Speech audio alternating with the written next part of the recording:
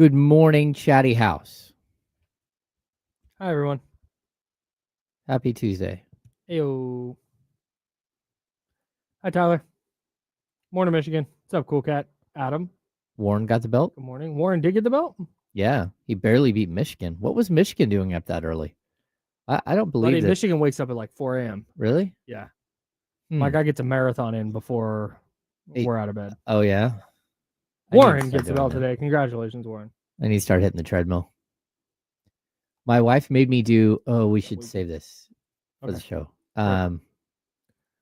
Local guy is here already? Man, that's big. Local guy being in here already makes me think they're trading for Jonathan Kuminga today. What's up, Curtis? What's up, David? Oh. I had Tyler and Curtis already? I think I did. Contrast therapy. 1 minute. Dragging today, guys. It's going to be one of those shows that feels like it takes 30 minutes. It's Drew's birthday? Wow. Really? Look at that. What did Keon Ellis get you for your birthday, Drew? Oh, great question. Sick burn. Great question.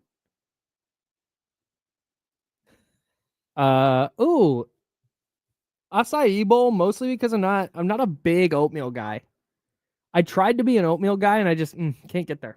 Yeah. Oh, I didn't do anything. I didn't do any of my job today. Uh-oh. Whoops.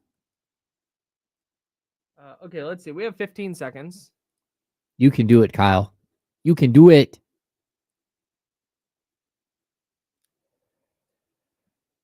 Hello, John Poles. Hello, Stephen Castaneda, Brian Cavett, Marcus, Wheezy.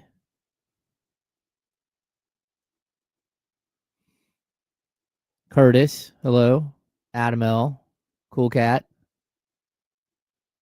We already said hello to Michigan.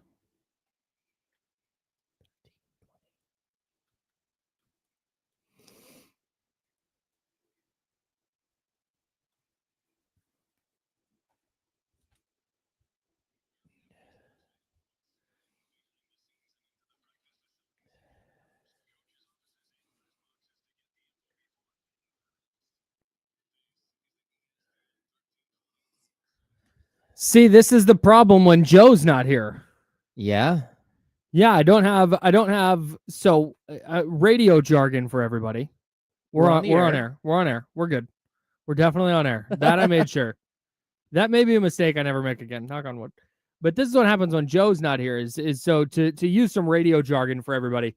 The commercials that play are in a list. It's a list of commercials, and that's called the stack. Yeah, the stack. The stack. I've had to learn these terms. Yeah. So that's called the stack. And so one of the things that Joe does is he edits the stack so our outro is in there, our music is in there, etc. Yeah. I did not do that, so I had to do that on the fly just now. Oh. But we're all set.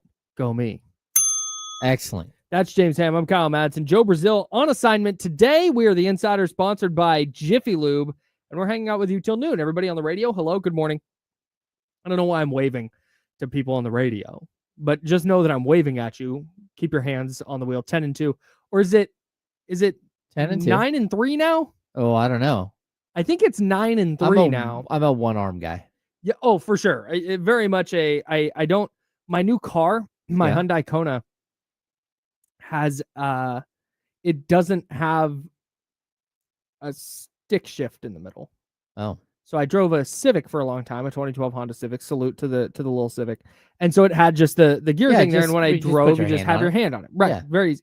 I don't have that in my new car. So for the longest time, I'm driving around and I've got like a thumb in the cup holder, or I've got my hand like behind me on the just put it in the air. Well, hang on, stand by.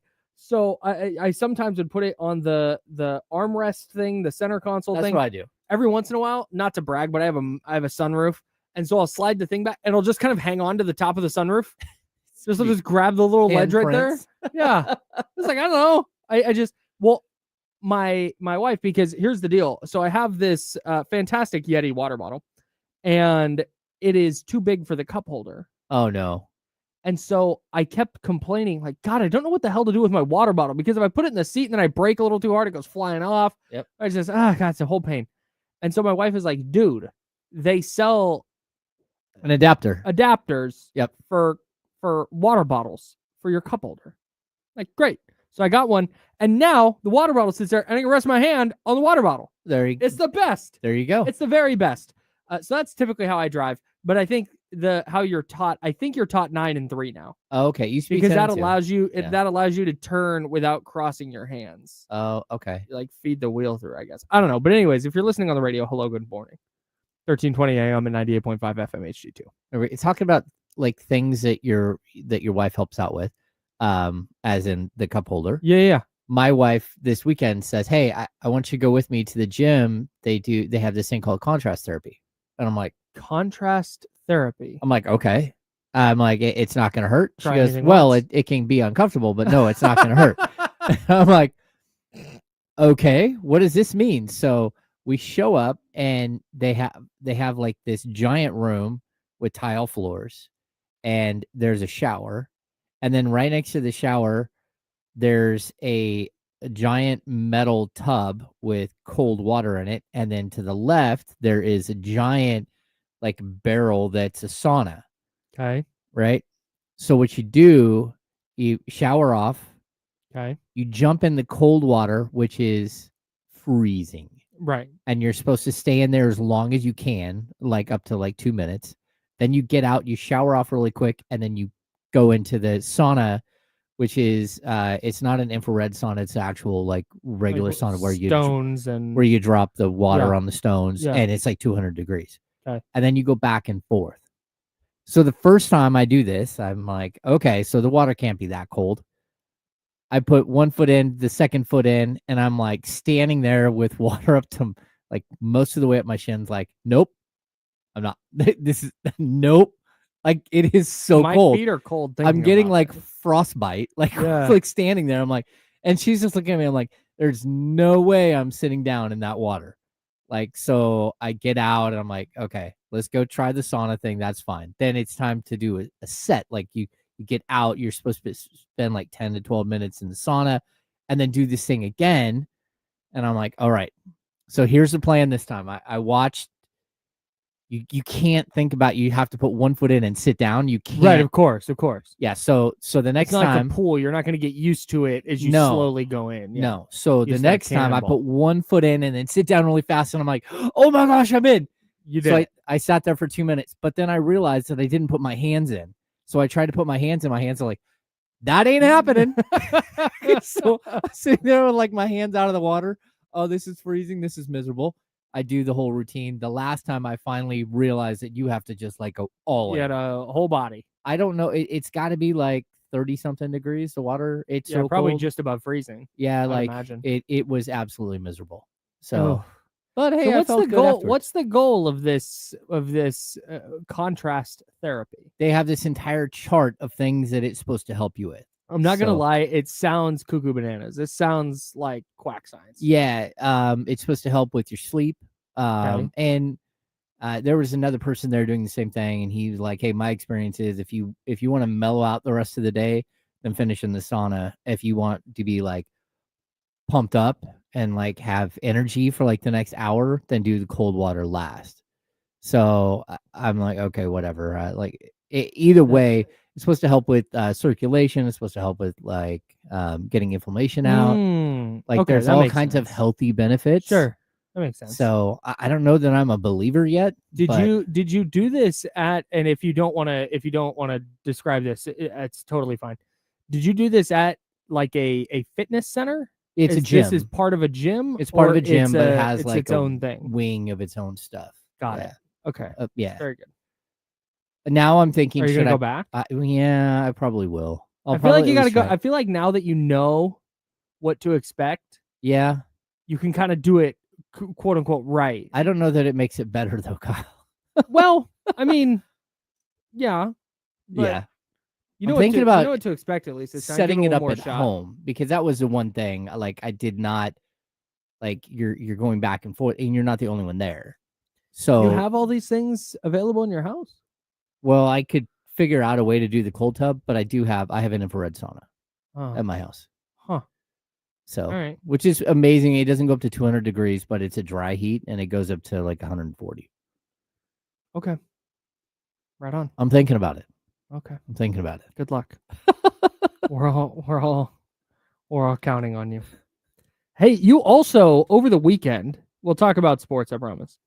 But over the weekend, we both had some Facebook Marketplace adventures. Oh yeah. And I just want to salute so I tried giving away my old couch on Facebook Marketplace. Okay. And we're giving this couch away. It's a sectional. It was in perfectly fine shape. It's just that our cat had clawed at it a little, not like down to the wood where there was stuff coming out of it, but it was just these little, like, you could tell that something had happened on that arm of the chair.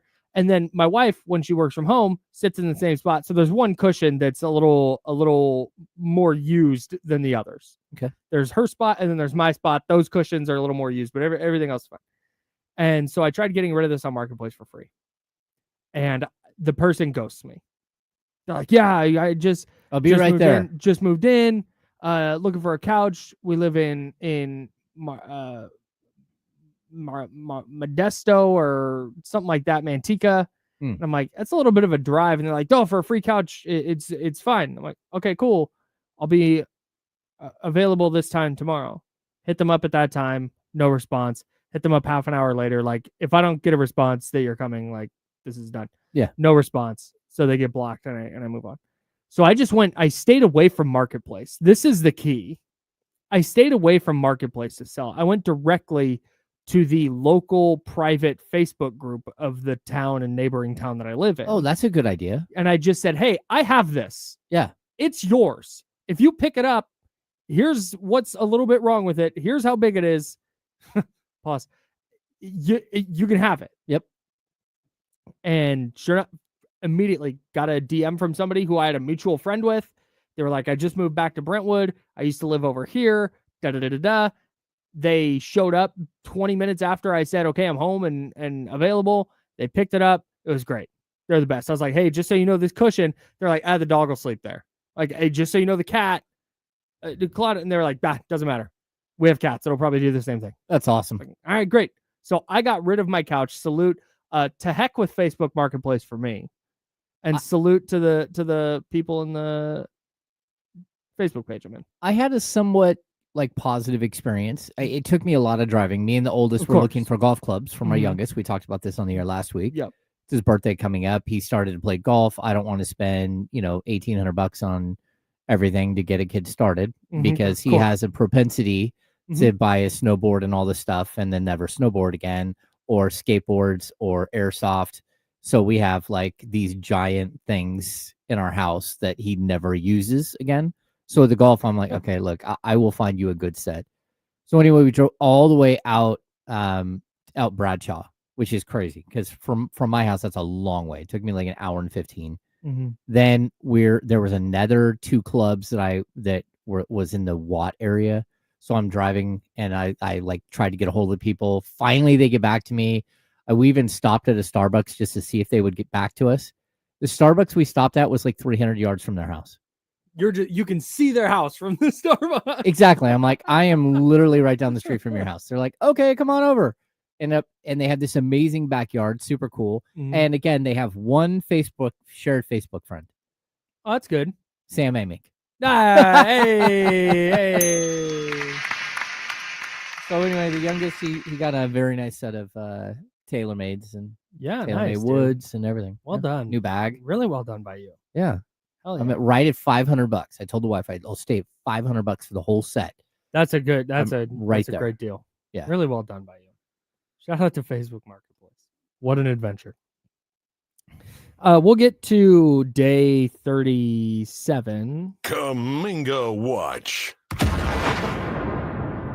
We'll get to that a little bit later because there's not a lot going on the Kaminga situation. But I think there's an important aspect of it that you touched on with D'Lo and Casey a little bit yesterday that I want to dive into because I did not get a chance to discuss that with you or them. So I want to save that. But on the NFL side, yeah, I'm getting bad, and this is solely me. This isn't me talking to anyone. This is not me being around the team facility. This is not anything I've heard from someone who's around the facility. This is just me. This is just Kyle and my feeling. The vibes are so bad. It feels like last year when they had to cancel joint practices with the Saints because they didn't have enough healthy players. Guess what? They have fewer healthy players going into joint practice with the Raiders this year. Oh, no. They have 24 guys out of practice yesterday because of injury. And it's including players who are on injured lists. So that's Brandon Ayuk, Curtis Rourke, Malik Mustafa, guys dealing with ACLs. They all count in that. Watkins ended up getting a high ankle sprain somehow in the game. We're getting there. Okay. They've re-signed Jeff Wilson Jr. because Isaac Arendo, Jordan James, and Amir Abdullah are all hurt. Their receiving core is a mess. Oh, yeah. Jordan Watkins, as you just mentioned, got that high ankle sprain on Saturday. He's out for a month. And it looked like he was going to actually have to play because we still have no timeline on Juwan Jennings' calf. It sounds the fact that they're like, oh yeah, it's just you have to be careful with calf injuries and this. Like, nah, that's what you said about Christian McCaffrey too. Mm-hmm. And we saw how that went. So Juwan Jennings, we've still got nothing. DeMarcus Robinson's probably going to be suspended. Brandon Ayuk, they're saying maybe week 6. Yeah. So Shanahan said maybe week 6, but then he said it could be week 5. But I'm doubting it's going to be week 5 because that's a short week. That's a Thursday night. Mm-hmm. So I think it's very unlikely that they activate Brandon Ayuk because that's the earliest they can activate him is week 5. He has to, if he starts the season on the physically unable to perform list, he has to miss the first 4 weeks. So the earliest they could activate him is week 5. So if they open his practice window, they're opening his practice window Monday. He's getting practice Monday, Tuesday, Wednesday, and then playing in a game Thursday. That's not going to happen. Like they're just right. That's not a thing they're going to do. So week 6 makes more sense as a possible because then you get a bonus practice after the Thursday game. Yeah, you get an extra day to ramp up. But then Shanahan was like, it might be week 10. But the fact that they're now putting a week on it. Well, that's at least an improvement. It might be week. Oh, it could be week 5. Or it could be week 10. I think what he was trying to do is keep it because he said all the ACL guys, Curtis Rourke, Malik Mustafa, Brandon Ayuk, he said they're all kind of on the same timeline around week 6. But I don't think he wanted what Kyle Shanahan wants to avoid is if Brandon Ayuk isn't activated in week 6, you're going to get certain reporters on the beat like, what's going on with Brandon Ayuk? He told us he was Is ready. He ever going to play again? This is a mess. What a disaster. Clearly, he took a step back. The TCs of the world would be like, you got to fire him now. He had a setback. He clearly lied to us. Clearly. So I think he's just trying to temper expectations of exactly what. But at least they put a timeline on it. But it's like, man, you're telling me their receiving core, if they had to play a game today, would be Ricky Pearsall, Russell Gage? Oh, yeah. Who hasn't played a game since 2022? Robbie Chosen? Who signed with the team on Thursday? And made up a name? What are we... Oh, yeah. Hey, I'm with you. Like the vibe thing, I think coming out of the first preseason game, you were hit with the harsh reality that they have a bunch of young players and some of those young players are nowhere near ready. I mean, we talked about Nick Martin and just how bad it was. Yep. But he'll get better. We understand that. He will get better. At least you hope. But watching that first game was like, oh no, they are a long ways away from some of these guys being ready. And then you have the other guys that is it Siegel? Is that his name? Yeah, Marquise Siegel. Marquise Siegel. They're saying he could be a starter on day 1. Yeah. Like he's in the running for a starting safety job. And so there are guys who are stepping up. But I think there's also just that harsh reality that, man, you banked on a lot of young players, and young players come with a bunch of question marks. Yeah. 4 weeks in, 5 weeks in, maybe you know who they are a little bit, and they're sort of fitting into their role at that point. But yeah, it's tough, very tough. We'll get further into this situation. I have more on this, more than just the injury stuff. I want to expand on it a little bit. We'll have that for you. We have day 37 of Kaminga Watch. There's an angle to the Jonathan Kuminga thing that you and D'Lo and Casey talked a little bit about yesterday, and I did not get a chance to discuss that. So I would like to get into that with you as well. And then Chris Biederman of the Sacramento Bee wrote something about the attendance at Sutter Health Park. Just 7,700 fans showed up last night. We'll dig into what that means for Sacramento and the future of Major League Baseball here in this city. All that coming up in the next couple hours. That's James. I'm Kyle. Joe Brazil on assignment. We're the insiders. I almost said injuries. Oh, We've got 49ers on the brain. We're the insiders, sponsored by Jiffy Lube. It's ESPN 1320, and that's Sacramento Sports Center. Clear.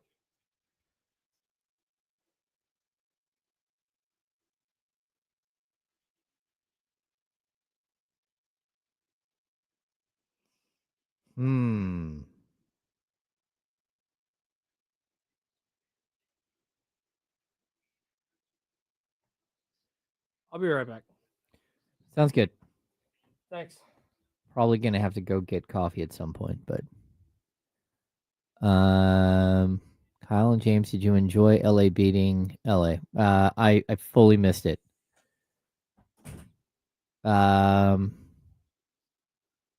Let's see, what do we got? Spencer, no Joe again today. Joe splits time between us and another area here in the building, and sometimes that job takes him to different places. Oh God. I just heard the Kings play OKC 3 times in the first 15 games. That's not a good thing. So, yeah, we love having Joe here when he can be here, but he also works in promotions and does an outstanding job there. And we have a new promotions boss, and so he gets pulled in different directions. And it's fun. We definitely are able to create more like content and more, like clips and stuff when Joe's here. I just heard that the Kings play OKC 3 times in their first 15 games. Ouch. Are we going to air with that? Or is that just for the stream? No, I said it on the stream. We can, yeah.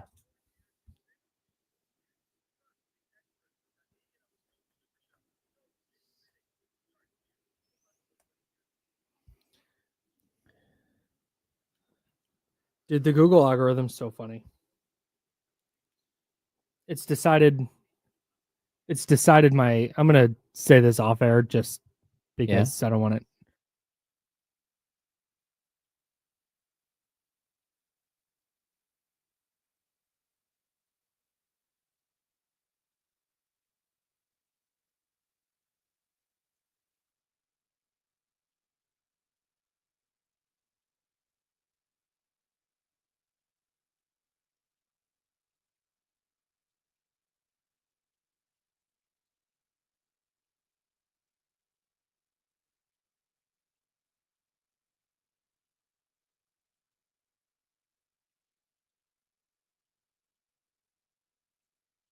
Okay, we're back.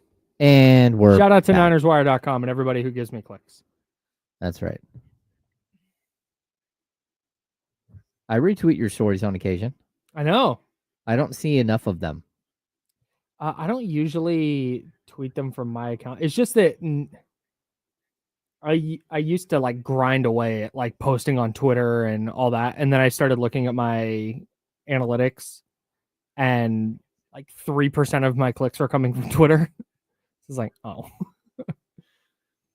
So if it's something that I'm really proud of, I'll post it. But a lot of like random transactional stuff like that, it's like, eh. Yeah. Man U has been making moves. We got Sesko or Sheshko. There's also a possibility of them getting a new keeper. Here we go.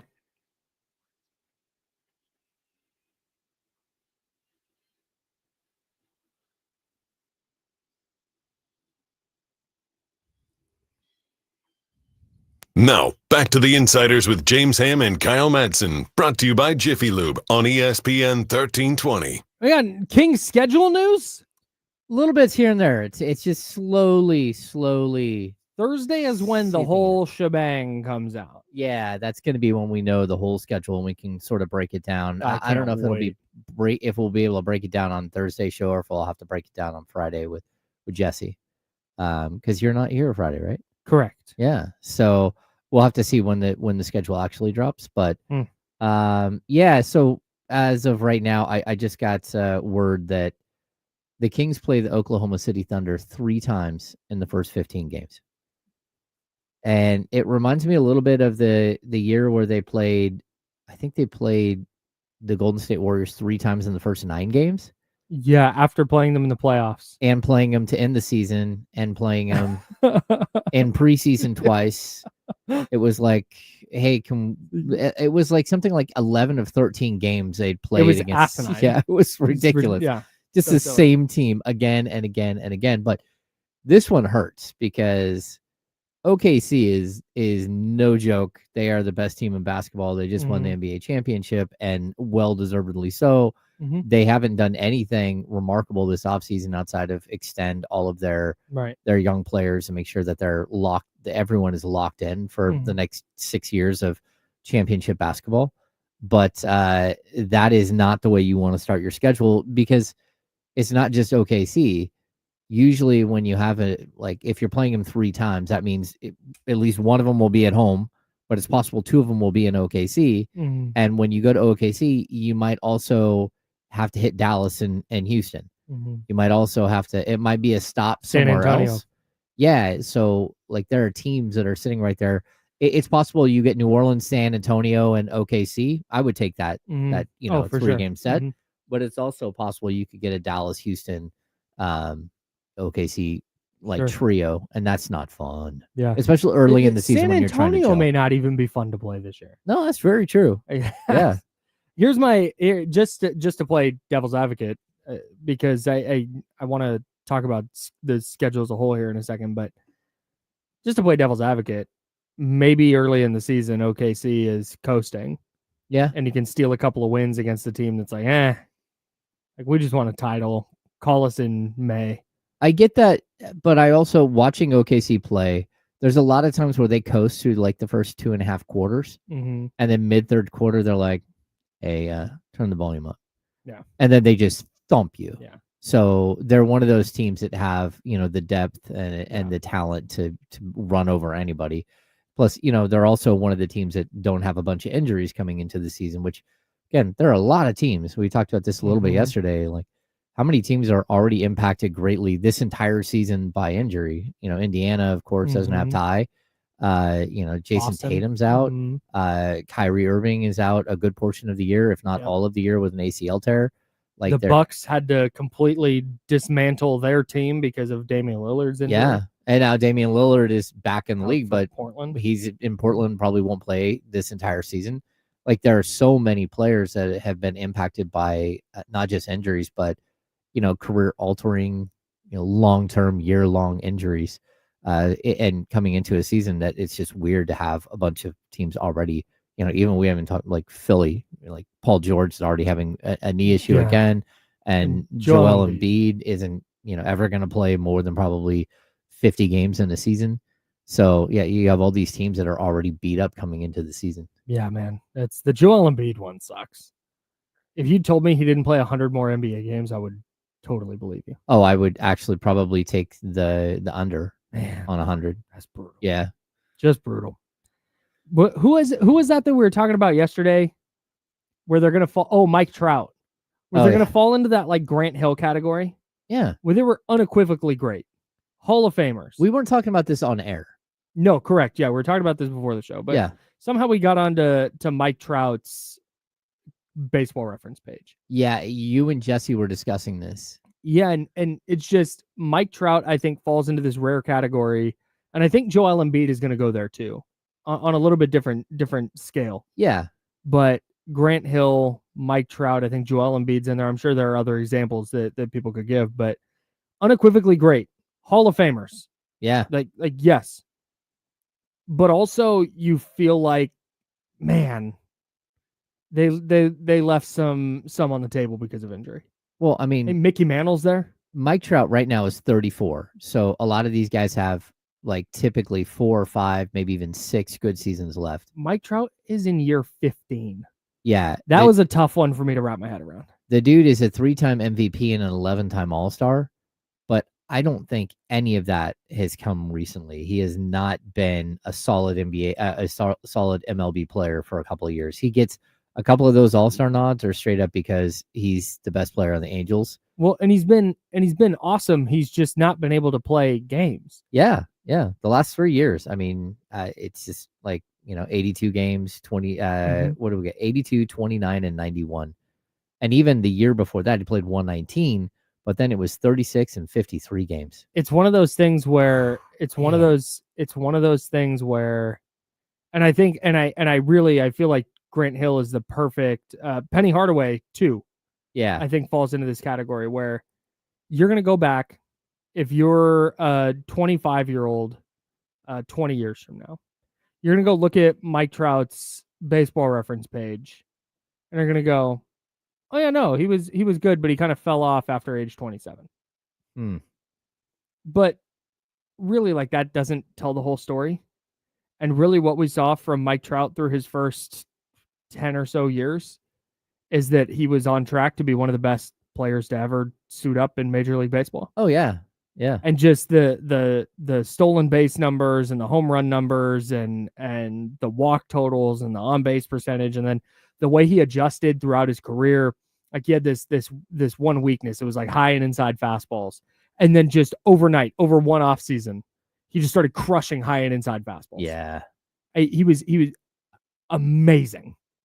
But it's still, despite all that, when his career is up, it's going to feel like, man, he is one of the best players we've ever seen. And it feels like he came up short of what he could have been. Yeah. And I think Joel Embiid is very much gonna be in that category by the time he's all done. I would agree with you. And I think he's played 410 games over the last 6 years out of a possible 929. Mike Trout? Yeah.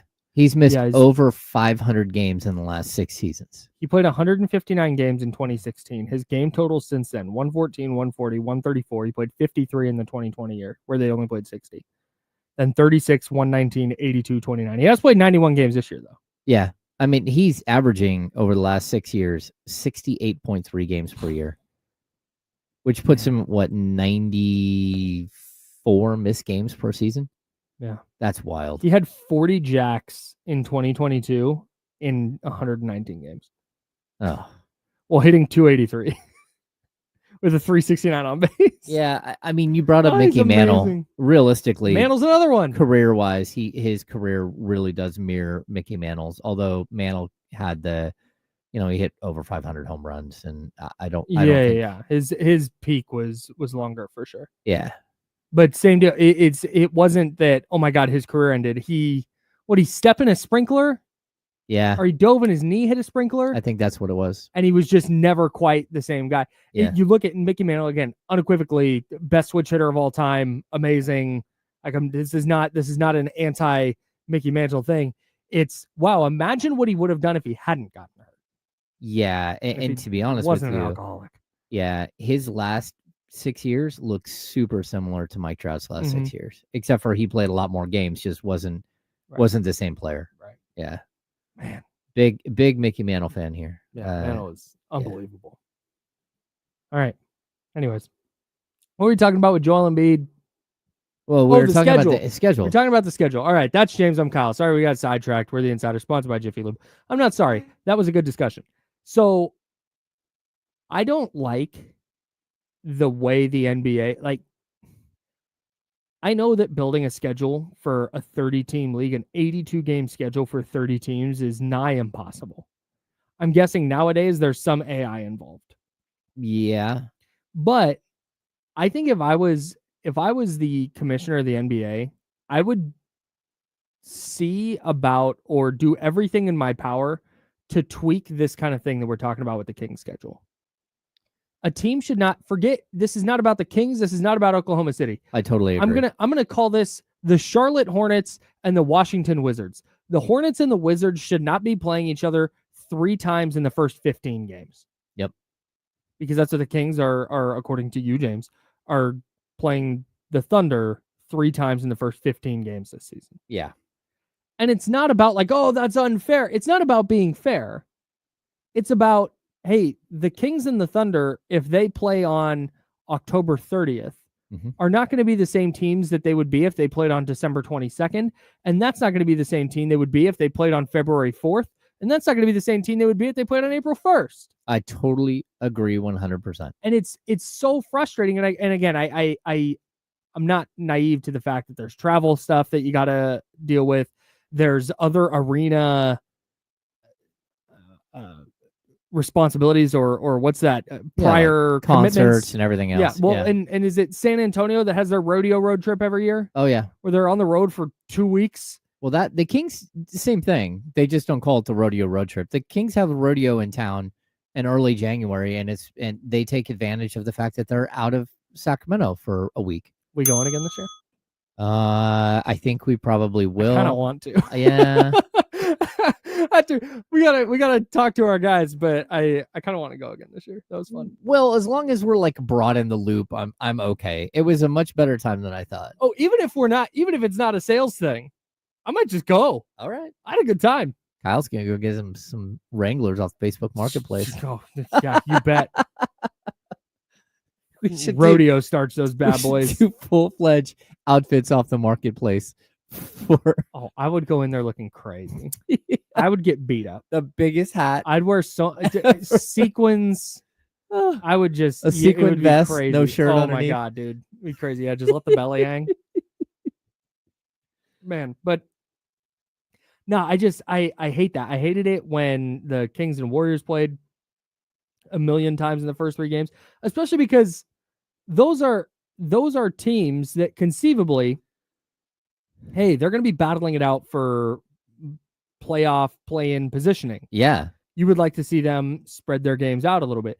If it's because Kings OKC, the Kings and OKC are not going to be in the same class of team this year. But like there's if you truly believe in parity in your league, then you go, all right, hey, there's some kind of chance, however infinitesimal, that these guys might be battling for playoff position. Mm-hmm. So we want to see them. So if you want to have the Kings play the Celtics in the first month of the season, and then 2 weeks later they play them again on a East Coast road trip, fine. Get those out of the way. But you gotta try and spread that. Give me one of those later in the season. Well, I mean, the problem is they might only play OKC 3 times all year. Mm-hmm. They might not get the 4th game. I don't know who they play the 4th game against this year. Yeah. And so you could have them play 3 times in the first 15 games, not play again until the end of the season. Mm-hmm. And somehow if the Kings are, let's say they're the 8 seed and OKC's a 1 seed, they could match up in the playoffs. And like realistically, We're two teams throwing those games out the window. They haven't even really played each other. Yeah. I mean, especially a team like the Kings that are going to be like, there's going to be some, some sort of period here in the beginning of the season where they're trying to figure themselves out. OKC should hit the ground running. It's the same exact team, right? Mm-hmm. Like almost the entire team is intact. The only way they're not awesome again this year is if they decide not to be.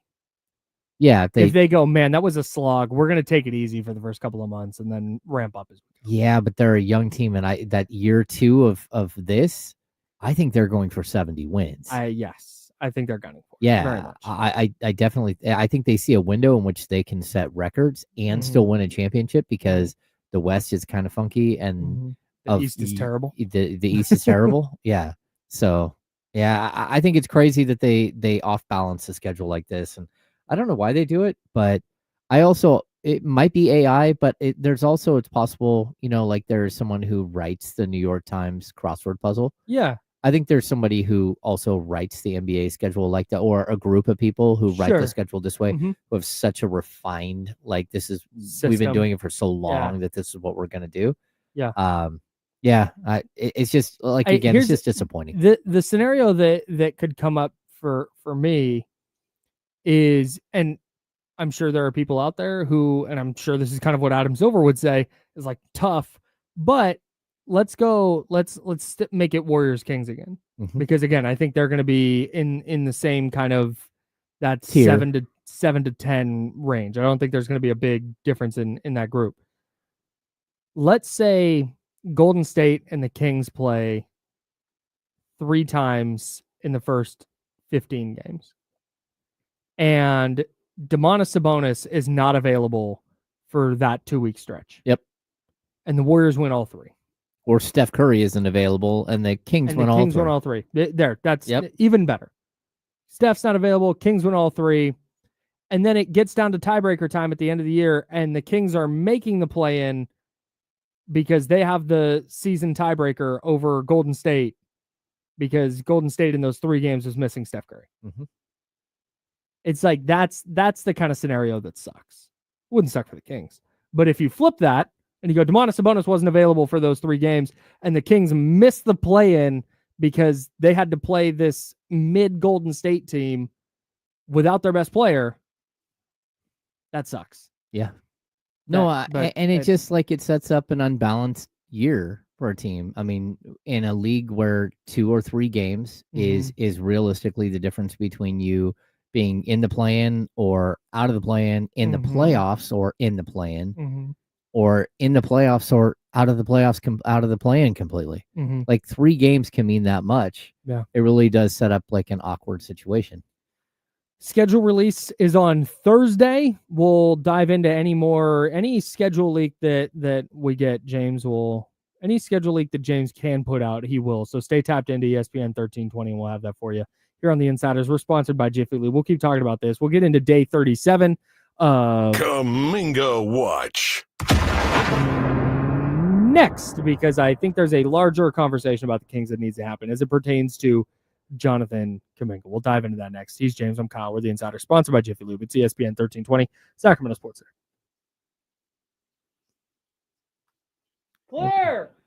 They have released a bunch. Okay. Somebody tipped off Good Morning Show.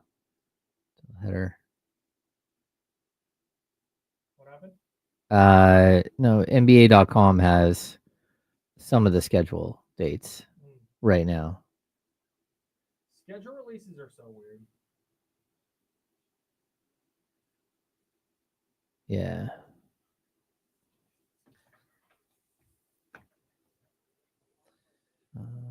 Release presented by Ticketmaster, tipped off today. They gave some away on Good Morning America and the Today Show. Opening night doubleheader, MLK slate, as well as another star-studded NBA Christmas Day. Trying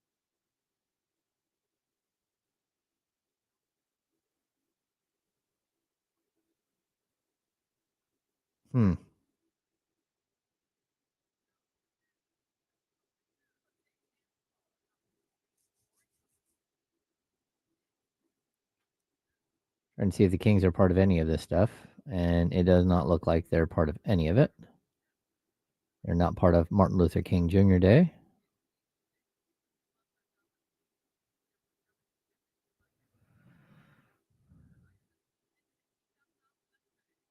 Hey, Kyle, I would not you, Kyle, this Kyle. I would release the schedule if I had the whole thing, but I don't have the whole thing.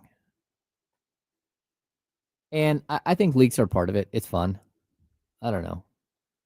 Does it really matter? If you got the entire schedule today, are you going to sit there and pore over it? Or would you rather like find out little bits here and there and get angry about it like in small doses? I'm a small doses anger guy. Yeah. Like how else are we supposed to do Tuesday overreactions? Hey, Jesse's here. Yeah. It's okay if you get mad at me too. Like I don't care. Kyle. It's not that Kyle, the other Kyle. God damn it. Kyle. Oh, dang. I need to get up and do stretching in the morning. Need to do a better job of it.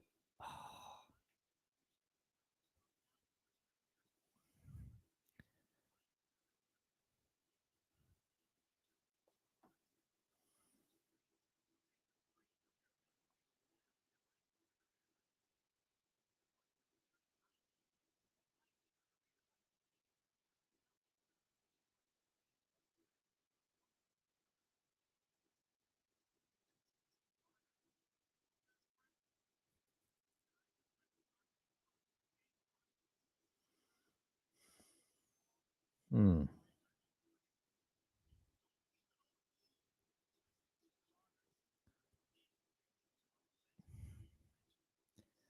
Norm, I can talk in Cartman voice, but we typically don't here. Because Cartman says extremely offensive things to Kyle all the time, and my partner's name is Kyle. So I also grew up in the South Park era, so every single person I met for the last 30 years, hey Cam, hey Cam. All right, yeah, no, thank you. Yeah, I got it. The Cartman thing. Mm-hmm. Very good. Thank you. And 95% of the Cartman impressions are bad. Oh, really bad. Like, have you ever watched the program? But the same with Hank Hill impersonations. Yeah, yeah. They're always bad. You're like, Yeah. that is not at all what he sounds like. Yeah. Oh, Bobby. Like, yeah. You watched the new one yet? I haven't. I will, though. I think I will watch some of it. Damn it, Bobby. That boy ain't right in the head.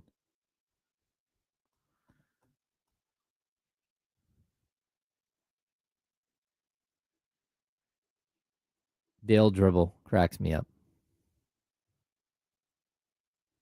I know where you live. Hey, Peggy. Is Hank there?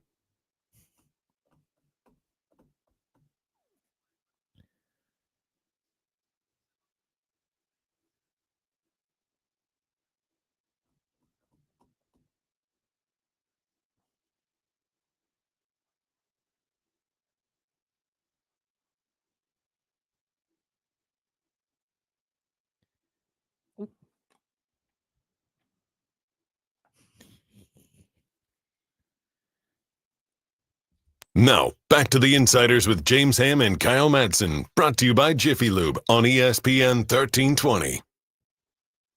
That's James there. I'm Kyle. We're hanging out with you until noon. Schedule releases are so funny, man. No, they are. It's just,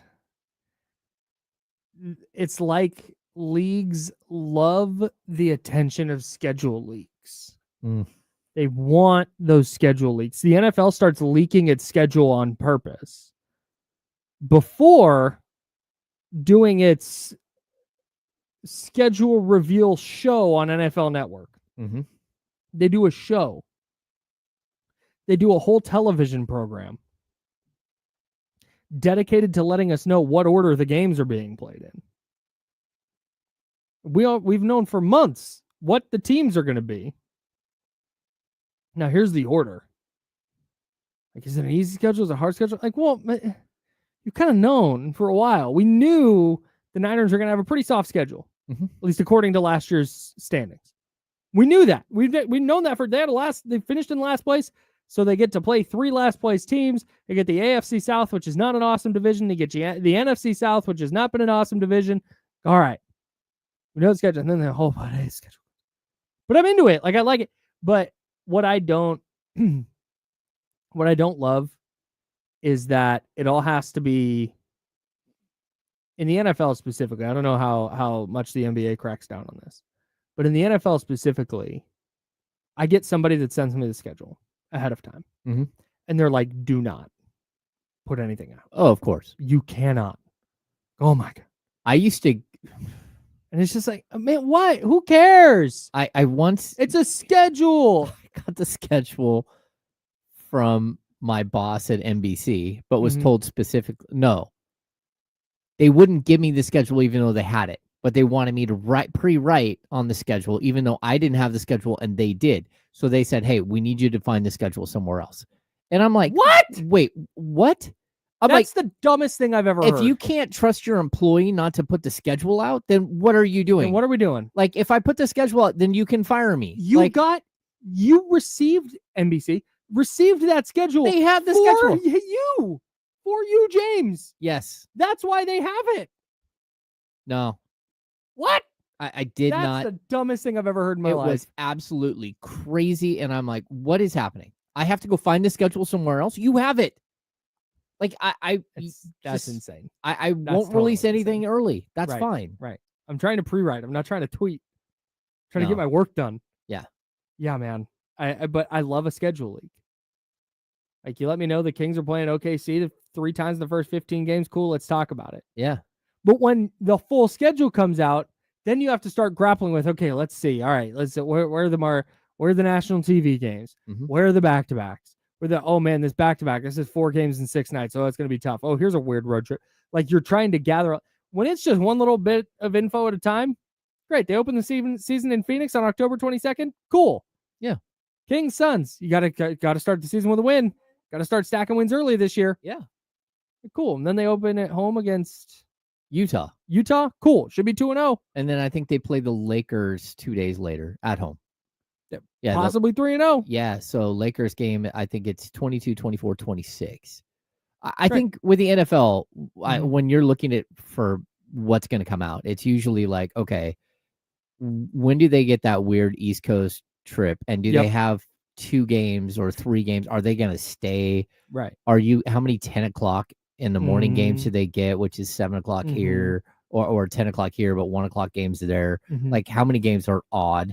Yeah. That's what you're kind of looking for. With the NBA, I mean, we're talking 82 games. Yeah, it's a lot. Like, the one thing I don't like is what we've talked about, the imbalanced schedule. And then, like, you can give them for us, we're always looking at their big road trip, the 6 or 7 game road trip that usually spans from mid-January until early February. During that stretch, is it going to be 6 games in 11 days, or is it going to be 6 games in 14 days? And for us, we're hoping for the 14 days, because you're like, hey, I would love to see that team, get some breaks and not just get, if you have a bad game or an overtime game, it could impact the rest of the road trip, right? But then the people who are on the trip, they're like, man, make it as short. Like, I don't want to be out on the road for all that time. Give me 6 games in 9 days. Can you do that? For like the broadcast people and stuff. Sure. They're like, no, I don't want to be away from my family for 14 days and have all these breaks in the middle of the schedule. So it's always like, there's give and take. I want the leagues to just release the schedule in bits. The NBA, starting today or whatever, give me 2 weeks. What are the first 2 weeks? Well, they kind of have done that over the last week. Like they did. We have Martin Luther King games. Yeah, Martin Luther King. We have Christmas Day games. We have opening night. We now know that LeBron James and Steph Curry. Yeah, well, Luka Doncic are on opening night against. Is it Steph? Yeah, I mean, but first of all, that game should happen. I'm 100% on board with that being the number 1 game to open the season. Yeah, they've got maybe 2 years left of LeBron and Steph. Maybe. Yeah. I mean, this might be it for LeBron. Yeah, it might be just be one, and I doubt it's more than next year. Yeah. So you only have so much time to take advantage of that. And look, it doesn't matter what Kings fans think of LeBron James, because you're a Kings fan and he's a Laker. Yeah. LeBron James is top 3 greatest player of all time. Yeah. And we should all appreciate the fact, if you have not gone to see LeBron James, it's worth it. I would fully recommend take your kids so you can say, you remember that time we went and saw LeBron James, who's one of the greatest players to ever play. Yep.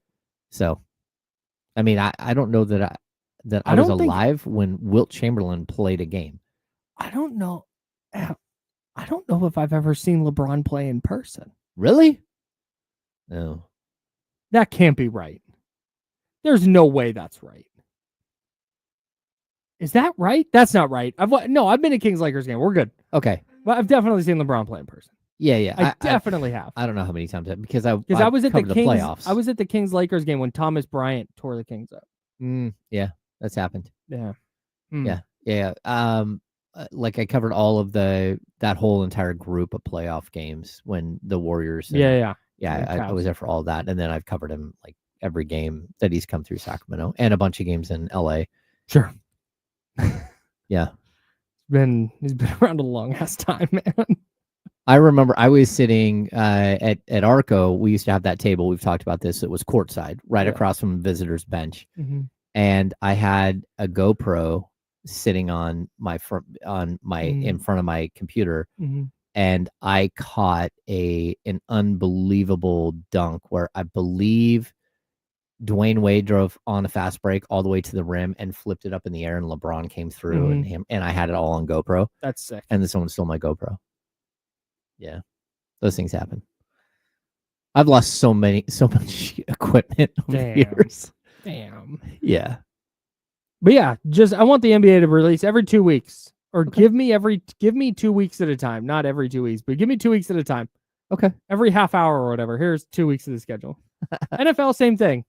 Starting at 6 a.m. Pacific time. Here's week 1. Yeah. And then every hour, you just get another week. That's how I would prefer the schedule get done. We do have good news. Jacob Cowing is back at 49ers practice today. The first time since injuring his hamstring on the first day of training camp. Okay, I take it back. The new receiving core, if the 49ers had to play a game, is Ricky Pearsall 1, Jake Cowing 2. Probably. Assuming DeMarcus Robinson's suspended. Oh, my goodness. Although I guess he's not suspended today. So. Yeah, we're still waiting to figure that one out, right? Yes. On DeMarcus Robinson? Yeah. Yeah. It sounds like he'll appeal whatever's coming, but it sounds like they think he's going to be suspended. I have it pre-written just to give you an idea of where I think that is. Oh, of course. Yeah. But anyways. Where are we at? Oh, I thought we were way past the break. That was tough. All right. Day 37. Kuminga Watch.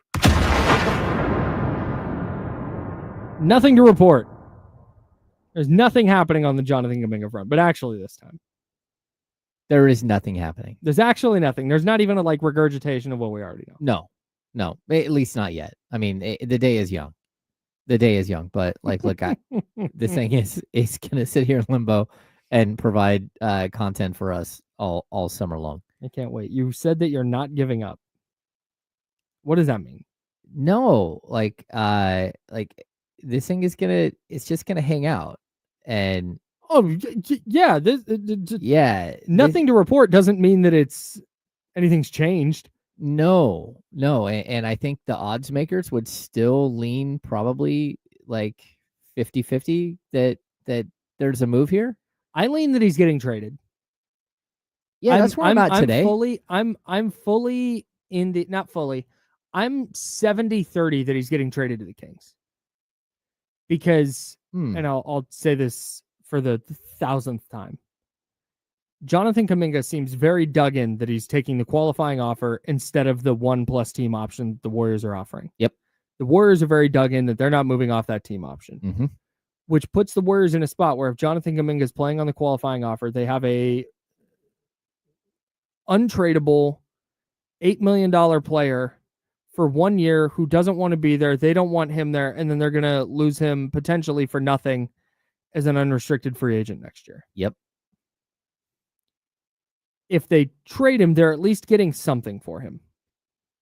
They're getting, I mean, it's about the picks. It's about okay, so I'm also going to back up for a sec because Domas had his camp this weekend, right? On Sunday. And he very specifically said, he's in line with the moves that Scott Perry's made, and he also believes that there are more moves to come. Okay. They believe that they are not done, that this is not the team that they're going to walk into training camp with. Which is good. I don't, well, it's good. Yeah, for sure. Because this team isn't it's not well built. It's not, and that's not on Scott Perry. It's on the fact that there are too many residual pieces that you can't move on from. But I still think there's enough question marks here about what's going to happen in the coming weeks. I do not think that they're done at all. And I don't even think that it's one move. I think that there could be multiple moves still. Then again, we could get to camp and this is a team, but you have the feeling going into this season, there is a lot of temporary pieces here. A lot of guys that are just here until they're not here. Yeah. And that's probably sooner rather than later. It's a bunch of guys making small talk in a waiting room. Yeah. Just, all right. What's up, man? Hey, what do you do for work? You done with that golf magazine over there?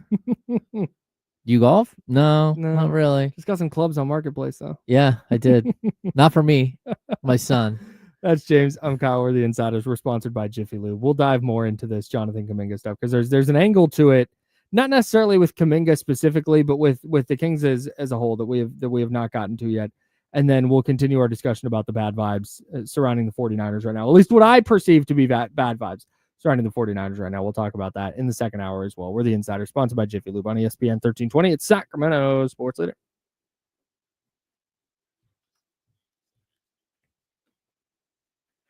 I need coffee. Oh.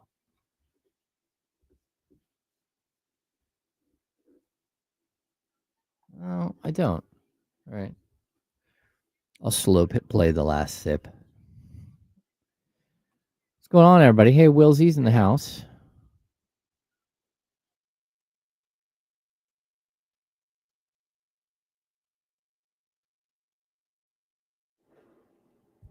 And we're back.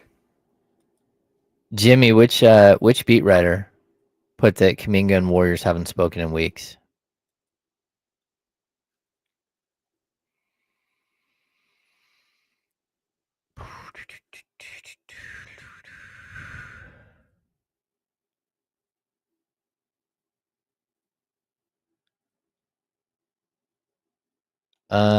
This is a good question, John. I think one of the problems is that there isn't a bunch of options sitting out there. Like I don't know. Could you? I mean, could you possibly make a? I don't even want to say the name. Like, could you trade DeMar DeRozan for Kyle Kuzma? I don't know. Maybe, maybe not. Actually, that deal makes a lot of sense. Probably right though. I shouldn't have said the name. Yeah, but you know what I mean? Yeah. But that deal actually, like, I think Kuzma is like on the last year of his deal. Maybe not. He might have 2 years left.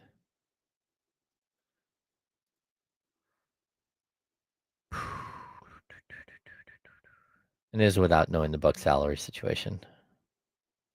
Oh yeah, he's 22 million, 22.4 and 20.35 next year. Huh.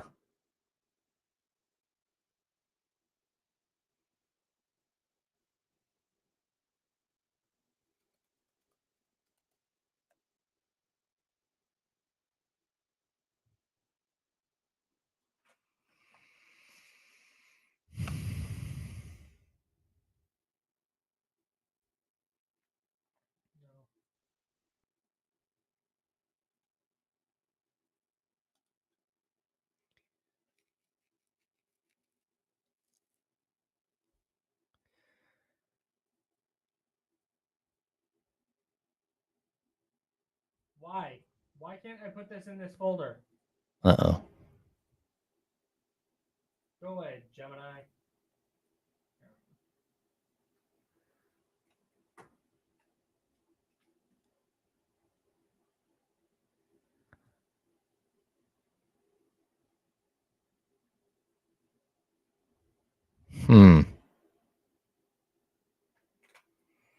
Man, Weezy, I think the change in management in Toronto just removed the Raptors from everything.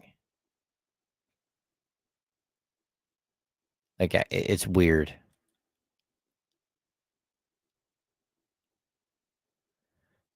Danny Emmerman. I don't know Danny Emmerman. He is Barry News Group. Maybe the Chronicle. Mercury News? Beat writer. Oh, SF Standard.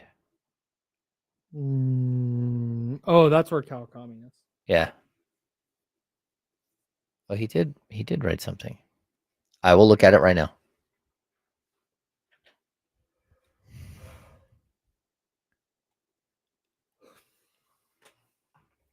Ten seconds.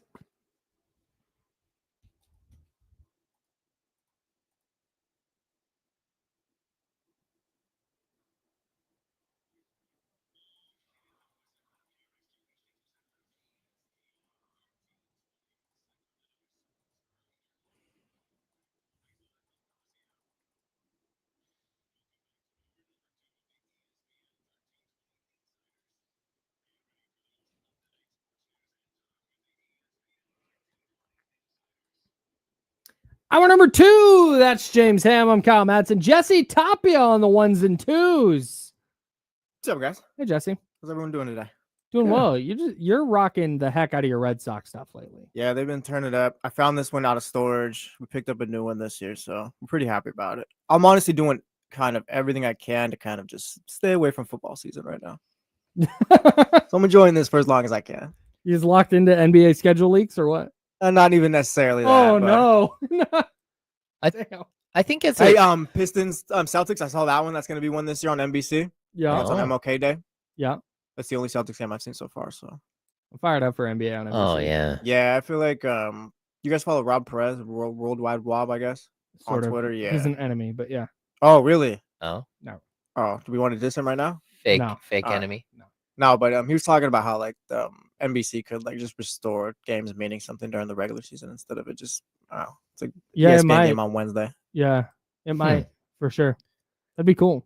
Yeah. That's what brings back the power of the regular season is just NBC. Round Ball Rock. All it needed was that one song. Oh my god. The way people talk about that, the way people talk about it is like the most insane, greatest intro of all time. They have a commercial of NBC affiliated people and NBA players going about their lives going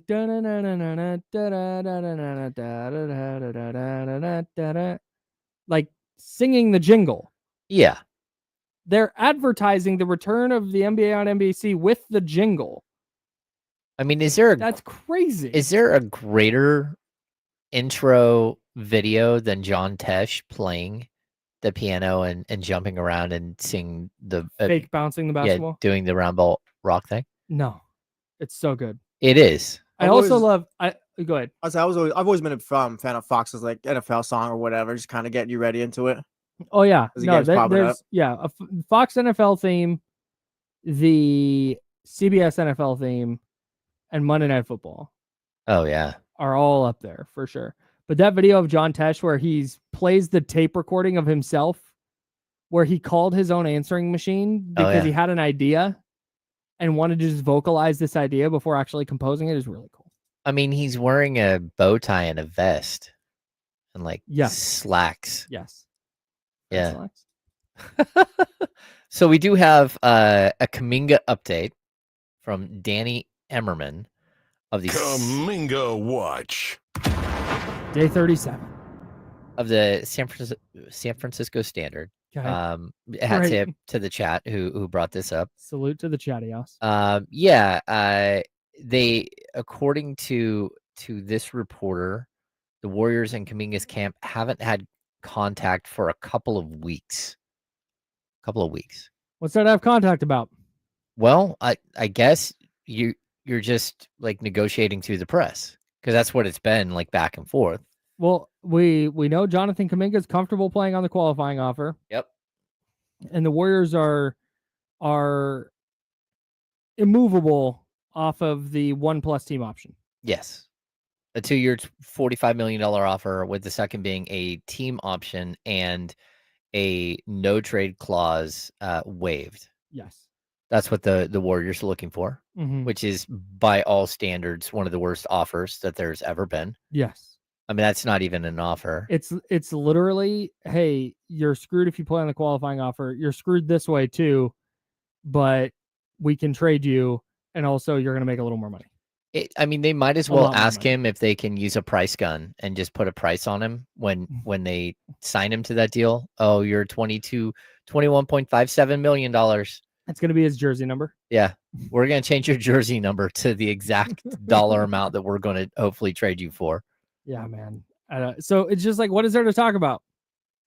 Yeah. I think they October 1. That's why I keep saying September. I think late September. Kuminga's either going to get cold feet and go, I'd rather do that. Fine. I'll take the 22 million or 22 and a half or whatever it is annually. Yeah. Fine. Or the Warriors will go, oh God, he is going to play on the qualifying offer. Fine. Kings. Can we still have Devin Carter and a first? Yeah. And they'll do that. And I think that's what's going to wind up happening here.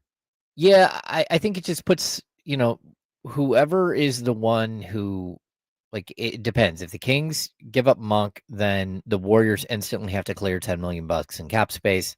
If the Kings don't give up Monk, if it's the other deal that we've heard, Saric and Devin Carter, then the Kings have to find a way to clear $10 million in cap space, like relatively quick.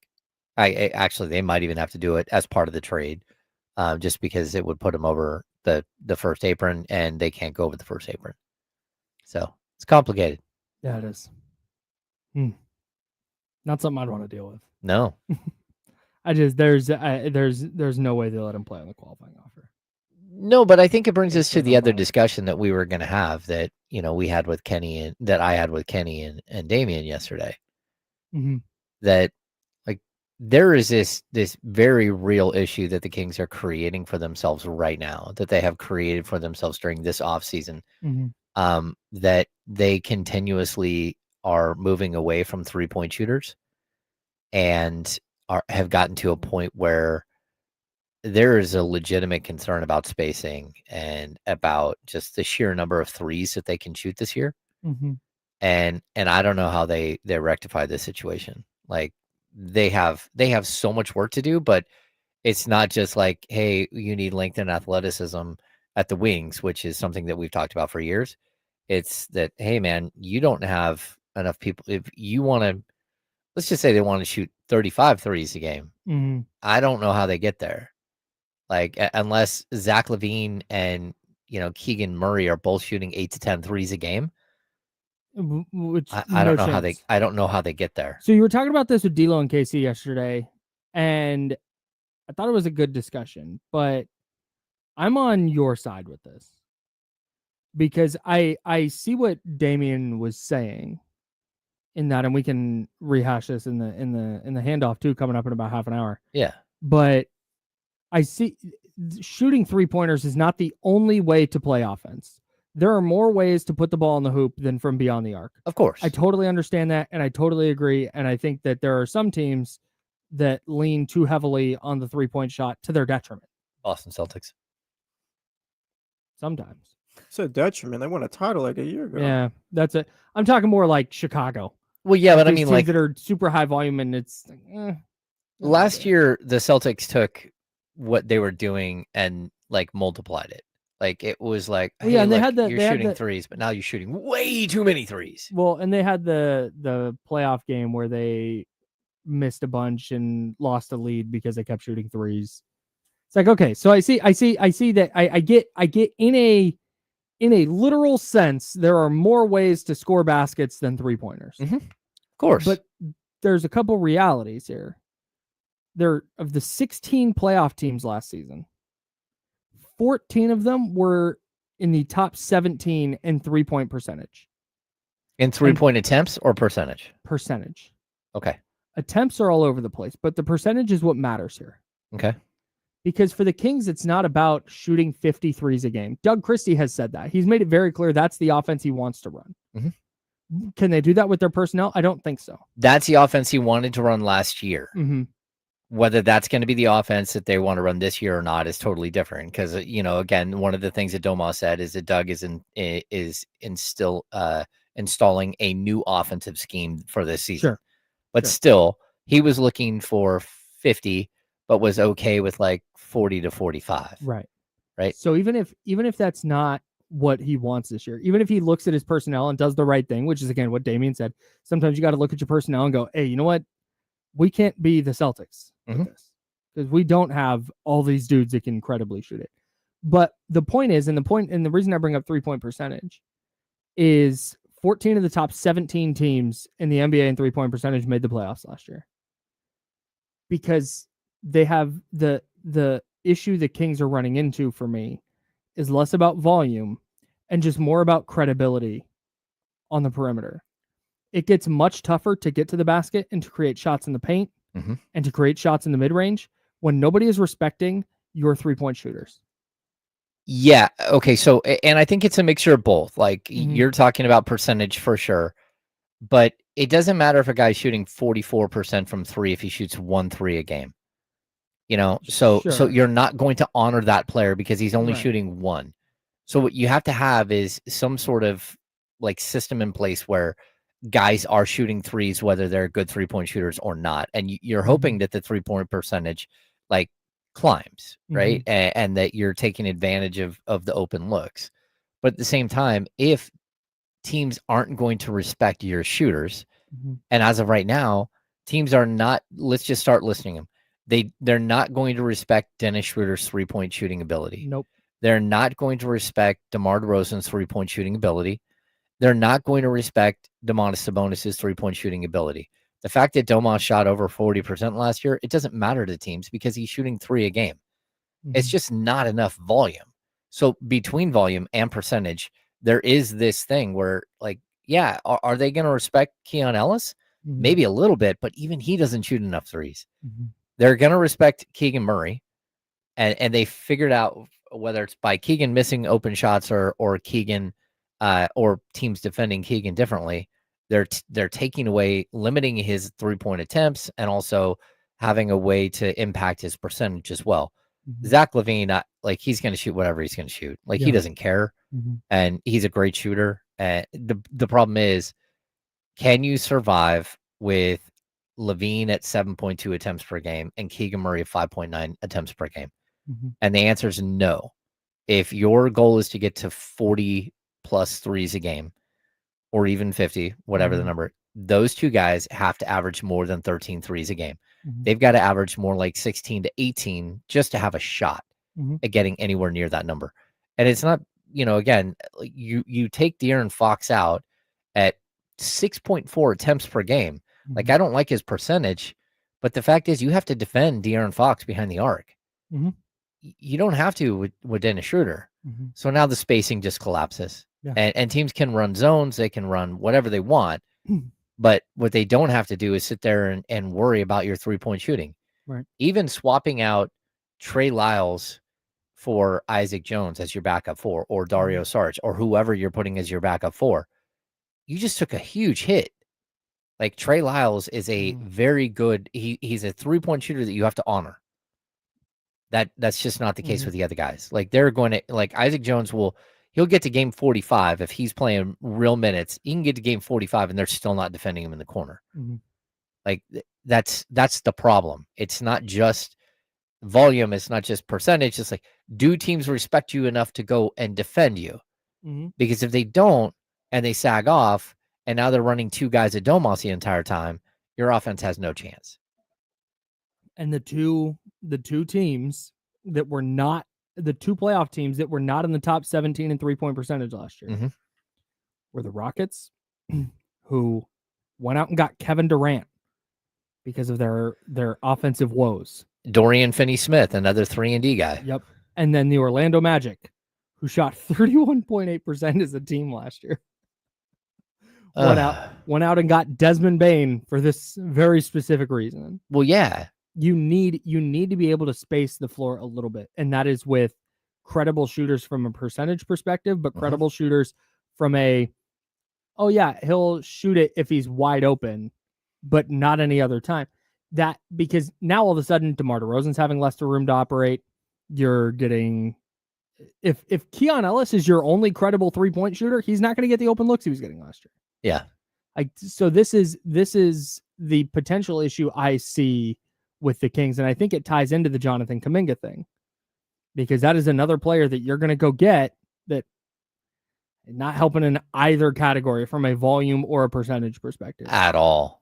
And so for me, you start to run into some very real offensive issues where it looks like your offense is pretty frequently stuck in the mud. And I don't know that you have high enough level defenders like Houston, like Orlando, to overcome it. And that's where I kind of foresee an issue. Let's put a pin in this. We got to pay some bills. Okay. But I want your response to that next on the Insiders. We'll continue talking about what the Kings offense might look like here on ESPN 1320 Sacramento Sports Center.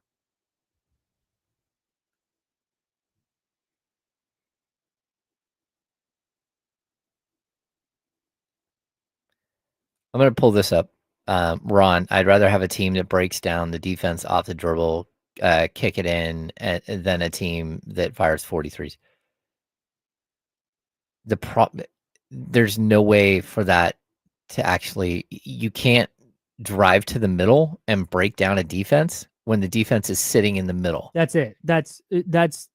The problem. Like, they're just going to sit in a zone and dare you to beat them from the outside and take away Schroeder and Monk's ability to break down the defense. Correct.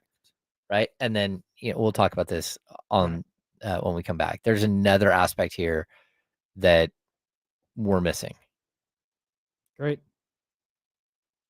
Sorry, I got distracted there for a minute. There was a strange person at my door. Oh. I was trying to figure that out.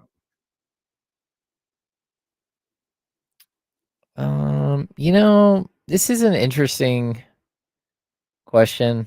I don't know that this is the case.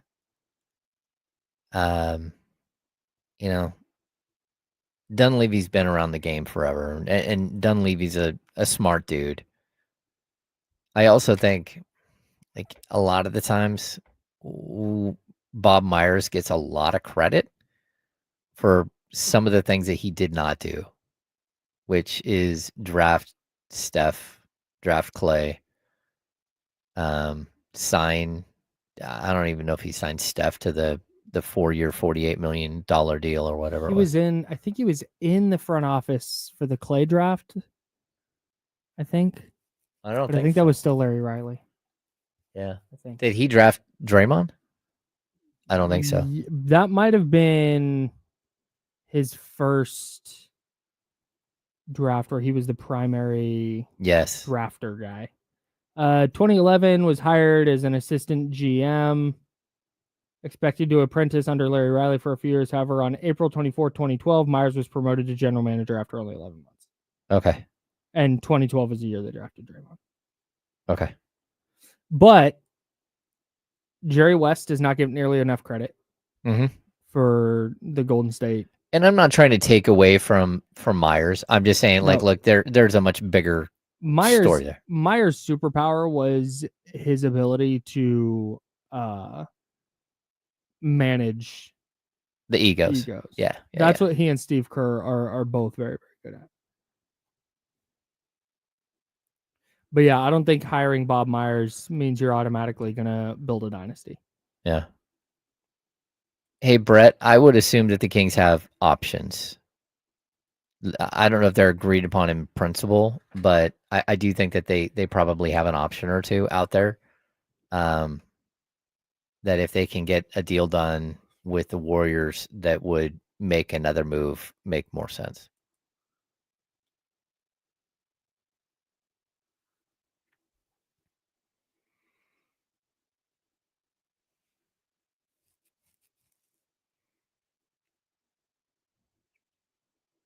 All right, here we go.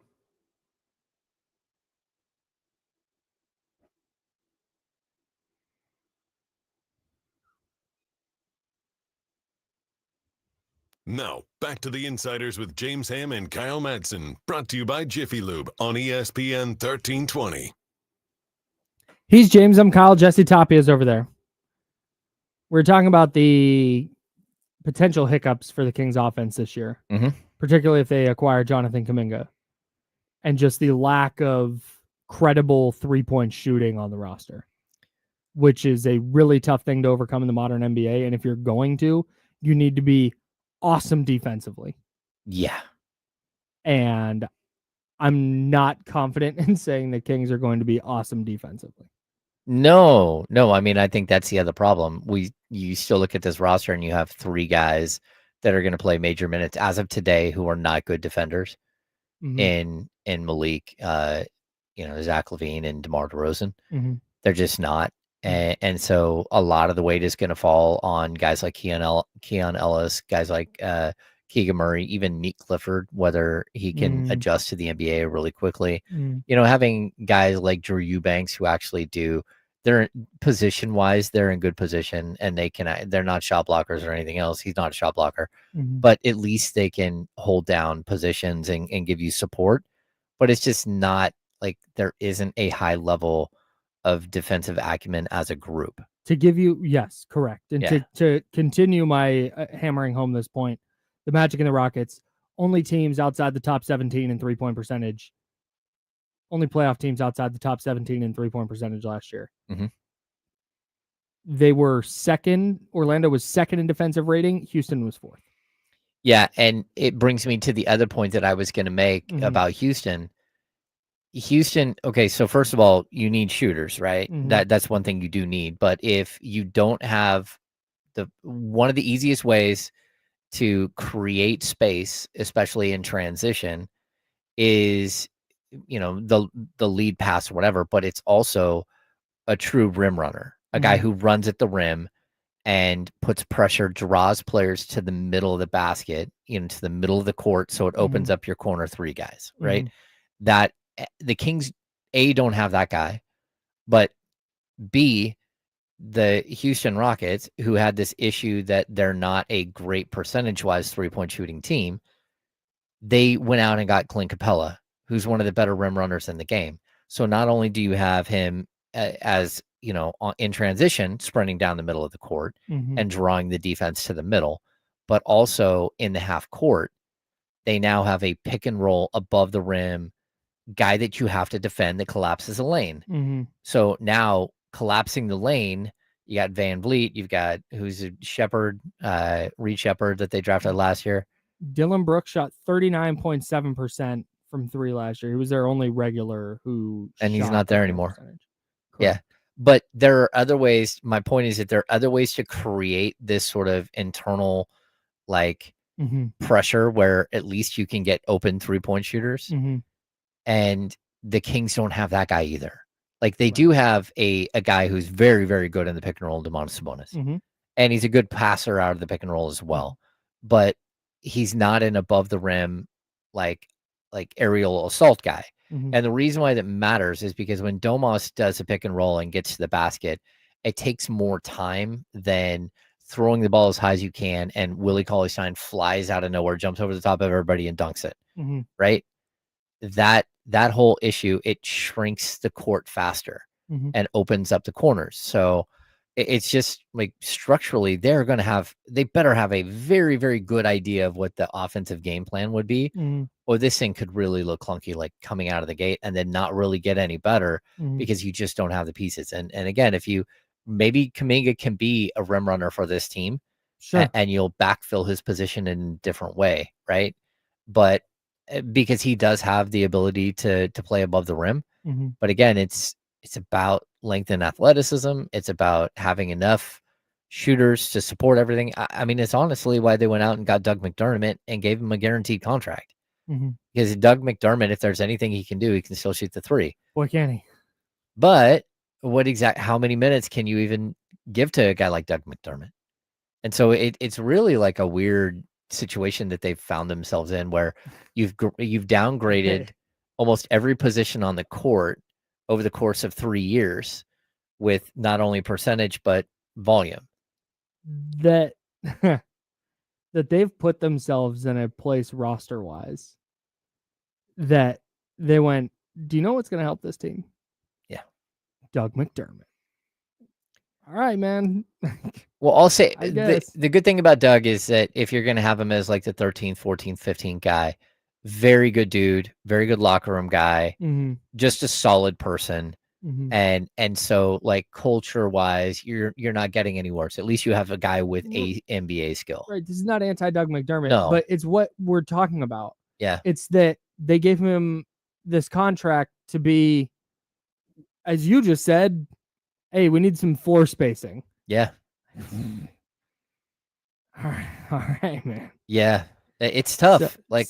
I don't even know at the end of the day how you're going to function fully as a squad. And if you are, you really have to force feed Keegan Murray and Zach LaVine. I was to shoot just going to say that. At least for LaVine, 2 to 3 more threes a game, and for Keegan, 3 to 4 more threes per game. And that's the only way I think this thing works. Yeah, I'm with you on that, man. It just and maybe the way they do this is it runs through Sabonis and he gets it to Keegan or LaVine in the corner, and maybe they're attacking closeouts and trying to get the defense in rotation that way. And maybe that's how you create a good shot. I don't know. But I will say on the Keegan front, you're going to need more than 34% from three. Oh, yeah, he did not have a good year. Functional. And he was 35.8 the year before that. Yeah, and he was 41.7 the year before that. 41.1, yeah. 41.1. Yeah, I mean, he was an outstanding three-point shooter. But again, why do you think his three-point percentage has gone down? And have you alleviated the reason for his three-point percentage to go down? I don't think so. No, his three-point percentage went down because you have to ask him to play defense against the toughest assignment on the other team for the entire 38 minutes he's on the court. Yeah. And you did nothing to help alleviate that situation. He is still your top defender in your starting group. I think you should be able to be that and knock down a three, though. 34% for a guy that shot 41% as a rookie. Yeah. He got to be better than that. Yeah. I agree. I'm not saying, hey, he's got to be back at 41% for this thing to work. But man, if he's going to shoot 35%, teams are going to go like, all right, like, cool. You chuck from out there. Go ahead, man. Go ahead and shoot your 10 and make three. It's not good. It's not good enough right now, in all honesty. He needs to get much better at that. And he knows that. I will say this: at post All-Star break, the last 24 games of the season, Keegan shot 38.2 from three. The problem is that he shot 32.2% before that. So I definitely see that later in the season his usage rate went up a little bit, and with that he was able to do more, and that included hitting more 3-point shots. And but even though his usage rate went up, I mean, in the last 24 games, you guess how many free throws he took? Keegan in the last 24 games, 5. 16. So 0.75 a game, something like that. That's tough. Yeah. But again, I don't know if that's his game. I have no idea. I don't know if the Kings do either. But if that's going to work, if in theory this is going to work, if he's going to be their secondary shooter aside from Zach LaVine, he's got to be way better than 35%. He's 35.1 over the last 2 years. I guess that's not going to get it. Well, that, and everyone has to shoot more. That's just going to be the way the offense is going to work. And if they don't, you're going to see it very quickly that just teams start to defend them in a very, very specific way. And it's just to clog the middle. Like there's not going to be a way, and it's going to be a lot of one-on-one basketball, which is not going to be all that fun. And one-on-one basketball with guys lurking in the key because they're not clearing out. And it bogs the game down. Oh yeah. Which is fine. Again, if the Kings were this awesome defensive team, I'd be way less worried about this because Zach LaVine can score in the half court. DeMar DeRozan can score in the half court. You want to grind games to a slog and let those guys work out the 24-second clock, and you're going to get 15 to 18 points from Sabonis, and you're going to get 10 to 15 from Keegan, and those guys, LaVine and DeRozan, are just going to kind of do their thing. Cool. But that's not going to be the case. Yeah. I don't think they're good enough defensively for that. So we'll see. Like maybe I hope I'm wrong on this, but I just foresee that being a pretty significant issue for them. That's James Ham. I'm Kyle Matson. Jesse Toppy on the ones and twos right now. We're the Insiders. We're sponsored by Jiffy Lube. The Handoff with D'Lo and KC coming up in about 15 minutes. Can we go back to the 49ers real quick? Yeah. I didn't finish my thing about the vibes being bad. If they're bad again this year, and I mean, for me, the expectation, I don't think they're a Super Bowl contender right now, but the expectation for me is 10-7, and that probably gets you a wild card spot. Nothing guaranteed, but I think 10-7 feels about right. If they're 7-10, and let's say it's primarily because of injuries again, I think at some point you have to start pointing the finger somewhere.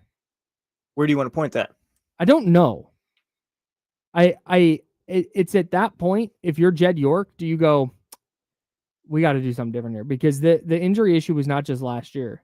Can I ask a question? Yeah. So if there's injury issues, so they're dealing with, but the quarterback is healthy all 17 games. You're getting ahead of me. Okay. Yeah. I got you. We're getting there. But I do think at some point, and I've said this for a while, there are people I would say it's 20% of the fan base that is where our guy TC is. If you're not familiar with TC, he is one of our favorite callers, and he is out on Kyle Shanahan and has been, and that's fine. I think it's probably 20% of the fan base. I have often said that the 49ers are not there. They don't hear or care about that 20% because Jed York just likes the stability. Mm-hmm. Jed York likes the fact that they've been to 4 NFC title games, because whether that's okay for you as a fan or not, that's very much okay for the 49ers that they're making deep playoff runs. 2 Super Bowl runs in, 5 seasons?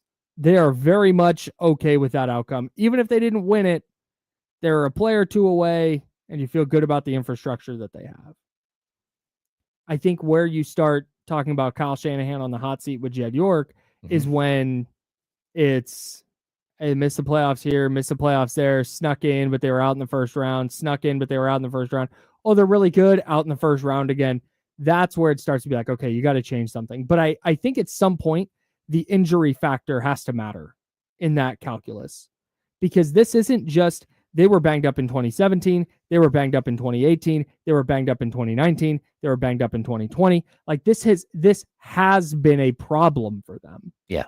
And if we have another year where we're going into it going, hey, all right, rebuild on the fly, Christian McCaffrey's back, Nick Bosa, Brock Purdy's got paid, Fred Warner, George Kittle got their contracts worked out, Trent Williams got his contract worked out, he's back for OTAs and training camp. Love the position you're in with the veterans. And then if all of a sudden and then you go, oh wow, soft schedule, looks like it's going to be a pretty easy schedule. If you're going 7-10 in that environment, at some point, I think it's fair to go, it was injuries, but man, it's been injuries a lot of times during the Kyle Shanahan era. Well, I mean, I think it like completely relates to like Beam Team 1. Like people kept saying, man, they won so many games because they didn't have any injuries. Mm-hmm. They didn't have any injuries because they didn't have injured players on their roster. Mm-hmm. They didn't bring in players who historically missed time due to injury. And like it's been a long standard that the 49ers in many drafts waste a pick on a guy who won't play in year 1 because they're basically redshirting him because of a knee injury or whatever. Mm-hmm. Those players never work out. Like, has it ever worked out once for them? I don't know. They haven't done it as much in the Shanahan. Yeah, they've calmed down a little bit on it. Yeah, Bulky, that was his go-to though. Yeah, but the problem that you have though is that when you go out and you get a D Ford who has a long history of injuries and then he misses most of the time due to injury, you're like, oh, what happened? Well, you went out and got an injured player. Mm-hmm. And so I think we're at a point too where, yeah, it's a problem that your entire wide receiver core is down, but you have to find guys that play. Like there is a value to guys who go out and play every week, and you can't put your entire offensive line. Their entire offensive line is hinged on one player who's 36 years old and doesn't play more than 13 or 14 games a year. I think he's 37 now. 37. That is a problem. You didn't even bring in you did not draft a reasonable young player to start bringing along behind him. So when you have injuries, like, look, this is a problem. Like you have injuries, they just compound. You can't do anything about Dre Greenlaw jumping up and down the sidelines, popping his Achilles. Those things happen, but there are also ways in which you can insulate yourself from some of this stuff. Yeah, I think I reject the idea in the receiving core that they have injured guys who have gotten injured. That hasn't been Jawan Jennings' MO. Brandon Ayuk got hit in the knee. That's just a football play that happens.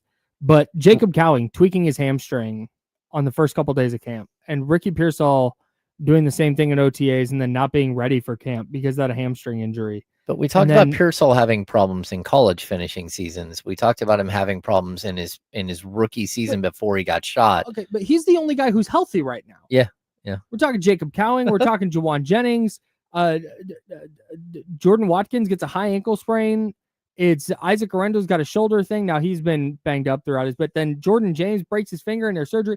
Like at some point, whether it's the type of player you're getting, whether it's the way you're executing off-season workouts, and they've done that. They've tweaked how they do strength and conditioning with their health staff or with their training staff, and they've married those two departments. and they have a different person running it now than they used to. It's like they've tried everything. Yeah. And I'm at a point now, man, where it's just like, maybe they'll be fine going into the year. Maybe this is all super precaution, and by the time the season starts, they'll be good. But man, it's some, maybe it's not this year, but at some point you have to think that 49ers ownership is going, God, we were bad because of injuries again. Again and again and again. And even in years where they've gone to the NFC title game, they've dealt with injuries. So I don't know. Now, Jesse brings up the point that I think is the next level of this conversation. Is it acceptable with a $53 million quarterback on your roster to use injuries as an excuse, assuming that $53 million quarterback is healthy? And my answer to that is no. You pay this guy to be the rising tide that's going to lift those boats. Okay, but is that, I agree, but if his number one wide receiver is out at least until week 6, his number 2 wide receiver now plays for the Washington Commanders. His rookie receiver from last year has missed time again during the offseason. You're not arguing in good faith. I'm just saying. Is his best receiver available is his best receiver from last season available now though? No, Juwan? Juwan is hurt. He's missed. Would he be available game 1 though? Maybe. But this is my point. But that's kind of my whole point here. Yeah. Is, man, you still got George Kittle. You still got Christian McCaffrey. That's true. Still got a first-round pick in Ricky Pearsall. Like, that should be enough to make it work. With a $53 million quarterback, that should be enough to make it work. Well, he's supposed to be good enough to make it work. Exactly. I think is the way you like. Yeah, like he's supposed to be good enough to just make it work. Yeah, but I mean, I have a hard time if Brock Purdy doesn't perform this year, going like, well, the injury stuff. Like, no, you paid him, so the injury stuff wouldn't matter anymore. Yeah, I get that, but I also look at, I watched Patrick Mahomes, who I think we can all agree is the best quarterback in football, right? Struggled the last 2 years because they lost all their receiving core and started fresh, and some guys worked out and some guys didn't. Some guys have been suspended. Like, it's really, really difficult to, even for the best quarterback out there, to throw to nobody. And sure, he's got Kelsey. Purdy has Kittle. And Purdy has Kittle. But the other guys, like, I don't know that Brock Purdy can make a player better like Patrick Mahomes can. I don't know how the expectations is that he can. Maybe he can. Maybe he'll make players better. But that's still, it's a tall ask. You have to have guys who actually have the talent. And it's not just, hey, like, this is a 6th-round pick who's been a number 3 receiver for the last 4 years, and all of a sudden he's your number 1, and that's all you got. So the Chiefs, all Patrick Mahomes has struggled, have gone 10-6 and 15-1. Yep. And he was 4,100 yards a couple years ago in 16 games. He was 3,900 last year in 16 games. His yards per attempt are down for sure. Touchdowns way down. Touchdowns down. Interceptions kind of in the range they have been. But the fact of the matter is they're still winning games. We're not talking about a Chiefs team that's going 7-10. No, I agree. They're still winning games. He's still a player that when the game is on the line and he has the ball in his hands, like, hey, you feel good about it. They're going to make it work. Yep. And whether you like it or not, when you pay Brock, you're paying him to be one of those guys. Yeah, hopefully he can be. That's what we're going to find out this year. We're super late. We got the handoff coming up next. That's James. I'm Kyle. He's Jesse. We're the Insiders, sponsored by Jiffy Lube on ESPN 1320 Sacramento Sports Center. Stephon Diggs got 3 and 63.5 from the Patriots. That's crazy. That feels like a lot. Well, there's a time where he was that guy. Yeah, he was. All right. I'll be right back.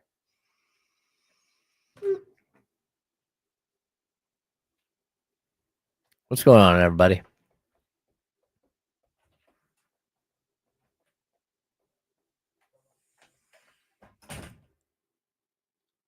I always wonder on this. Like, how much is it? Like, I know the NFL is so tough because a guy can get a concussion. There's nothing you can do about that. A guy can blow out his ACL doing something like just completely basic. But when you bring in players who have long histories of injury, you're going to have injured players. That's the way it goes.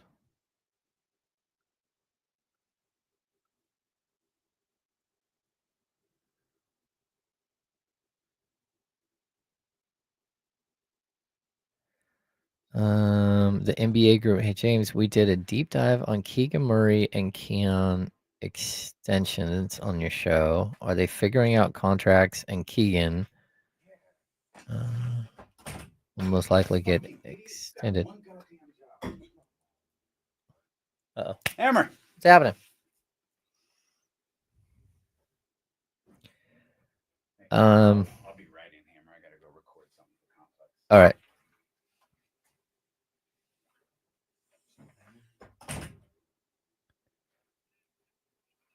What's up? Good, man. How are you? Yeah, Zach, NBA guru. I'm just gonna tell you, like the first thing I'll tell you, just like straight up, like Keegan and Keon are in two totally different situations, completely different situations. So I would not be surprised to see Keegan get extended, like between now and October, and then I would also not be like super shocked if Keon Ellis just says no, I don't want to take an extension. We'll see. There could come a point where like the Kings offer enough and he's like, okay, is it a 4-year $60 million contract, a 4-year $48 million? I don't know what the number is, but none of those things have actually, like, I don't know where they're at with their extension talk. And Keon doesn't have to have an extension talk with the Kings. He can just say, hey, look, you made me an unrestricted free agent at the end of the year. I will go do whatever the heck I want to do.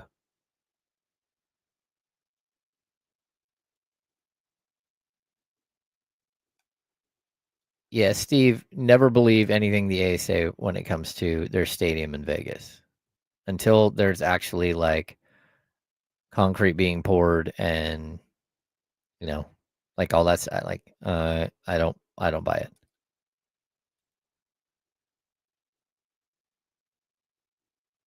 I don't believe this is the case. I do not think that that's the case. There is one report on that, but there are multiple people who are saying that that's not correct, that they can sign him to an extension anytime they want.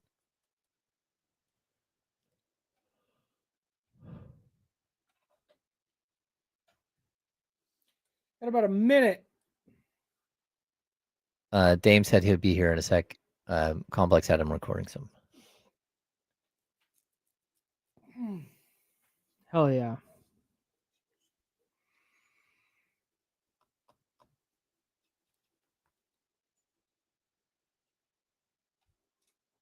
Yeah.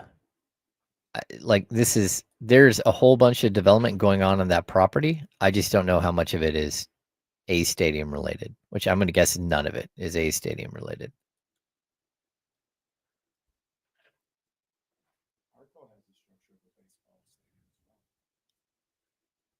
Have you driven down there lately? Down crazy. like toward the airport? Yeah, I was there this morning. That's crazy. Yeah, there's a lot going on. There's a lot. There's the a Costco over there now. Yeah. Oh yeah. Oh, I used to live right there off Del Paso. Yeah. There's freaking Costco. Yeah, it's What the amazing. hell? that's Jesse's, Shout out. Jesse's Costco. Yeah, that's it's crazy to like the practice facility is still there Mm-hmm. and the staircases are still there, Yeah. or their roads. Yeah. They drive up to a flat dirt spot where Arco was. It's No, very crazy. What I was Very is the goddamn baseball stadium. was Oh, it's there still for sitting the there. longest. Yeah. So the whole thought about Vegas is building. I don't think you can use that. Now, back to the Insiders with James Ham and Kyle Madsen, brought to you by Jiffy Lube on ESPN 1320. It's time for the handoff. Kenny Caraway's here. Yes, sir. There he is. Damian Barling will be here shortly. He is attending to other business. Fingers It be like crossed. that. It be Fingers like that crossed. sometimes. You know what I mean? Hey, I think his mic sounds better. Does it? Shout out Jonathan. I It don't does know. sound different today. Shout out to my man Jonathan. Shout out Seth. Shout out Peter. Yeah, because he's talking and his No. levels are up right now. Shout out Matt. There is a Peter Peter's out a there. sales guy. They flip-flop the office, so sales is now down on the far end, Yeah. and promotions and our guy Charlie are now down near the kitchen. Mhm. I prefer that so much more. The funniest part about all of that is that this is like the third different seating arrangement we've had since Oh, we yeah. moved into this building. Yeah, At least. it's ridiculous. Yeah. Sales used to be behind Kenny. Yep. Then I think they moved back this way behind me, and then Yeah. now they're over there in the back corner, Yeah, which they And- might have been there for a few days at one point too. And also, I thought the original beauty of this place was there was no assigned seating or assigned areas. That was Oh. the initial thought, but to be honest, the people there's like 2 groups that have passed since we've even got here. yeah, and at some point, like if you're boss man Aaron and you need to go talk to somebody and you don't know where they're sitting, Mm. that's a problem. Well, I think it was even before that boss man, like the boss man before that boss man set the role that KC's talking about. I'm all for I get the assigned idea. seating. I get the idea, but in this environment, that doesn't play. The initial thought as well was you can just go into any studio and do your show from wherever. Yeah, that was, yeah. What? Oh, Yeah. what? Yeah, no, there was a No. thought where yes, Absolutely not. where it's like, hey, D'Lo and KC, you're doing your show The from hell Studio is 6 this? today. Hey, we run a tight ship in here. This place That's is usually like insane. dialed in. You go to some of the other studios, you're like, what is happening in here? No, it was a very free flowing thought process with Yeah. this building. Sure. I like the Ridge. I think it's cool. I don't know why we all the way out here, but it's okay. That's all right. Are we Like all the the way out area. here or are you all the way out there? Yeah, because this is really like close to my house. I gotta tell put you. it to you like I gotta this. tell you. I live far away. We're all the way out here.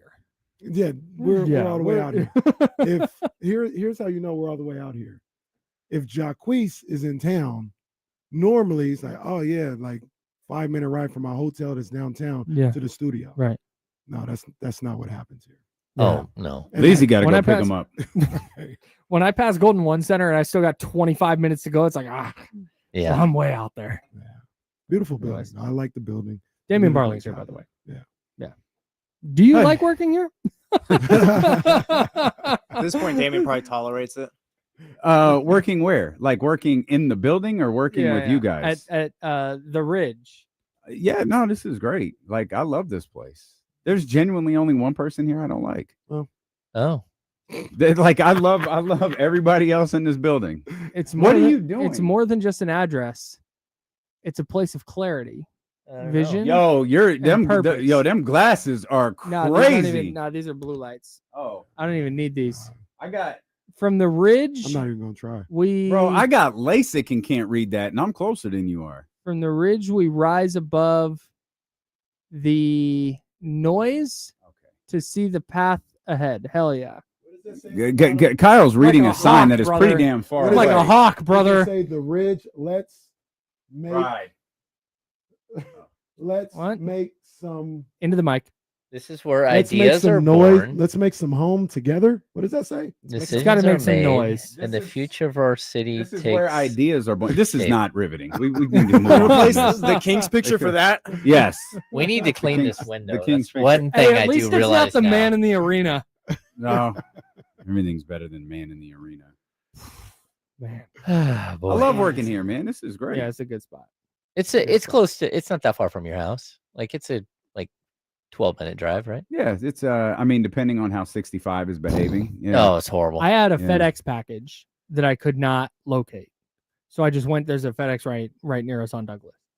And I go in there and the guy's like, your package is at the FedEx facility in Rockland. Yeah. Okay. And Yep, he it's goes, different. it's right over here. Here's the address. You can pick it up there today or it'll be here tomorrow. Mhm. And here is a 30-second drive from the office. Mm. So I was like, okay, I'll just head out there. And then I looked and saw I had to deal with 65 at like Yeah. 4 p.m. Yeah. That's a no-go. It's tough. That turns my hour and 40-minute drive into 2+ hours. There's easy. never a moment where 65 where you're not on it. Like, what the hell is happening? I've left like, your why? house. I've left your house at like midnight. Yes. And I'm still like sitting on 65. Facts. Just stopped. Facts. That and What's happening? Facts. they had it set up to expand, and the voters shot it Yeah, down. never did. Yeah. Like, oh, People just love traffic. I guess They're big on traffic. there's a back way to get I was about to here. say- well, Well, I guess it's yeah. back way, but like, why not? Well, obviously, because you want to. Yo, what's with the -1? What is that? That was a joke. Who put that up? Did you put that I up? didn't put it up. Who put that up? Sort of got my hands clean on this one. Did you do that? yesterday? Yo, that's But it's foul. right. Take that down. No, it's right. Yo, that was a joke. It is Yo, I can't get a -1 for the joke. Jesse said play on. Who the hell is Jesse in this situation? Well, I think I said play on because there was a flag thrown because of something someone said, though. I was playing my own league game there. Jesse, Yeah, I was policing my own game. Jesse's Yo, repping that's basketball. whack, Playing dude. the- That's foul. There was no foul on I the was play, making fun of but Kenny. There was a false start. There was no hold, but there was a false start. Man, this is why 5-yard penalty. Yeah, your First little down. negative one thing Yo. is different from my thing. that's why guys Draymond said gets something mad foul. all the time. Like, I was making fun of him, and y'all docked me a point. David's Yo, like, I see Draymond Green's side now. no, I see his whole point. No. Man, that's trash. I was- This league is corrupt. I disappeared. My kids didn't even This know where league I is was. corrupt. What's They- Doc Rivers doing here? I disappeared, and my kids didn't even know where I was. I was in the man cave This is not a good for 3 Draymond. days. This is not a good Quite Draymond. frankly, That's not. No. That's not Most one of his your best. impressions on it. It's still early. It's still early. So we workshop that one. Workshop that one. It's been We'll workshopping it re-debut for it 2.5 another. years. That's okay. We're done. That's okay. Good things quite take time. frankly, Right back. He's gonna keep trying. It's All fine. right. No, That's that- what happened. See that, and That's that's, what the happened thing with with The Rock. KC. He is persistent. That's what happened with The Rock. No, the Rock is now The still Rock is terrible. no. It is. It is. It's exactly the way it should be. It's exactly how it should be. That's- 6 weeks. They told me that show was terrible and they needed me. I came. I made sure that it was exactly what it should be. Like That Colin sounds James, like Stephen A. Smith doing an impression of The Rock. Well, yeah, like Colin James probably don't get that one as much, but like that's top tier stuff. We worked Oh, that one. stop Like it. No, no, it no, isn't. don't do Jesse, that. No, because Jesse. you guys are like, oh no, that sucks. That's trash. When he first did it, and look No, at now, it it's a is. staple. It's a not- staple. No, they're all staples because he staple. won't stop doing it. What you mean? You act like we worked the greatest hits in. Like he literally won't stop. I So the begged people him. won, man. We're all So the greatest people hits. won. Hey, my They're favorite. all Here's my greatest favorite thing. hits. Here's my favorite thing is when you guys are doing a show, Damien's sitting here like this, and then Kenny starts an impression and you get this. Immediately. Well, I know I've got some Oh, time you're before the killing, impression yeah. ends. So I could sit back. I could have my little protein That's bar. why it's great. Make No, but yourself that's a why it's great. sandwich. And Yeah, it's it's that- fine. It's like a Key and Peele sketch. Because I could Key and get Peele on sketches- 65 You- and get back by the time the You impression over. you guys joke about it, but there are real people who thought Jerry Jones was on the air. That's true. That's crazy. It's really happened. That's Yeah. crazy. It's also conceivable that he would just be on Sacramento radio. Yeah, to fire us. Well, we we were were told threatened. Jerry's going to buy the station and fire us. That's yeah, right. that's You're right. gonna buy it and kick you guys out. out. Shout out to our man Stanley out there. Big up, Stanley. You But think we'll lose Stanley? I don't think so. no chance. What do you mean? To what? Oh, Jesus Christ. No. No, I don't The think we're final gonna hour lose is going to be Stanley. tough. I think Stanley only calls between noon and I 2:59. I think Stanley's going to be with us. No one's going to be able to find that anyways. They're not around. Most the people corner, were like, man. "What? What is this?" Good Oh, man. times. Good times. What's going on, guys? I wanted to come in here so bad when you guys were talking to James yesterday about the 3-point shooting stuff. Mm. Okay. Yeah. I felt like I was taking crazy pills. okay. You can't be a bad 3-point shooting team that doesn't shoot threes and also be bad at defense and be worth any kind of damn. That's just not gonna play at all. So I'm not sure. Like your frustration is with us. Yes. Okay. So walk me. No, walk me through this. Why you didn't like? So you were saying, and maybe I was hearing this wrong, I don't think you were. but you were saying that the Kings' lack of 3-point shooting from a volume and efficiency perspective are not going to be a problem. No. Okay. So you did not hear that correctly. My argument, James kept talking about the 50 number, the Doug Christie number. What he didn't make it up. Yeah. He kept saying, Doug's desire to shoot 50. Mhm. And I just kept saying, and I think KC was saying the same thing.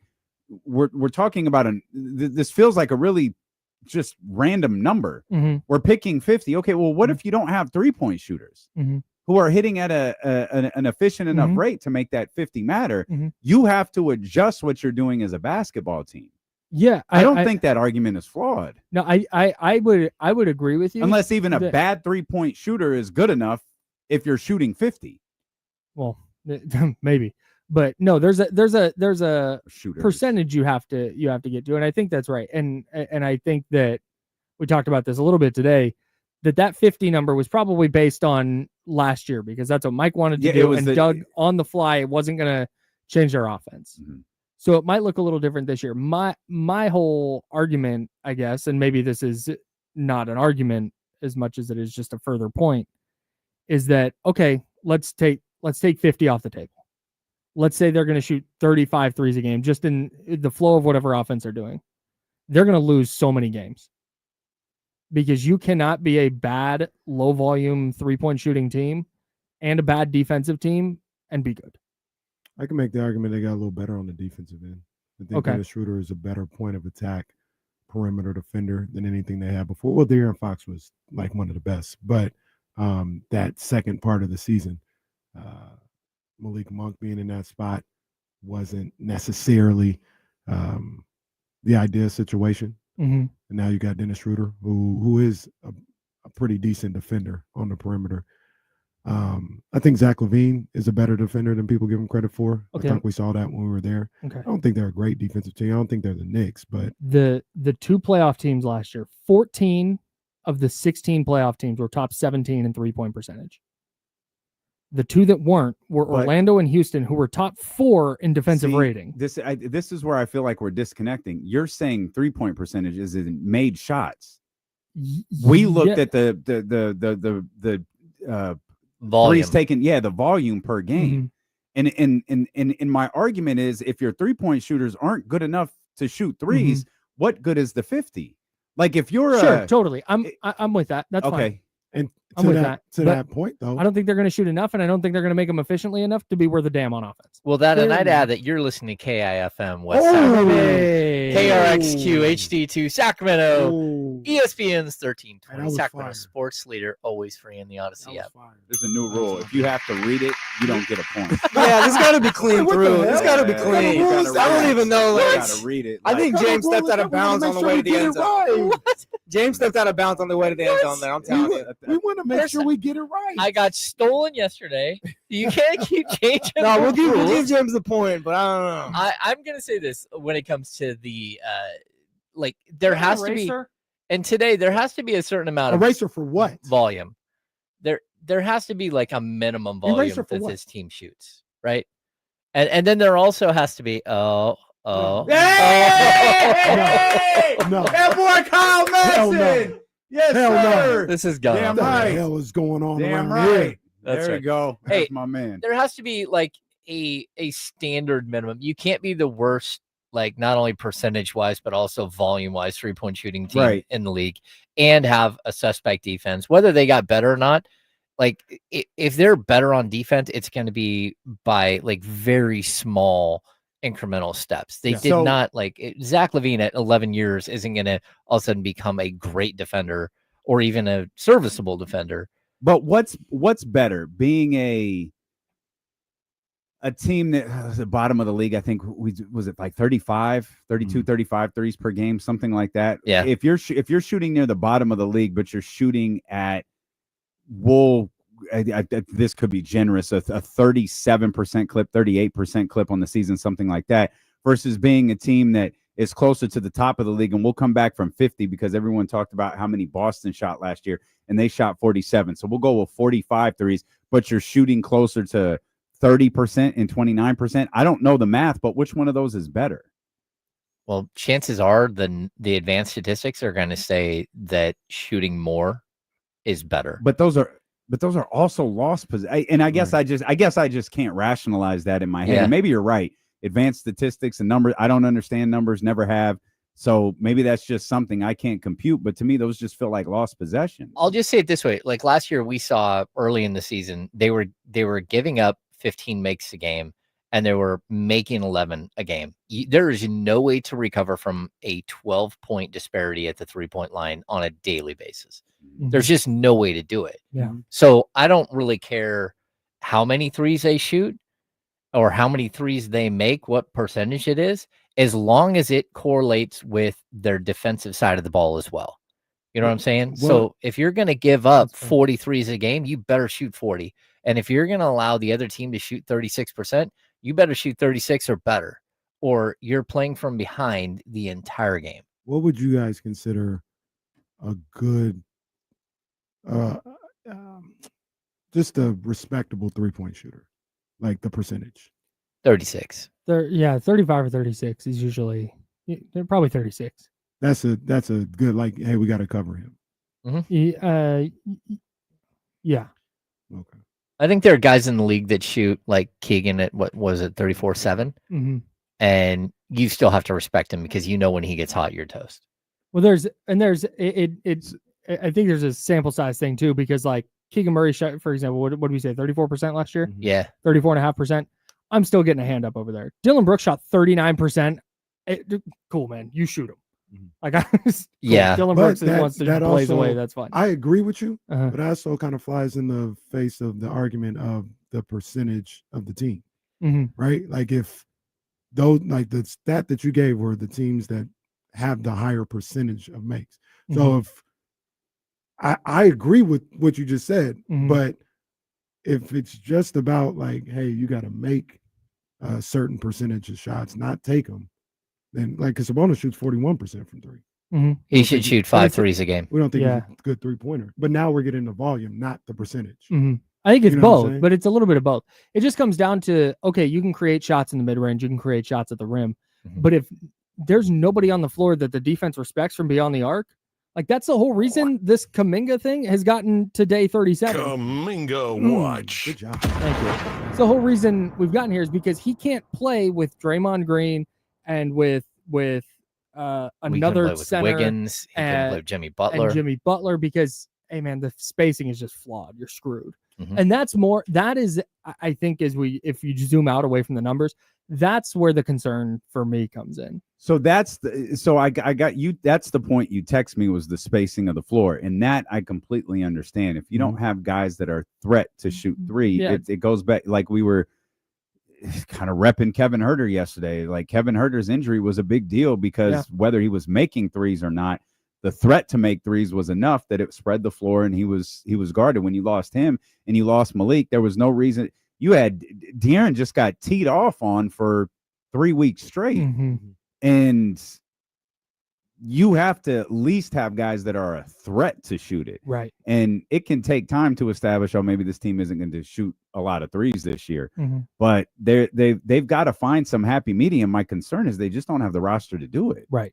Yeah, that's what I'm worried about. That's, I think, where we can all agree. Huerter, there was a pull. There's a gravitational pull to Huerter on the court. Just the same way that there is I get that with Buddy Hield, the same way with Peja Stojakovic.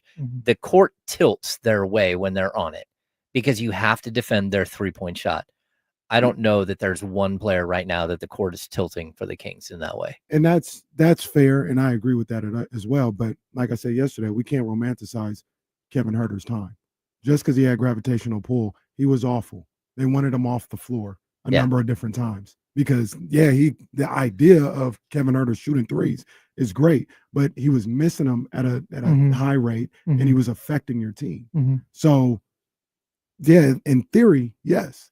Here's the thing that I think about with this particular team. Mind you, I'd much rather have shooters than not, right? Yeah, of course. That's how I like to play the game. But you look at this particular team and you're like, okay, well, how does this hamper what they're doing on the offensive end? In a pick and roll with Schroeder, because he's not a three-point threat, big guy's going to be in drop coverage. All right, a good mid-range shooter. That's where he's going to be. You give him open looks at 17 feet away, he's going to hit 75% of them. But he's not. Just so you know, he doesn't. It doesn't matter how good he is. He might hit 45% of what? Open shots from 17 feet away. Yes. You think he's going to hit Open, Yeah, maybe I- so. we Maybe can so. pull up his numbers, but I mean, Maybe again, a so. 17-foot shot is one of the worst statistical shots in the game. Like people don't hit them nearly as high as you remember them hitting them. Even De'Aaron Fox, as like a very, very accomplished mid-range shooter, doesn't shoot him nearly at that high of a clip. I'll look though. So once again, I believe if you leave him open from 17 feet away, that's a good shot for him. Same thing with DeMar DeRozan. You leave him open because of drop coverage and everything that's going on. That's a good shot for him. This kind of goes into what we talk about on the ground. Is the goal to make shots when you're on offense or take shots? Like if you have a team, the goal is to make shots. Yeah, It's to score. right. if you got Yes. a team Score Yes. points. that you got guys that they can get to their spots and make their shots, that isn't necessarily a bad offense. Now, because what you guys are talking about, because you're not great on the defensive end, you may always be a point behind because you're not defending the three well, and that's a struggle, and you're always scoring two while other people are scoring three. So I get that aspect, but I don't look at the fact that they don't necessarily have these three-point shooters as it's just a death sentence to them in their offense. I think they can have, if you have the right offense in place and people in the right place, you can still have an effective offense. The one person I think it really would affect is probably Sabonis.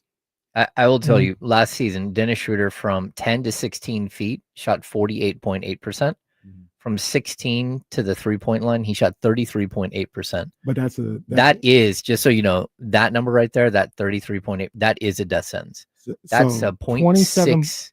Go ahead. That's like 0.68 points per possession. You're getting slaughtered if he's shooting those shots. So, but that's one stat. The stat I'm talking about, and maybe we can find that in some way, is wide open looks from 17 feet away. What's the percentage of that? Me? Hell yeah. Is that Basketball Reference? Yeah, Basketball Reference. That's fire right there. Yeah, Right, so right. from 16 That's a to deep the cut. 3-point, that area right there, he shoots 33.8%. You must got And the what- $10 a month version. No. That's a good No, one. it's hiding in shooting splits. Okay. And Yeah. what I'm saying is, what does that look like wide open? If they're in drop coverage because they don't have to respect the shot and they just sit in Sabonis's lap in that situation, that's a wide open 17-footer. Those may be contested. Those may be, with hands in their face. We don't have the breakdown to that. But if you're getting a situation where it's wide open between Schroeder and DeMar DeRozan, I know you can pull that up as well. It probably around the same. You think DeMar DeRozan with nobody around him, no hand in his face, is making 4 out of 10, 15 feet shots? But here's the problem. If you don't have the 3-point shooters Where are they going? to space the floor, But where- you don't have them. But where are they? But where's the defender going? The defenders they're dropping back. No, what I'm On a telling pick and you roll, they're dropping back. is that if you don't have the 3-point shooters to space the floor, then the defense shrinks up, and that 17-foot shot is contested by not only the man on, but the guy that's right next to him as well. But this is my point. If Schroeder and DeRozan are the ones with the ball, the 3-point shooters you do have are the ones that they can't help off of. If Domas and DeRozan are running a dribble handoff on the left side of the floor, DeRozan comes off that screen. The two people on the right side are Keegan and Levine. Yeah. Those are the ones that they have to respect. So now you've got the defender that's guarding Sabonis in a drop coverage. You've got those other guys that can't help off of your two shooters. And now DeRozan is looking at a wide open 16-foot jump shot.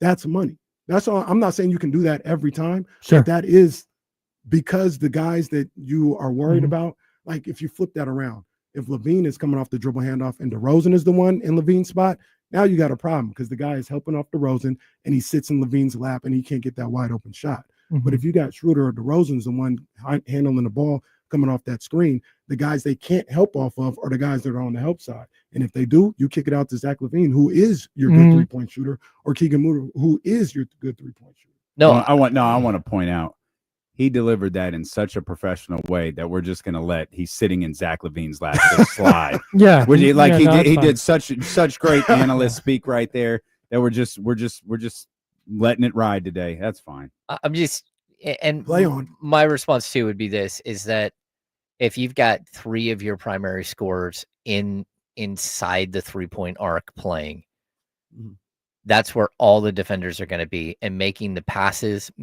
collapsing the defense to get the guys open.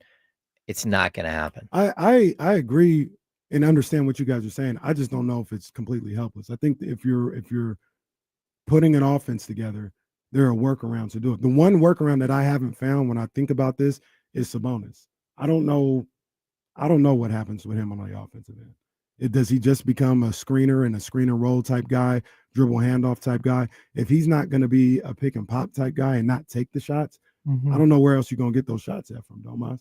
And that's the one that I can't figure out. I can figure out how to get DeMar open, figure out how to get Schroeder open, figure out how to manipulate the sides of the floor where Zach and Keegan are so they can still get good looks or keep DeMar and Schroeder getting open looks. I can't figure out how to get Domas some looks. That's the one. And it's going to get even tougher. Facilitator.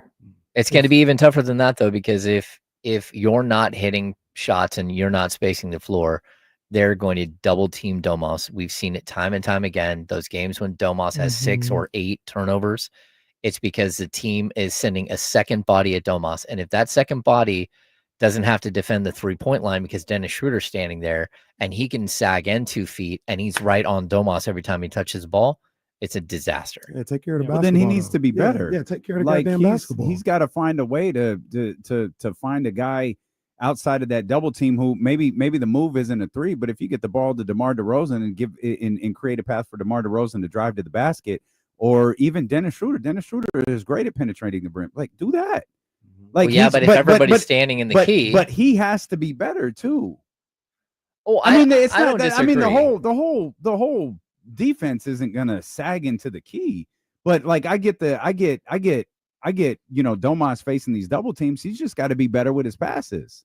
Yeah, but if you've got 3 guys on one side of the court who don't shoot the 3, that's the defense is just going to swarm. And then, but with this all okay, sorry, go ahead. Go ahead. This just goes back to my problem. Like, if this is the game plan and this is your roster, we're screwed. Like, this is going to be a very agitating 6 to 7, 8 hours of radio through an entire basketball season. If this is the plan, yes. Well, great, 1,000%. Well, hey, by the way, what is Dennis Schroeder good at? Penetrating the stop. Oh, I didn't catch. Stop. Hey, after further review. Oh, hell no.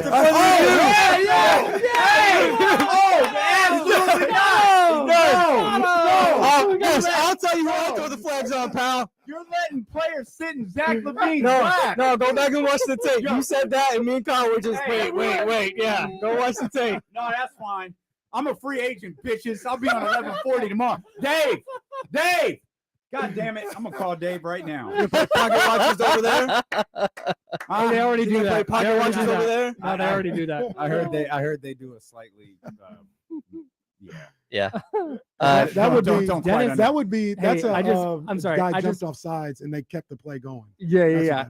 He would just threw a Hail Mary. Dennis Schroeder last year on wide open 2-point attempts. That is closest defender 6 or more feet away. 25%. That's awful, man.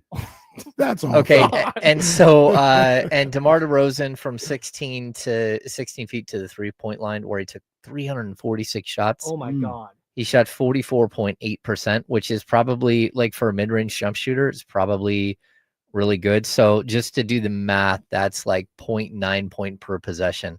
When he stepped out to the 3-point line and shot 257 threes, he shot 32.7. That's 0.99 points per possession. So you're actually almost a 0.1 better point per possession when DeMar steps out and shoots a 3 than when he shoots the mid-range jump shot. I mean, like, look, Dennis Schroeder 29.2% on wide open threes.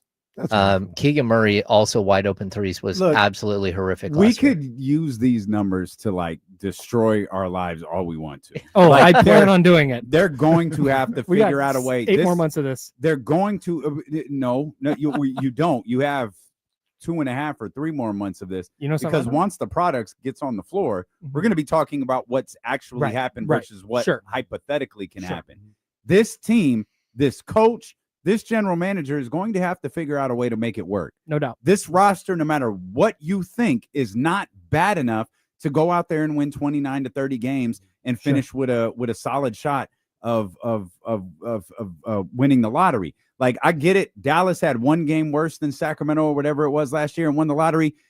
Bro, we're not Dallas. Yeah. That's happened once here. Yeah. Literally once. Yeah. Purvis Ellison was made fun of by Jay-Z on when he rapped on the Pump It Up beat. That's how bad it was. Like, it's this team is not bad enough to be that.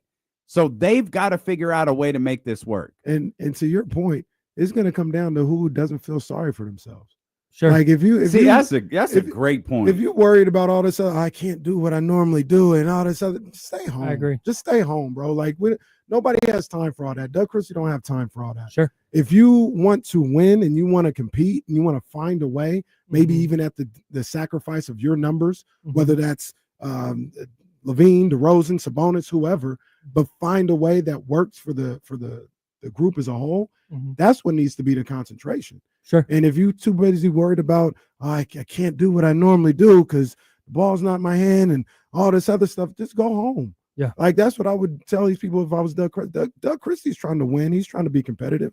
Find some people that want to compete with you. I was talking to somebody last year before the playing game about Doug Christie. I was like, what's up with Doug? How you feeling? He said, man,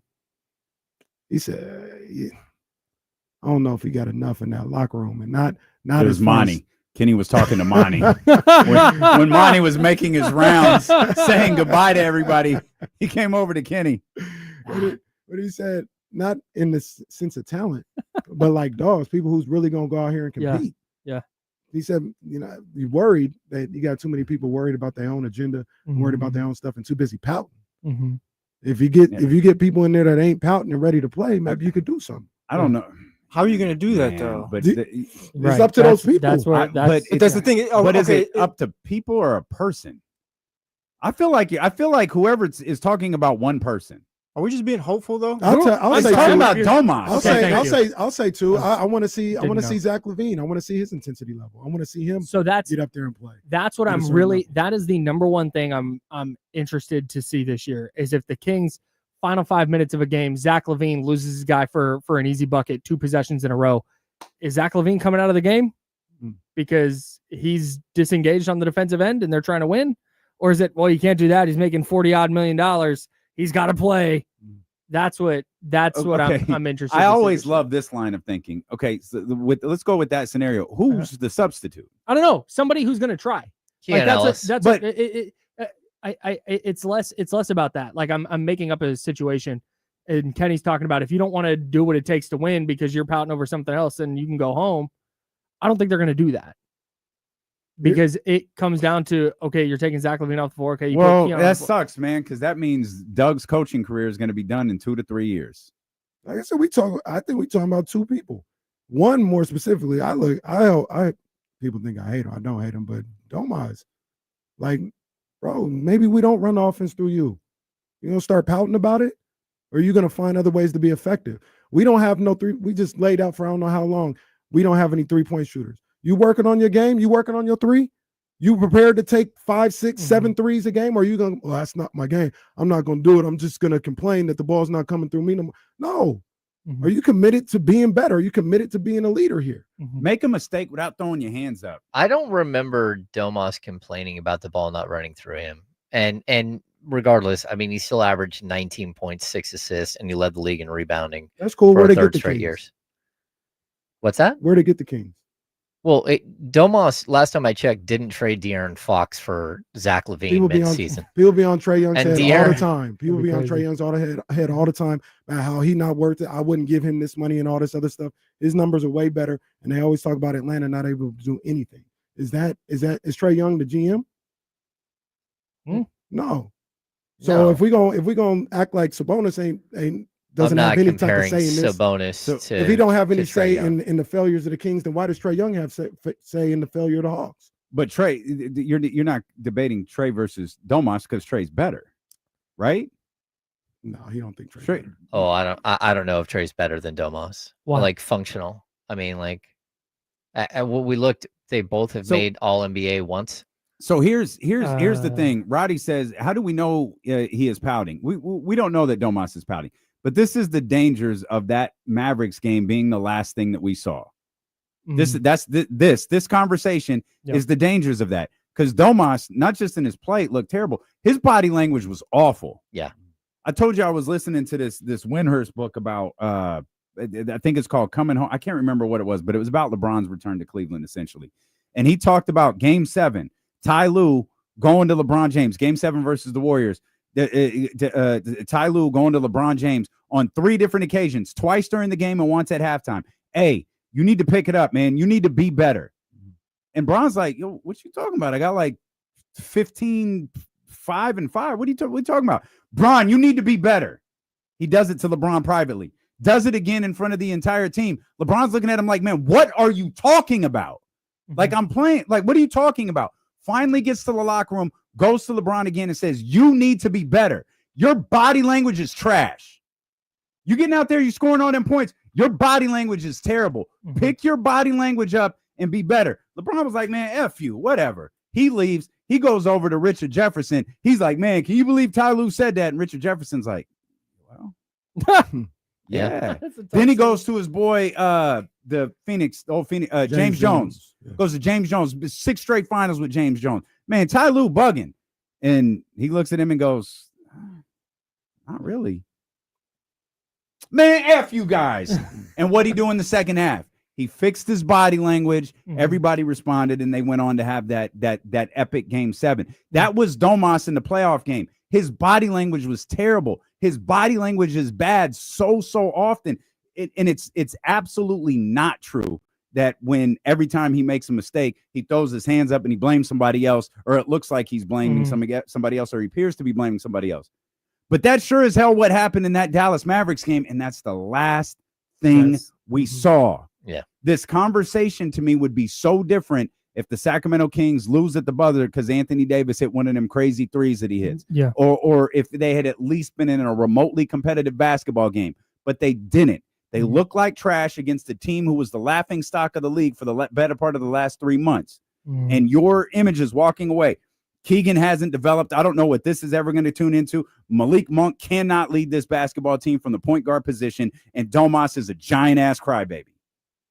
None of that is true, but it's our very last impression, and things are never as bad as the last time you saw them, and they were never as good as the last time you saw them.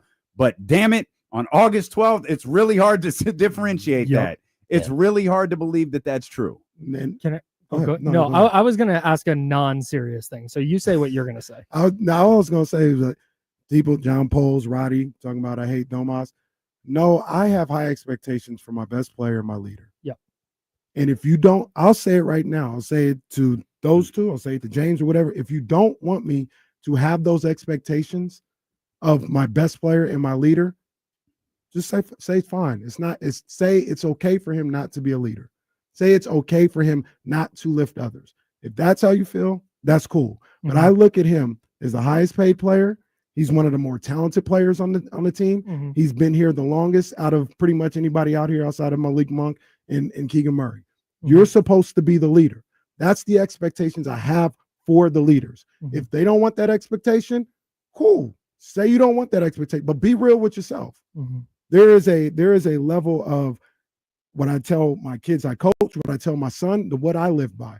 There is nobody in this world that can be more critical of how I go about things than me. So anything, if Domas is really that, anything that I'm saying is a quarter of what he's saying about himself. Anything that he says he needs to work on is a quarter of what he already has said to himself I need to work on. That's how I look at leaders and look at best players. Sure. Can I say a non-serious thing? Yes. No. Okay. We're going to sit here quietly for 3 minutes. No. Would Trae Young be a better or worse player if he went by his real first name of Rayford? Way worse. Is Rayford Young making an all-star team? Wow. Rayford Young. Rayford Young. No. Damn. No, he'd be terrible. Ice Ray. Ice Ray doesn't sound. Ice Ray doesn't. Yeah, no, it'd be like Ray Gun. And that's Stingray. Ray Gun is the Australian breakdancer that couldn't actually breakdance. That person's name was Raygun?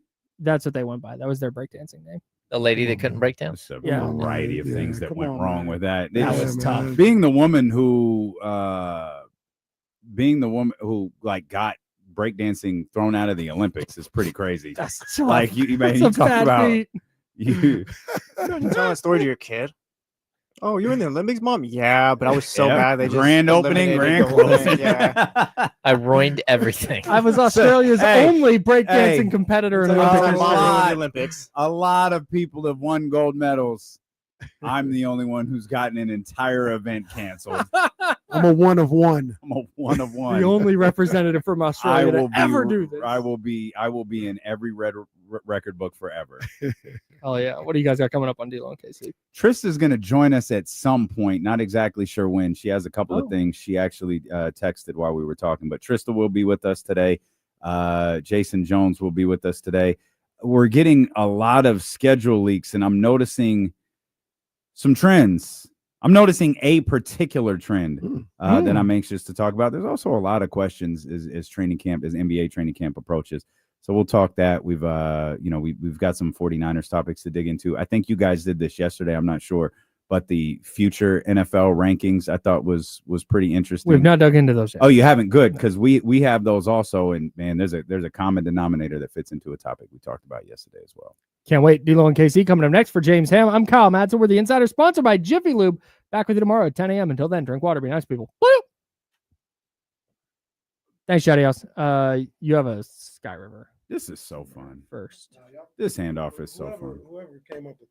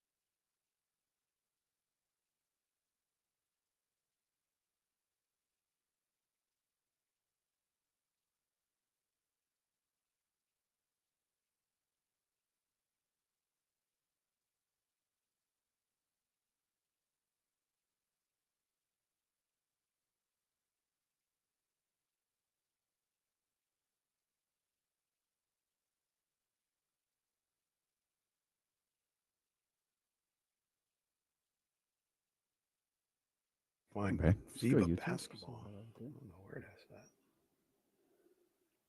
at. don't even know what to put the TV on it. This is really just, man, we're really at that time where, man, let's just get through it. There ain't even nothing to just put on the TV and chill to. We're going to have to put Office episodes on in here just so KC can see them. The MLB needs to like throw a game on right now or something. They should start having Tuesday day games. Yeah, Paul Skeens versus the Brewers today. Paul Skeens in my lineup. You heard? Taco Tuesday.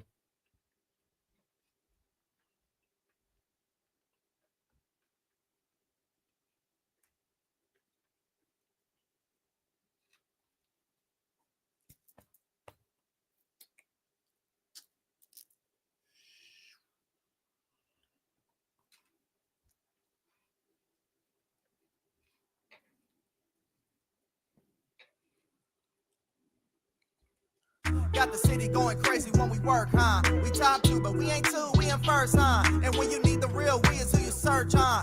D-Lo, KC, D-Lo, KC, D-Lo, KC, D-Lo. We your number one spot. Let's go, baby. Let them fly. What's good? We do it one more time. I don't know why I did it. It's Tuesday. There ain't nothing wrong with Tuesday. There isn't. There's nothing. Whoa, no. We need you to pick that energy up, pal. Come on. Well, no, there's nothing wrong. What the hell was that? Well, I mean, it's Tuesday. Hey, happy birthday to the local guy. Hey, happy birthday to the local guy. Yes, sir. Oh, man, Drew, man. Happy birthday to Brody. Happy birthday to Lem Adams as I was well. going to say Lamb. Shout out to my boy Lamb, Game man. Fit. Yeah, he won't come on the show when I'm here, but, I guess he said he's coming in the studio when you're here, man. Okay. That's what he said. That man's been up since 1 a.m. Is probably made at least 3 football players vomit, and then like 10 regular people just vomit. That's what he doing. Shout out to our man Lem Adams. Shout out to our man, the local guy, and all the August birthdays, man. All the Leos representing. You know what? Shout out to Tuesday as well. Shout out to Hey, clap it up, everyone. Chat us, clap it up. Come on, man. Shout out Tuesday. We love you, Tuesday. All right. Yeah, my energy's great. I just like Tuesday. Like, we don't have to fake love for Tuesday. See, we got love for Tuesday. Sun's out. What? Why? Or you live in California. It's a nice day. That's for sure. It's starting to cool down a little bit. We get to work with each other again today. This is the first time we see everybody that we work with on Tuesday. Nobody be here since Thursday. Oh, it was pretty empty yesterday. Yeah, be empty on Fridays. We don't see them over the weekend. Be empty on Mondays. Then Tuesday, I get to see everybody. Shout out to Malia. She came here pregnant as all hell. Hella pregnant.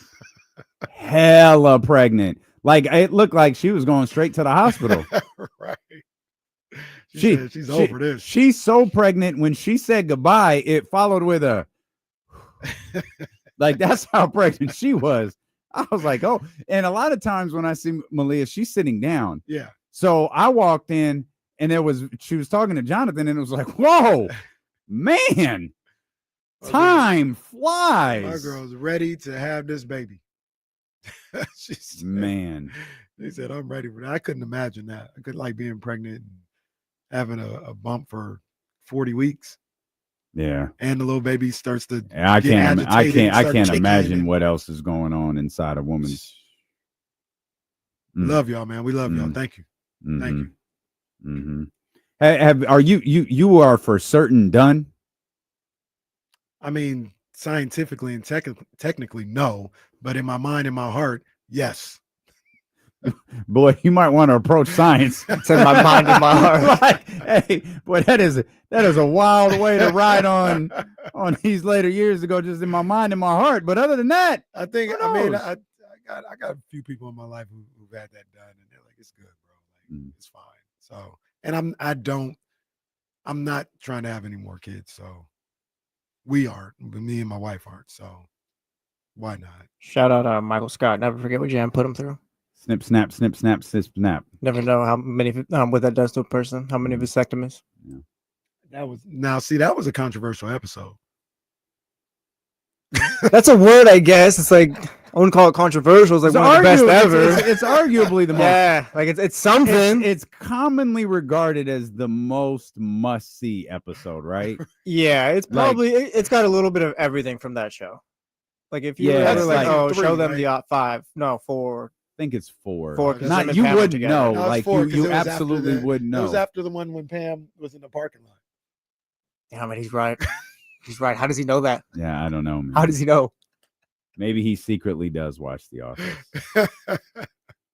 Maybe. I gotta watch him before Peacock raises the rates, and then I got a decision to make. No, you don't. The NBA is on Yeah, it's true. on And that's Peacock. fire too. Yeah, like That's these fire. schedule drops are coming out, and did you notice it? What you saying? Did you notice it?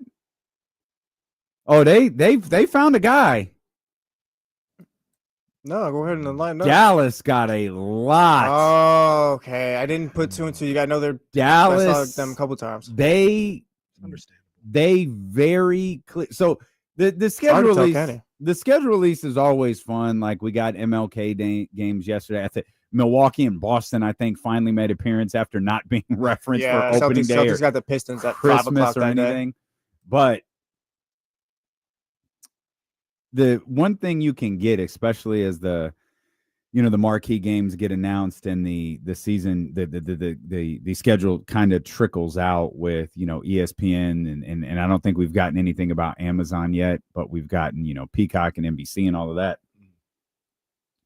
And this happened a couple of years ago. You see who the league is looking at, who the league might be leaning on. And I mean, they didn't even try to keep it a secret. You, on multiple occasions, are going to sit down and watch Victor Wembanyama. Yes. You're going to watch him enough to where you're going to be annoyed by the end of the season. But you're going to watch him, and you're going to marvel, and you're going to walk away going, oh my God. When you look at the amount of games that Dallas has in these marquee spots, they see that from the kid from Duke. Mm-hmm. They see Cooper Flag right now, sight unseen NBA wise. They see him as a guy that, you're gonna watch him. Yeah. We're gonna put him on TV, and you might be tuning in to see Steph. This is no different than what they did with Wemby. You might be tuning in to see Steph, but you're gonna see Cooper. You might be tuning in to see Bron or Wemby, but you're going to see Cooper. Yeah. Like they didn't place Mavericks and Pistons, with all due respect. They didn't place Mavericks and, Orlando, with all due respect to Paolo, who's right there on that marquee front. They put them with the draws. And that, to me, when I saw, all those NBA communication tweets go out today, it was like, oh, okay, that's their guy. Mm-hmm. Cooper Flag is their guy this year. Yeah, and as much as I'm not interested in seeing the Mavericks, I get it, because Cooper Flag was one of the great freshman players in recent memory. He was the truth at Duke. He came in with a lot of hype, and he was the absolute truth at Duke all year long. Like I said, one of the great freshmen we've seen in the last 20, 25 years. And then some of the games he had in the tournament. I remember the game specifically against was it Alabama? I can't remember exactly, but it was in that Sweet 16 or Elite 8 game. And it was one of the great tournament games by a freshman I had seen in a long time. So this is a guy that has been the truth for a while. And if you're the NBA, absolutely. Mm-hmm. Absolutely, you highlight this guy, because this is one of the guys that's going to help push your league moving forward. So our man Lotus Prime says he's the number 1 pick. He better be the guy. And I'm not talking about the guy for the Dallas Mavericks. I'm talking about the guy for the league. Wemby's one, Zion's another. This isn't a thing that the number 1 pick gets. Right. Paolo didn't get this. Like, this isn't a number 1 pick thing. This is a very specific number 1 pick thing. And just like Zion, just like Wemby, they see Cooper Flag as a big draw for them. Or if this was wrestling, they see Cooper as he gonna get a push. Absolutely. He's gonna get a push. And not all number 1 picks are created equally. Right. You know what I mean? There are guys. Cade Cunningham is Anthony Bennett was not on opening day. no.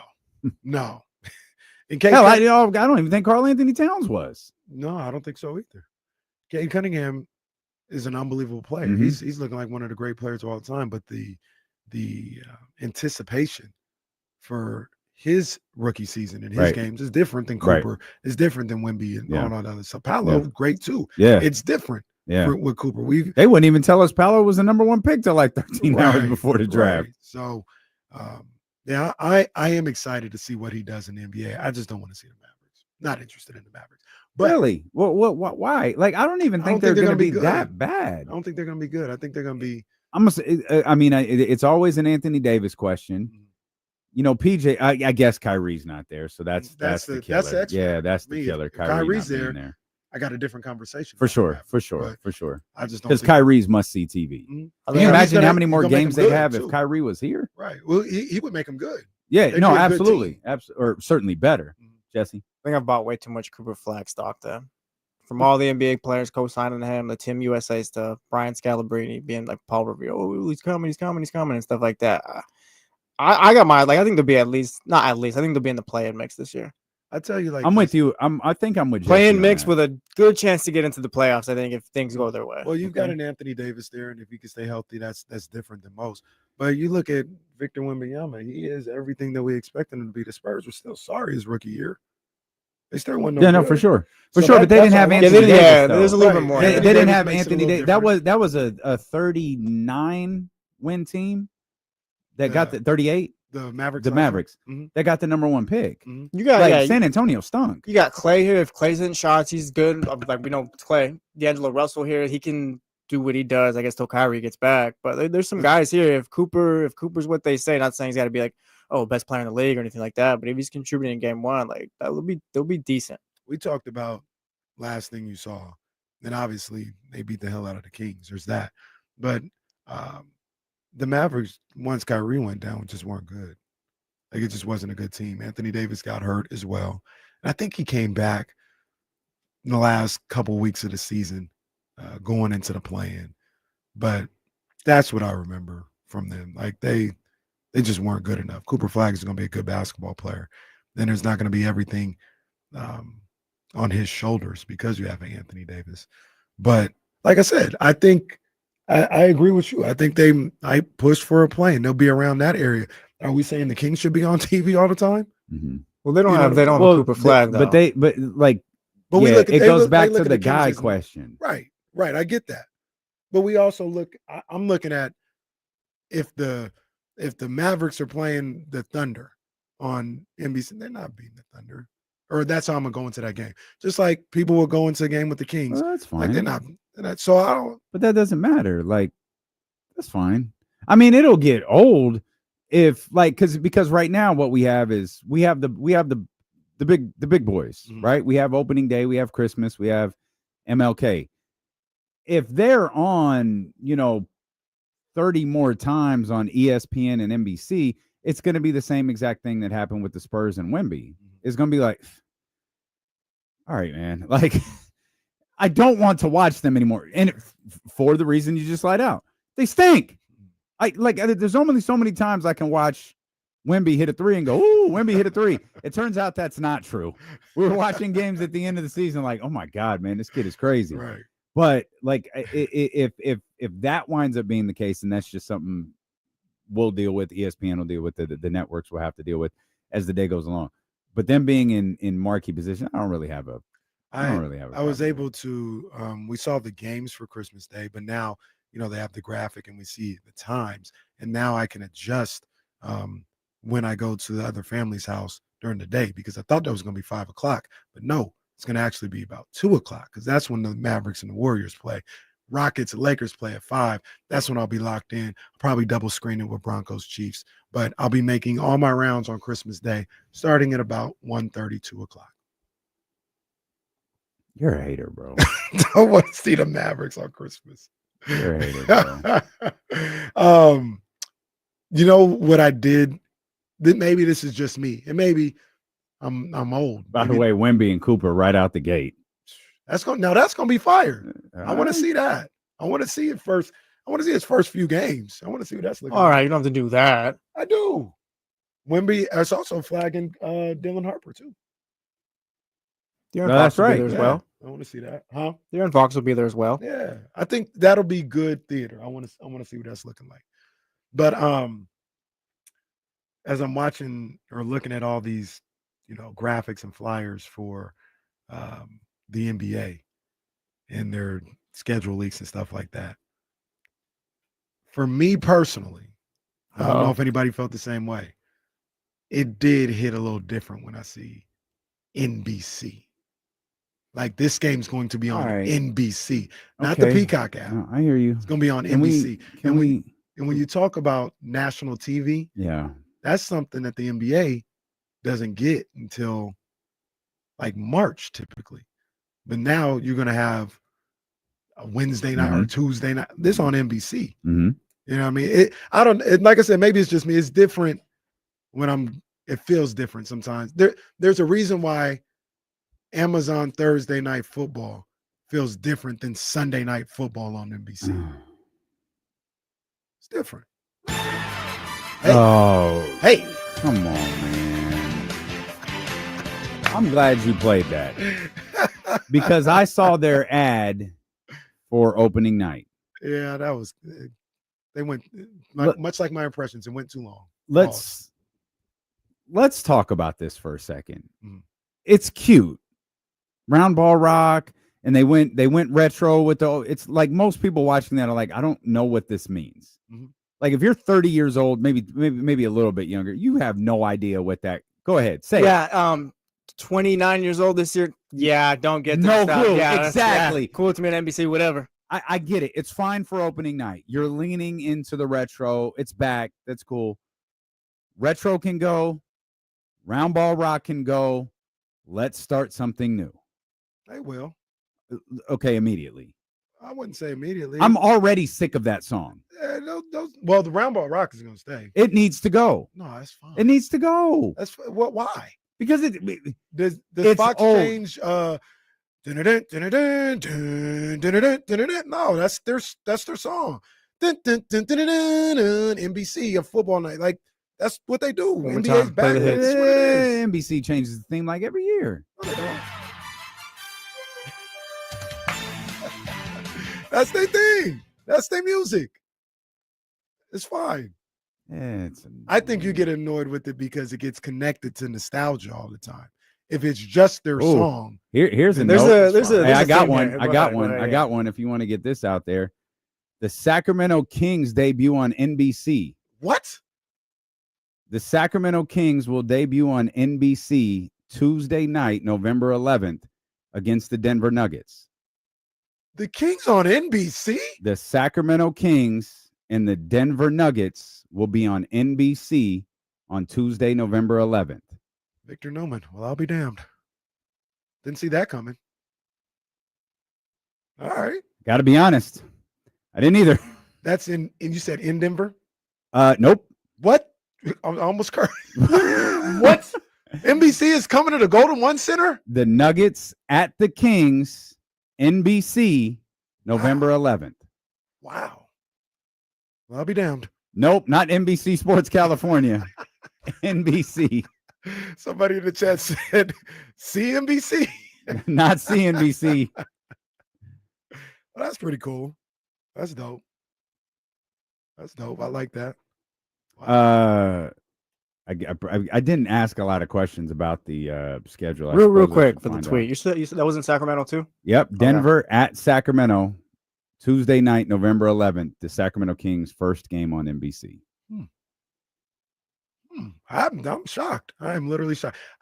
I think it's dope that they are going to be on national TV. Not like the Kings, that's dope too, but just the NBA is back on national TV. And the way things have shaped out now you get it during the week. But even back then when NBC was doing their thing, that was always a Sunday morning thing. But now they're going to have their version of Monday Night Football, of Sunday Night Football. I think it's dope. Do you feel the same way where like I said, Amazon Thursday football is different than Sunday night football on NBC. That's a different feel. Oh yeah. Yeah. Yeah. And Absolutely. that's kinda what I was talking about. NBC feels like a big deal. Amazon Amazon's broadcast, by the way, is terrific. Yeah, they do. The broadcast is terrific. Pre-post, half, it's all fantastic.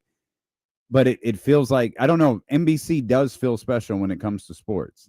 I think NBC's presentation is significantly better than any other outlet. There's something about an NBC broadcast, like I don't know if anyone can relate to this. Every time I watch ABC, I just feel like there's something just is not as clean about the broadcast. NBC, I feel like I'm watching the game in 8K. It just looks magnificent. Like the presentation, the color is just always perfect. Feels like the creme de la creme. Yeah, it's the one. Yeah. And I think one of the things with ABC is and I think ESPN is fine. Like I think they're fine. But what they do is they just copy and paste the ESPN presentation and put it on ABC. So damn near looks like ESPN just on ABC. NBC is different. Even if you look at something like, and I know it's not exactly the same, but NBC Sports Bay Area in California, that don't look the same as something on NBC.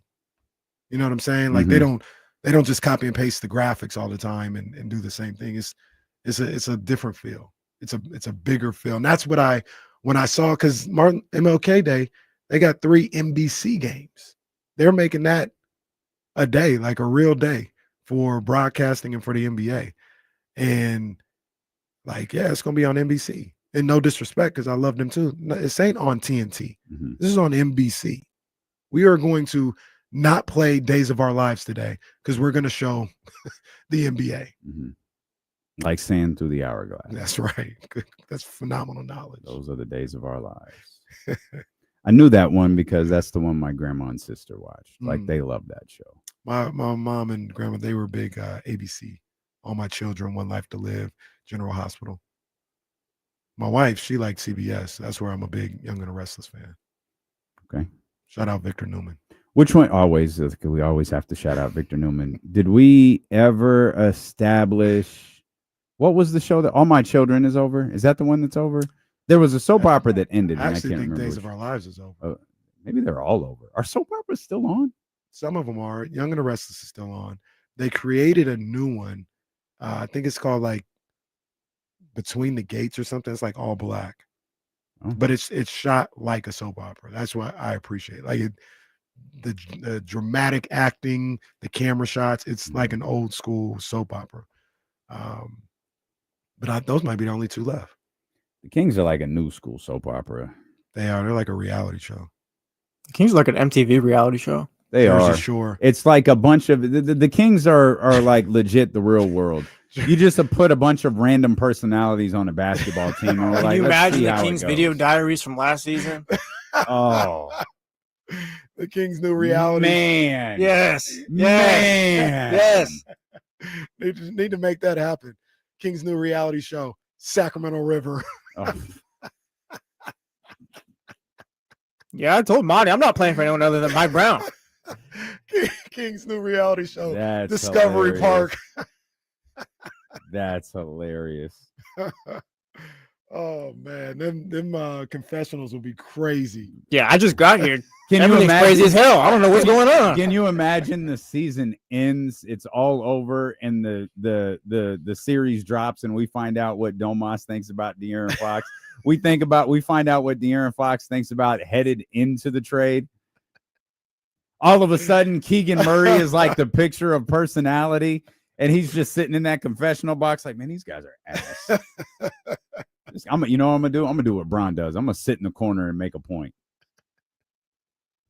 That'd be the #1 show in the game. We'll come back. Hold that real quick. Soren, you got to have the reunion show too. Soren says. Can you imagine that one? Go crazy. Hey, bring De'Aaron.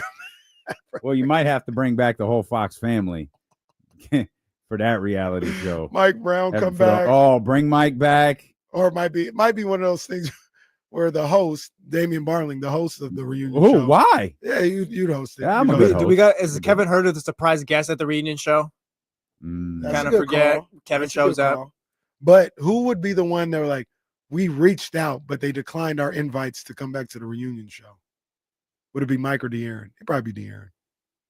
Mike would come back to the reunion show. Yeah, Mike would definitely come. Monty would be the one who wouldn't come back. Oh, yeah, that seems a classic. Yeah. Monty would be the one We who reached doesn't out to come Monty back. McNair. Yeah. Got no comment back. He just replied, and we quote, "Yeah, no." And we quote. We'll come back. We'll continue booking the Sacramento Kings reality show. It's D'Lo and KC. Sacramento River. Continue here on Sacramento Sports Leader, ESPN 1320.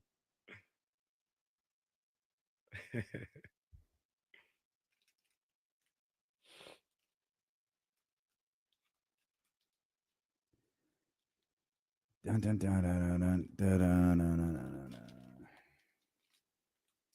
Also, I think you're anti-nostalgia. No, it's not We're not that. You know what not it is? nostalgia, but whenever there's a connection between whatever you didn't like about the Sleep Train or the Arco Arena and then this too, I think.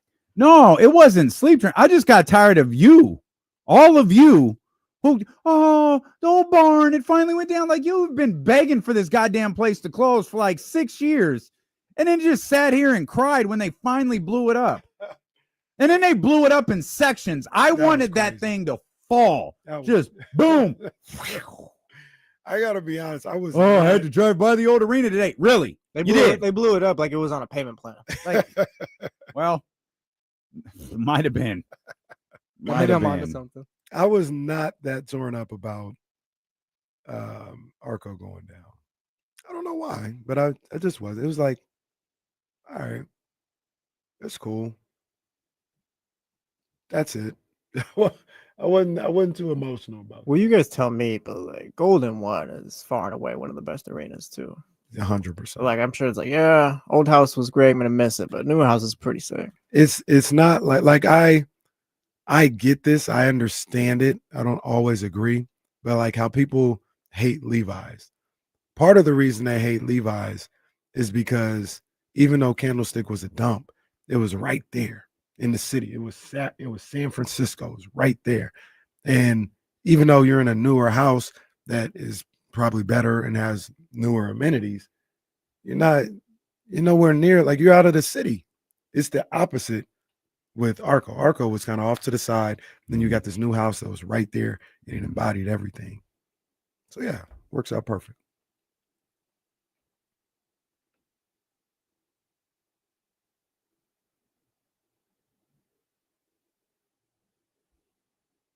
All right, Leo, this isn't very nice. Okay, he says Hurt is gonna shoot to make it, but misses playing.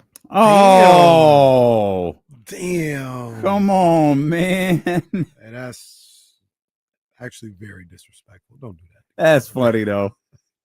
Don't do that to Kevin Herter. That's funny. Cleared out airspace and everything for him. Didn't he beat the King's ass when he came back? Did. He went off.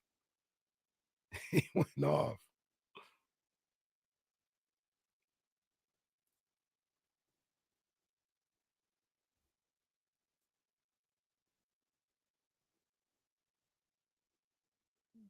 I haven't heard this, but this may be quotable. Have you heard Denzel talking about the Cowboys? Say it again, Casey. Have you heard Denzel talking about the Cowboys? I have not. He was on First Take today? Yeah. And I think he's sick of this shit. I think that's essentially what he was saying. Not to be a fan, because I'm still a Cowboy fan. I'm still gonna have the star on the side of the hat. But he ain't thinking about us. He's thinking about his pocket. Who is that? Denzel Washington. Okay, and for some reason he's just stubborn, man. And then you got his son sitting there talking about Michael Parsons like that. Wait, I'm confused. That was Denzel or Stephen A? Denzel was on First Take. Oh, Denzel Washington was on First Take? Denzel and Spike Lee were on First Take. And for the move. Okay. Denzel is a Cowboys fan, I guess. So they asked him about Jerry Jones. I haven't seen the clip. I've seen it circulate. I just hadn't seen the clip. And I guess he's tired of Jerry Jones. He's a Cowboys fan. He's tired of this. Well, I'm sure most Cowboy fans are. You think if you ask Kings fans, do you think they'd, but like, this is a weird question. Do you think they'd rather have Jerry Jones or Vivek running the team? I think they'd rather have anyone except Vivek Ranadive. I'm wondering because Jerry's just messing everything up. So yeah, he's done. But this like and you always hate those that are closest to you the most, and this fan base hates that man. Yeah, absolutely hates him. It's true. Whether that's fair or not, like this fan base hates him, and you could put Jerry Harry, you could put Dolan. What's the one you referenced? Sarver. You put Robert Sarver in there. Like, well, got to a finals. Yeah, change was necessary. Sometimes change is good. So sometimes change is good. episode 8 of the Tomorrow, you've show. been here for 4 weeks. Yeah, but you know, I get why they hate Vivek. I just don't agree. That's all. I understand. They haven't won anything, so you pin it on the guy who has been here the longest, and you say he's responsible for it all. I get it. It's always a messy situation when the owner gets involved. It doesn't have to be recently, just before, whatever that was, and stuff like that, whether they make decisions or have input. Like the moment you do that, you're just open to scrutiny. That's why I always think it's best for owners just to cut the checks and just fall back. I would say I might look at it the opposite way. You're gonna blame me regardless. Like we put out a number of different times when the whole let the basketball people do basketball things. He's done that. They failed and they blame Vivek. Yep. So you're gonna blame me regardless. At the very least, I'm gonna have some say. Yeah. I'm gonna do what I need to do to feel comfortable with what's going on. If that means I can fall back and still feel comfortable, cool. But if I want my voice heard, I don't have to make the decision. But if I want my voice heard and that makes me feel comfortable, I'm gonna do it because y'all gonna look at me like I'm the problem anyway. Do we think that other owners aren't actively involved with their team? I think, or do we think we just hear a lot more about it here? I think if we're going off like the best owners, I think those ones you're probably getting involved if you're going to trade a Giannis or something like that. But ideally, you'd hope you have a president of basketball ops or a GM. And it's just, all right, I trust you. You do your thing. But if something big where it's like, yeah, we're going to trade our star player, then yeah, they'll get involved. But that's my point, though. Like, at least for the best organizations, essentially that's what happened around here. And sometimes that fails, though. Sometimes that fails, but I think that's just still the best course of action. You just fire that guy, though. I don't think you step in and get me Zach LaVine. I'm not trying to super defend Vivek all the time, but we've outlined like 3-year periods where from everything that we've heard, Vivek wanted something different. And what actually happened was what the basketball people wanted. Yeah. Yeah. You know what I mean? Like Keegan and Jaden. Yeah. Mm-hmm, yeah. Mm-hmm. All that kind of stuff. And then it stops getting discussed. Yeah. So it tends, remember when tends to happen that way. Vivek wanted Mark Jackson, right? Wasn't that the story? Wanted Mark Jackson. He wanted Mark Jackson. So 2 years later, Mike is fired.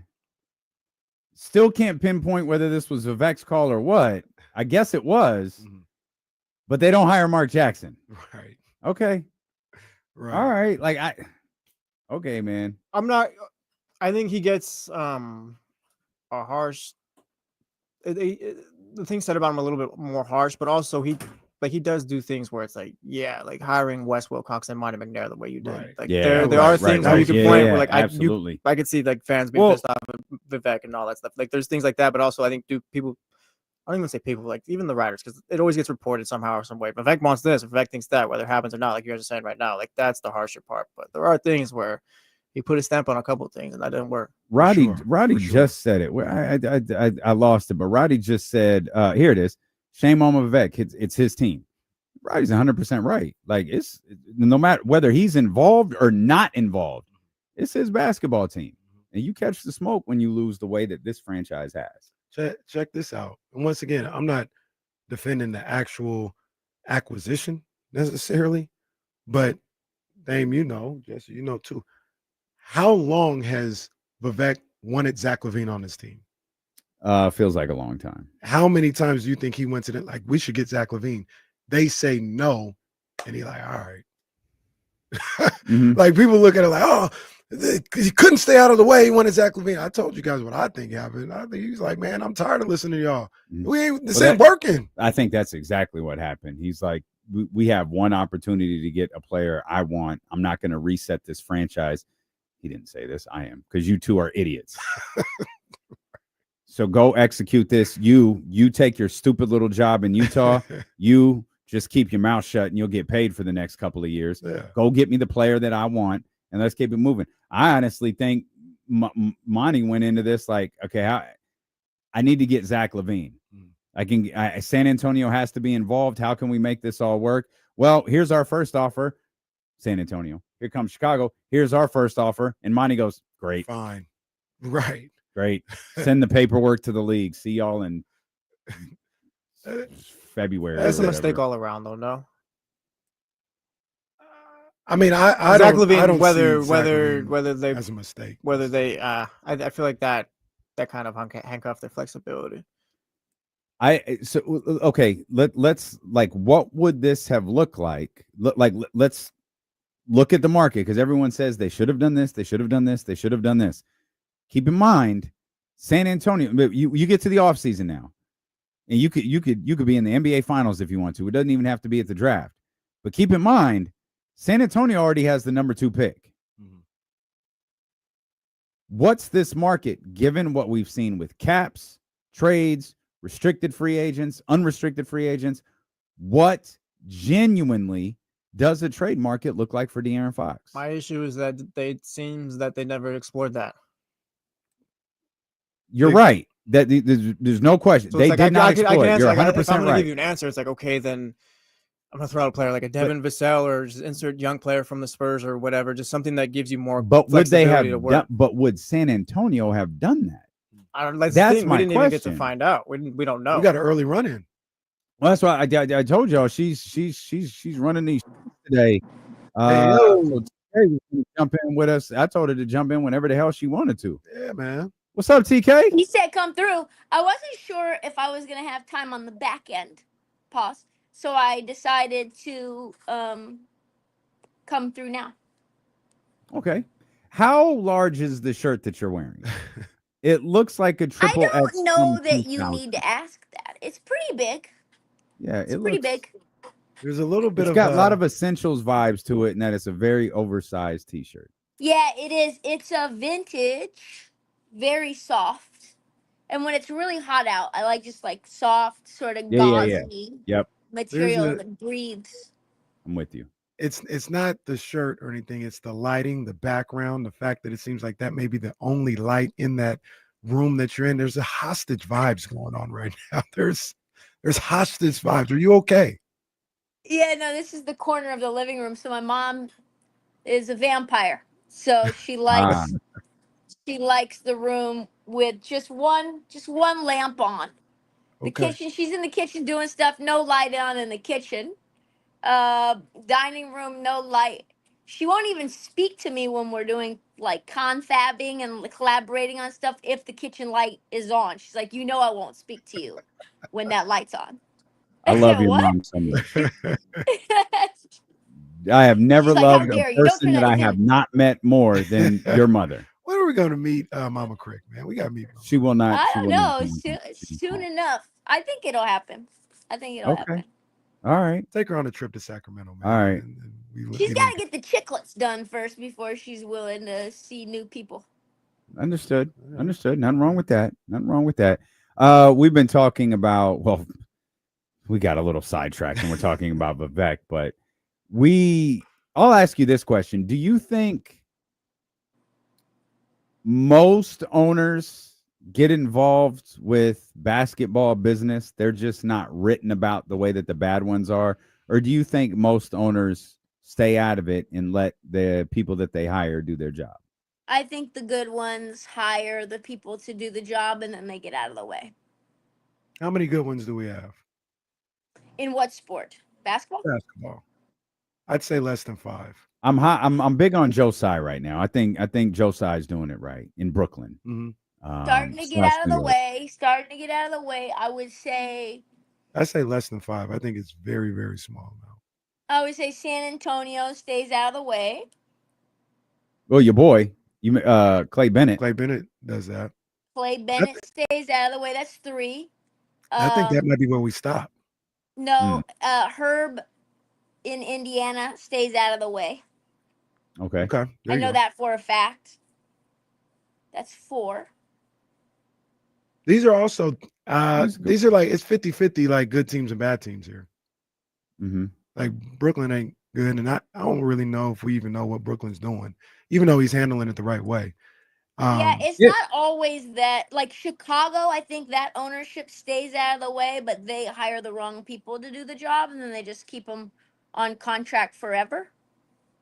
So that's Cole the asked about downside Mickey of it. Harrison. I think Mickey Harrison's very involved I in think Heat he is business. too. He was involved with Jimmy Butler. He is. Didn't he? Didn't he tell him to fly to him? Yeah. Like, or they wanted to bring him back off suspension, and he was on vacation. He's and like, he said, "Yeah, he's not getting off of suspension until I get back off vacation and can talk to him." So yeah, that's wild. I think all these dudes, man, like most of these guys. You mentioned some of the guys who fall back. I think most of these owners are involved in. Well, here's making decisions here and here's a good example. Can you guys get me the new owner of the Charlotte Hornets? Stand by. While we look, I think I think he's active, but I think he's a good owner. Yeah, I think he's willing. I think he just wants to know. I don't think Is he's it putting Rick a think. Schnell and Gabe Plotkin? They're the new That's ones. the team. That's the team that those are the guys that the majority owners that purchased the team from Mike. So one of them or both of them went to Duke. And what have you noticed about Charlotte recently? I'm gonna be honest. A lot of exciting whites on this team. A lot of exciting whites. I mean, if you look at this roster in Summer League, I said, when did the Charlotte Hornets get to be a white team? They said since these new owners took over. Knipple. We got the big man out of Creighton. We got there's like 4 or 5 exciting whites on this team. I'm trying to figure out. I don't know that either one of these guys went to Duke though. Someone there, I was told when I was at Summer League, went to Duke. So they bought a bunch of players that are in that Duke mold. Okay. Who is on this I roster? Like Knipple can play. Knipple can play.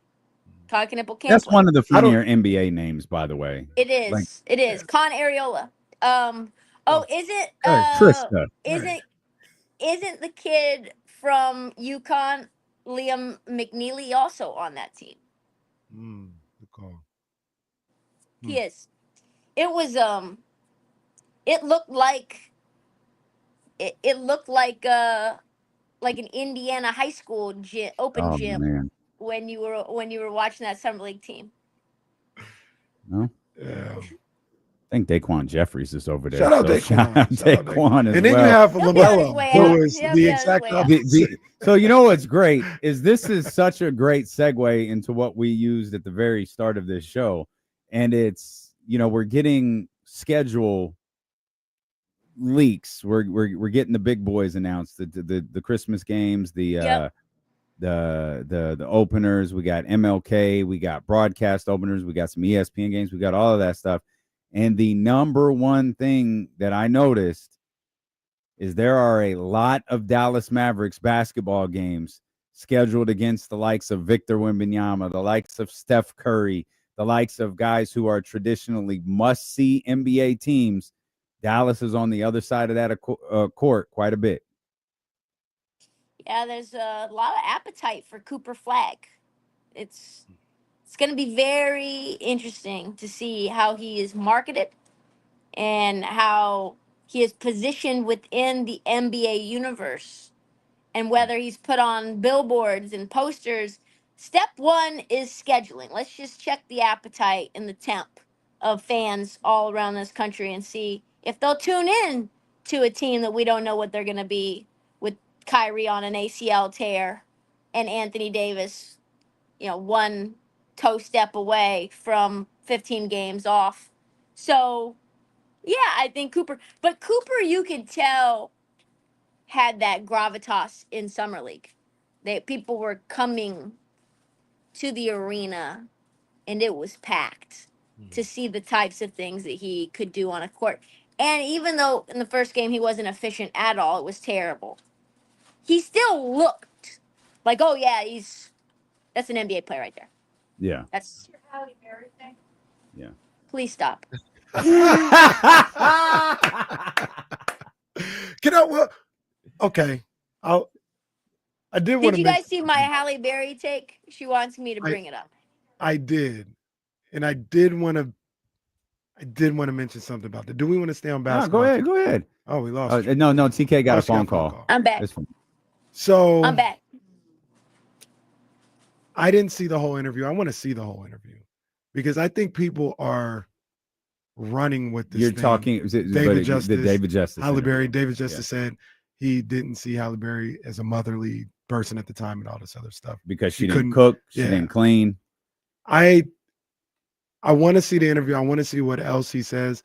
But when I hear the clip that's out there, he says like 3 times. He says, at the time, that's what I thought a wife should be. That's what I was looking for. That's what I didn't think she. That's what he got. That's what he did. That's what he ended up doing. But I don't think there's anything. I don't think there's anything wrong with if that's what he was looking for in a mother, and he didn't think she had those qualities. And there was nothing wrong with her not necessarily having those qualities. Let's break down what she was in the prime of her career. What are those qualities? I would say some of it is, when you see it, like a nurturer, like somebody that will care for this baby a certain way, care for this household a certain way. Cooking is part of it as well. I don't know if cleaning necessarily has to be in there, but nobody wants to live with a slob.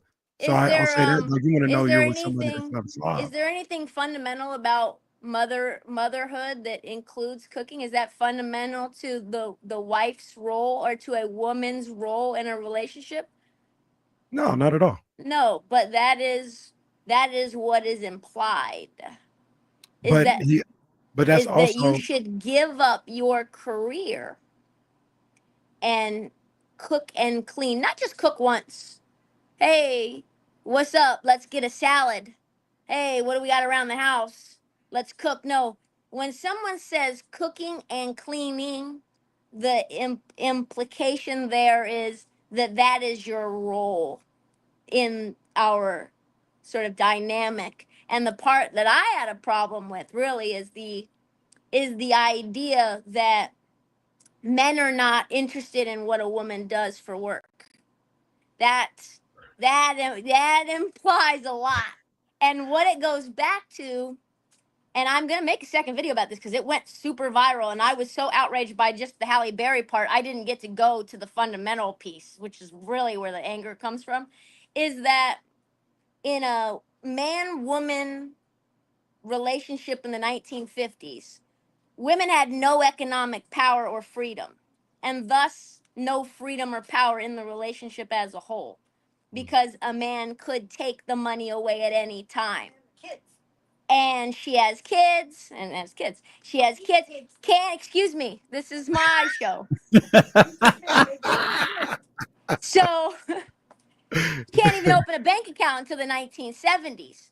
So the divorce rate, surprisingly, surprise, was not as high as it is when women have the freedom to say, go kick rocks. I'm not trying to do whatever you want to do in the bedroom and give you your slippers and your cigar and all your food, and you can do whatever you want to me. Once women had economic freedom to get their own jobs, and then you can then say, oh, well, I don't want to be treated like this. I want you to be able to cook as well. I want you to be able to be a partner as well. I'm not just going to center my entire life around what makes David Justice happy. I also have dreams. I also have goals. I also have ambition.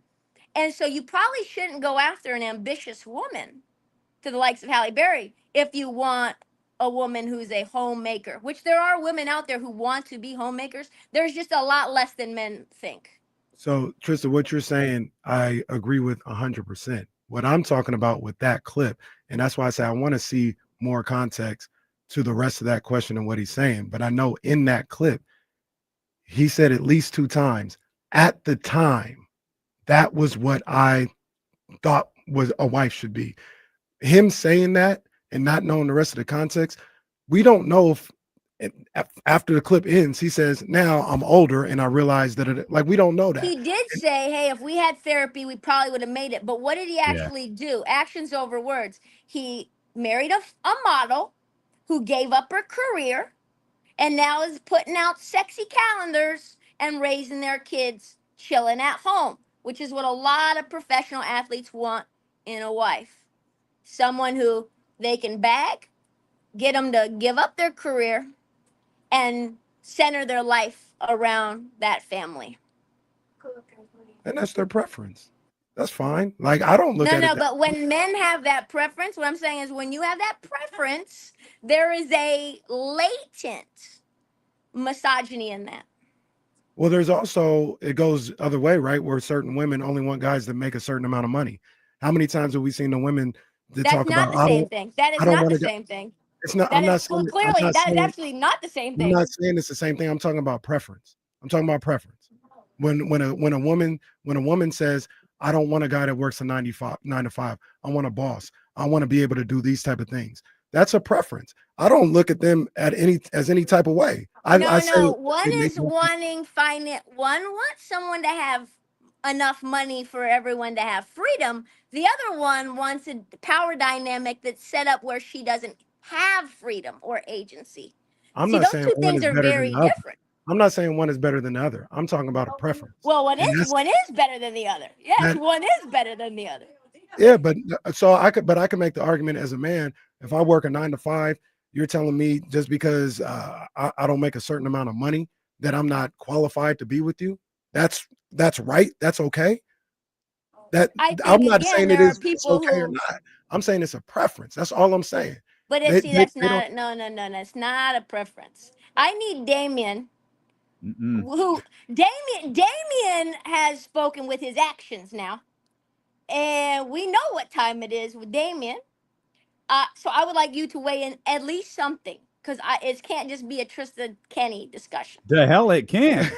I just sit here and let y'all go. What I'm telling you is, if that's how somebody views things, that's how they view it. So that's all I'm saying. I'm not saying I agree with him. I'm not saying anything. I'm saying that's his preference. People too worried about what other people think too much. If that's how he want to live his life, let him live his life. I don't care. That has no bearing on me and how I see women, how I see my wife, how I want my woman to be, how I'm gonna teach my son about a woman. So that's how he lives. So I think I think the problem with David Justice's remarks are this: one, there's very little evidence, at least in my history of following David Justice, that he's a good guy, right? Yeah, didn't he get a restraining order against him put on him by Halle Berry? Yeah, there's a lot of evidence to back up like he's just not a very good person. But regardless, when you talk about powerful women, very well-known women, famous women along the lines of Halle Berry, who, get into, their 50s and so on, and they're either single or they're multi-time divorced, like it becomes like questions about them.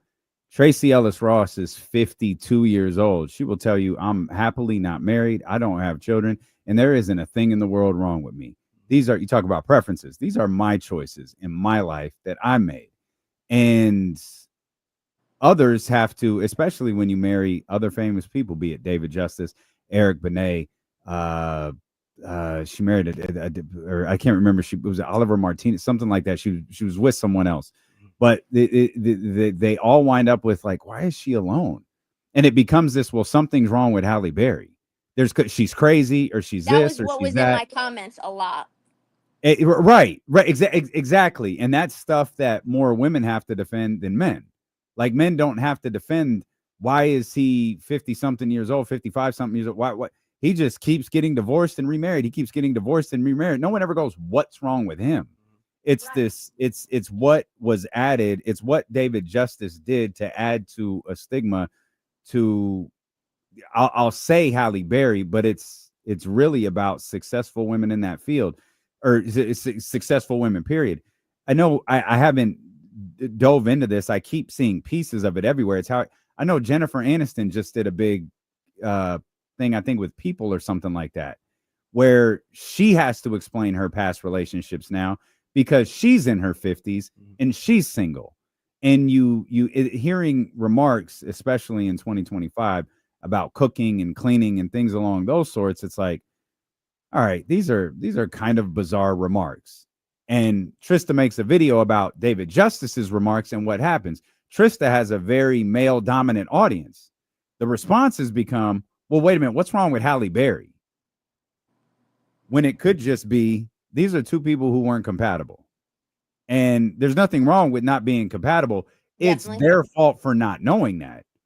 It's their fault. Maybe David Justice had a vision of what a wife should be and what a mother should be.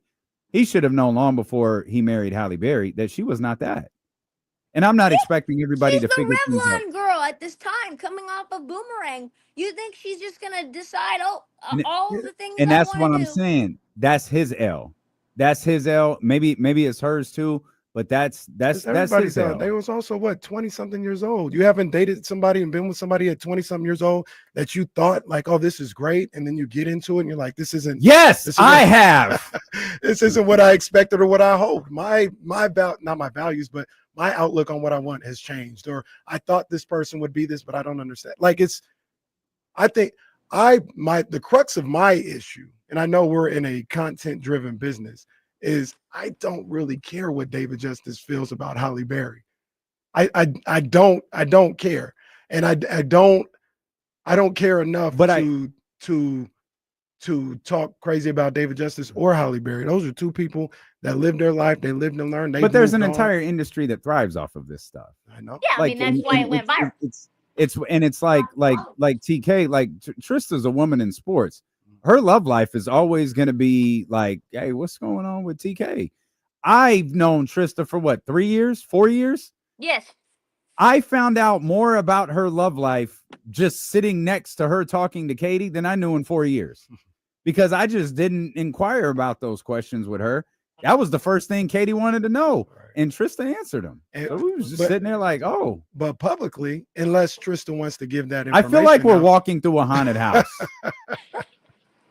That's the house, though. The way you were right. It's all very dark. The way that I go about it, and this is just me. You know what I'm saying? It doesn't have to be everybody's outlook, but just because Trysta is famous and has content out there on a regular basis, it's not my business to know what her personal life is. It's not my business to know who she dating and how she date people and all this other stuff. But not everybody thinks like that. That's why I said that's just again, my outlook of it. That's why it's none of my business. That's why there's an industry that thrives off this. Mm-hmm. That's why TMZ. Yeah, it's TMZ. That's it. That's why TMZ was purchased for God knows how many billions of dollars. It's because people love stuff like this. Yeah, I mean, and I probably lost. I don't know. I lost probably 1,000 followers in a day. Really? And people over that video? And people are weird. All of those videos that you made and you lost followers off of that one? I shouldn't say they're weird. Right away. Okay.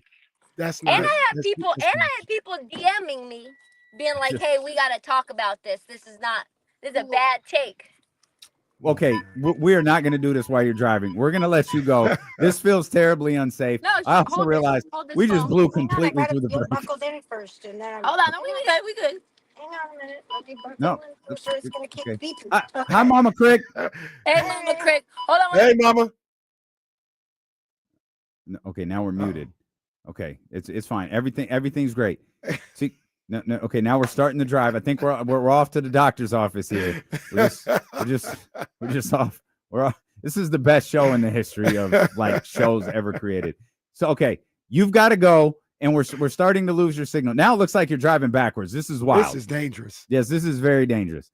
You're on mute. We love you. Jesse's telling us we have to go. All right, I love y'all. Okay. Just know if you want a strong, opinionated woman to cook and clean, you're out your damn mind. You go to Halle Berry. Okay. All right. We love the whole Krick family. Goodbye, love y'all. All right. We'll come back. Jesse is furious with me. I completely was not looking at the clock. We'll come back. It's Tito and Casey on ESPN 1320. Oops. Oh yeah, for sure.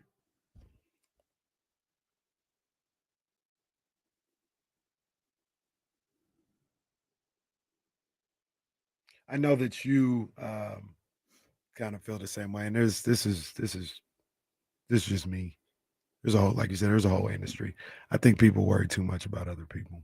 Oh, that's yes. That's just emphatically.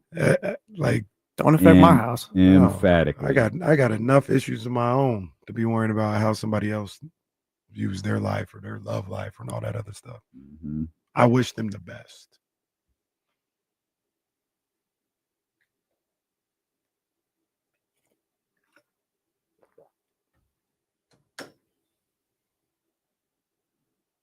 One of my favorite lines of all time. Jigga Jay-Z, what you eat don't make me shit.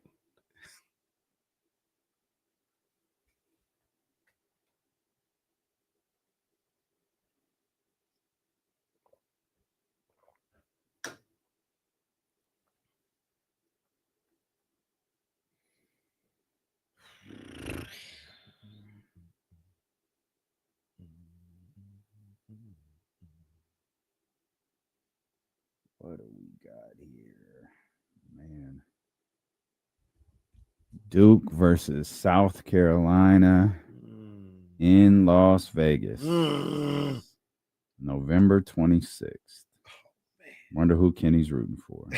I want to go to that, but that's the baby's birthday. I definitely will not be in attendance, but that's going to be fire. Yeah, November 26th.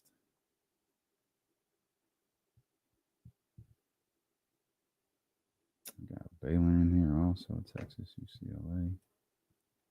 Huh.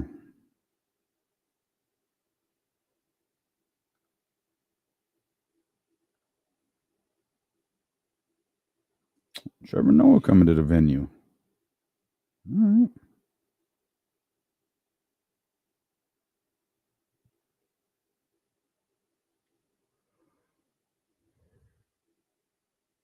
Excuse me, my bad. Didn't mean to do that.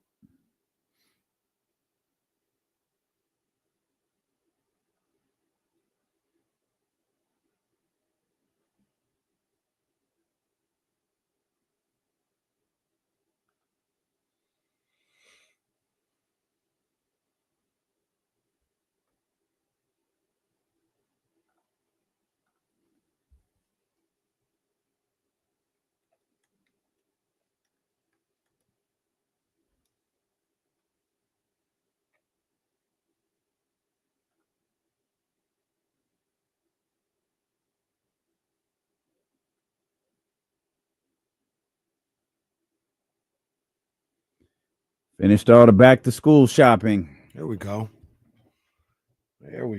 Do people go back to the mall? Do kids go back to the mall for back to school shopping? Or do you guys do that online? Reese spent like 5 hours at the mall the other day. Yeah, Abby went. One of the best feelings in the world. On Saturday. Yeah, they still make it happen. Got a senior, a sixth grader, and a TKer. Pick up that notebook from Target, a couple pencils, but yeah, I'm really going to be on my stuff this year. And then 2 weeks later, realize, no, I'm not. What do you want me to do here? Okay.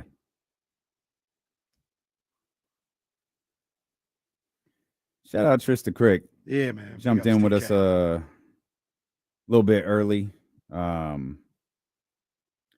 I don't know what happened. We were talking about Cooper Flagg and then wound up on Halle Berry and David Justice. No, because Mama Crick said, talk about Halle. That's what it was. That's right. That's right. Mama Crick was booking the show. That's what it was. That's what it was. That's good stuff. Shout out Mama Crick, too. Shout out to All the Smoke, man. They've been getting some podcasts that have been generating a lot of buzz lately. Yeah, man. I mean, that's obviously a great show. That show been solidified for years now. But they starting to hit different walks of life when you get quotes out there like that. It's one of them ones, man. It's one of those for me, one of those go-to podcasts, man. I like the conversation that those guys seem to generate, with their guests. Yeah, and one thing that I think is great about them is they very obviously work. Like it's not just sitting down and talking. Like they do work to prepare for that show, whether they're with themselves or whether they're talking to a guest. Right. Whether it's in basketball or outside of basketball. I get that TikTok clip all of the time of them talking to Vernon Maxwell about Hakeem Olajuwon slapping him. It's one of the funniest. Have you seen it? I've seen it once. I don't even know if I saw it all the way through, but there's like no way we can play it. Like there's absolutely Vernon Maxwell he cusses. Yeah. Oh, it is the funniest thing. Mad Max, because like I don't remember if it was Matt or Stack was like, hey, did Hakeem slap you in the locker room? And how Vernon's got that raspy, like, oh man, yeah, he slapped this at me. Like, I mean, it was like that man rubbed his hand on concrete and then came and just slapped the hell out of me, man. Yeah. And they're all laughing. And then he just repeats it. Yeah, he slapped this out of me. And then goes on to like tell the whole story about how he was like mad and Hakeem comes over to him and says, hey, don't act like that. And Vernon looked up and said, F you too. Hey, he just hauled off and slapped the hell out of him. It's a hilarious. Go out of your way to find it. It is hilarious. Mad Max, he's funny too. Vernon Maxwell is crazy funny. It is hilarious. Crazy funny. Oh, such a great clip.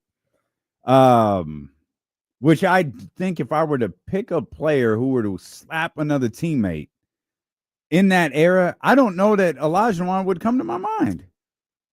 Like if you had told me Patrick Ewing, like deck John Starks, I'd believe that on multiple levels. Charles Barkley had it out with like Dan Marley or something. Sure. But Hakeem Olajuwon? Slapping Vernon Maxwell? If you had told me Vernon Maxwell slapped Hakeem Olajuwon, right, I might have believed that. See, Hakeem, from the things that I've read and just watching him, he's one of those guys that are quiet. Yeah. And those are the dangerous ones. Those are the guys that are quiet. Those are the dangerous ones. And Hakeem, I think he got suspended for slapping the hell out of somebody early in his career, like on the court. Like he socked somebody up. And when I saw that, everything that I've heard about Hakeem since then, which isn't a lot, but it was like, oh yeah, I could see it because he socked somebody up, gave him an elbow or something, socked him up or something. See, AI here. The second suspension was in March 1998 when he was suspended for one game for initiating a fight with Antonio McDyess. No, there was one earlier. There was one. I think he was still Hakeem. Oh man. Okay. Yeah. Well, I need to. He's like I said, he either gave somebody a vicious elbow or he punched him. I can't remember. Let's see. I got a Olajuwon McDyess altercation. There's Olajuwon right there. This is definitely later. Because I'm just looking at the uniforms. I'm looking at the Suns, and they're tussling a little bit. Well, and this YouTube. No, they're fist flying. This YouTube. That wasn't an elbow. This YouTube clip says an elbow, slap, and a punch. 5 best Hakeem Olajuwon fights. Jesus Christ. I didn't know he had that. So they was this Antonio McDyess one, they was going at it a little bit in the post. Olajuwon turns around, McDyess grabs his jersey. He grabs his jersey but pushes him. So that's he pushes you, but he's holding on to you. Yeah. And then that's when I'm seeing this one right now. That's when they start flying. Oh, look at the former mayor trying to get in there and break it up. Hey, get out of there, little fella. Was the other one you saw against the Jazz? No, I've just watched this one with Olajuwon. Okay. I didn't get the top 5 Olajuwon fights. I didn't get that clip. They got him fighting the Knicks. That's one of them. Let's see. I'm looking for this older one. This might have been the one, against the Jazz. That's what happened. something happened. I think the dude elbowed him, and Hakeem, while they're just kind of waiting, he comes up and just socks him. He elbowed Hakeem like on Hakeem's defensive side of the floor. Oh, here it is. And Hakeem just comes up, and I think he just socks him. I got the 5 best Olajuwon fights too. At the 3-minute mark, you'll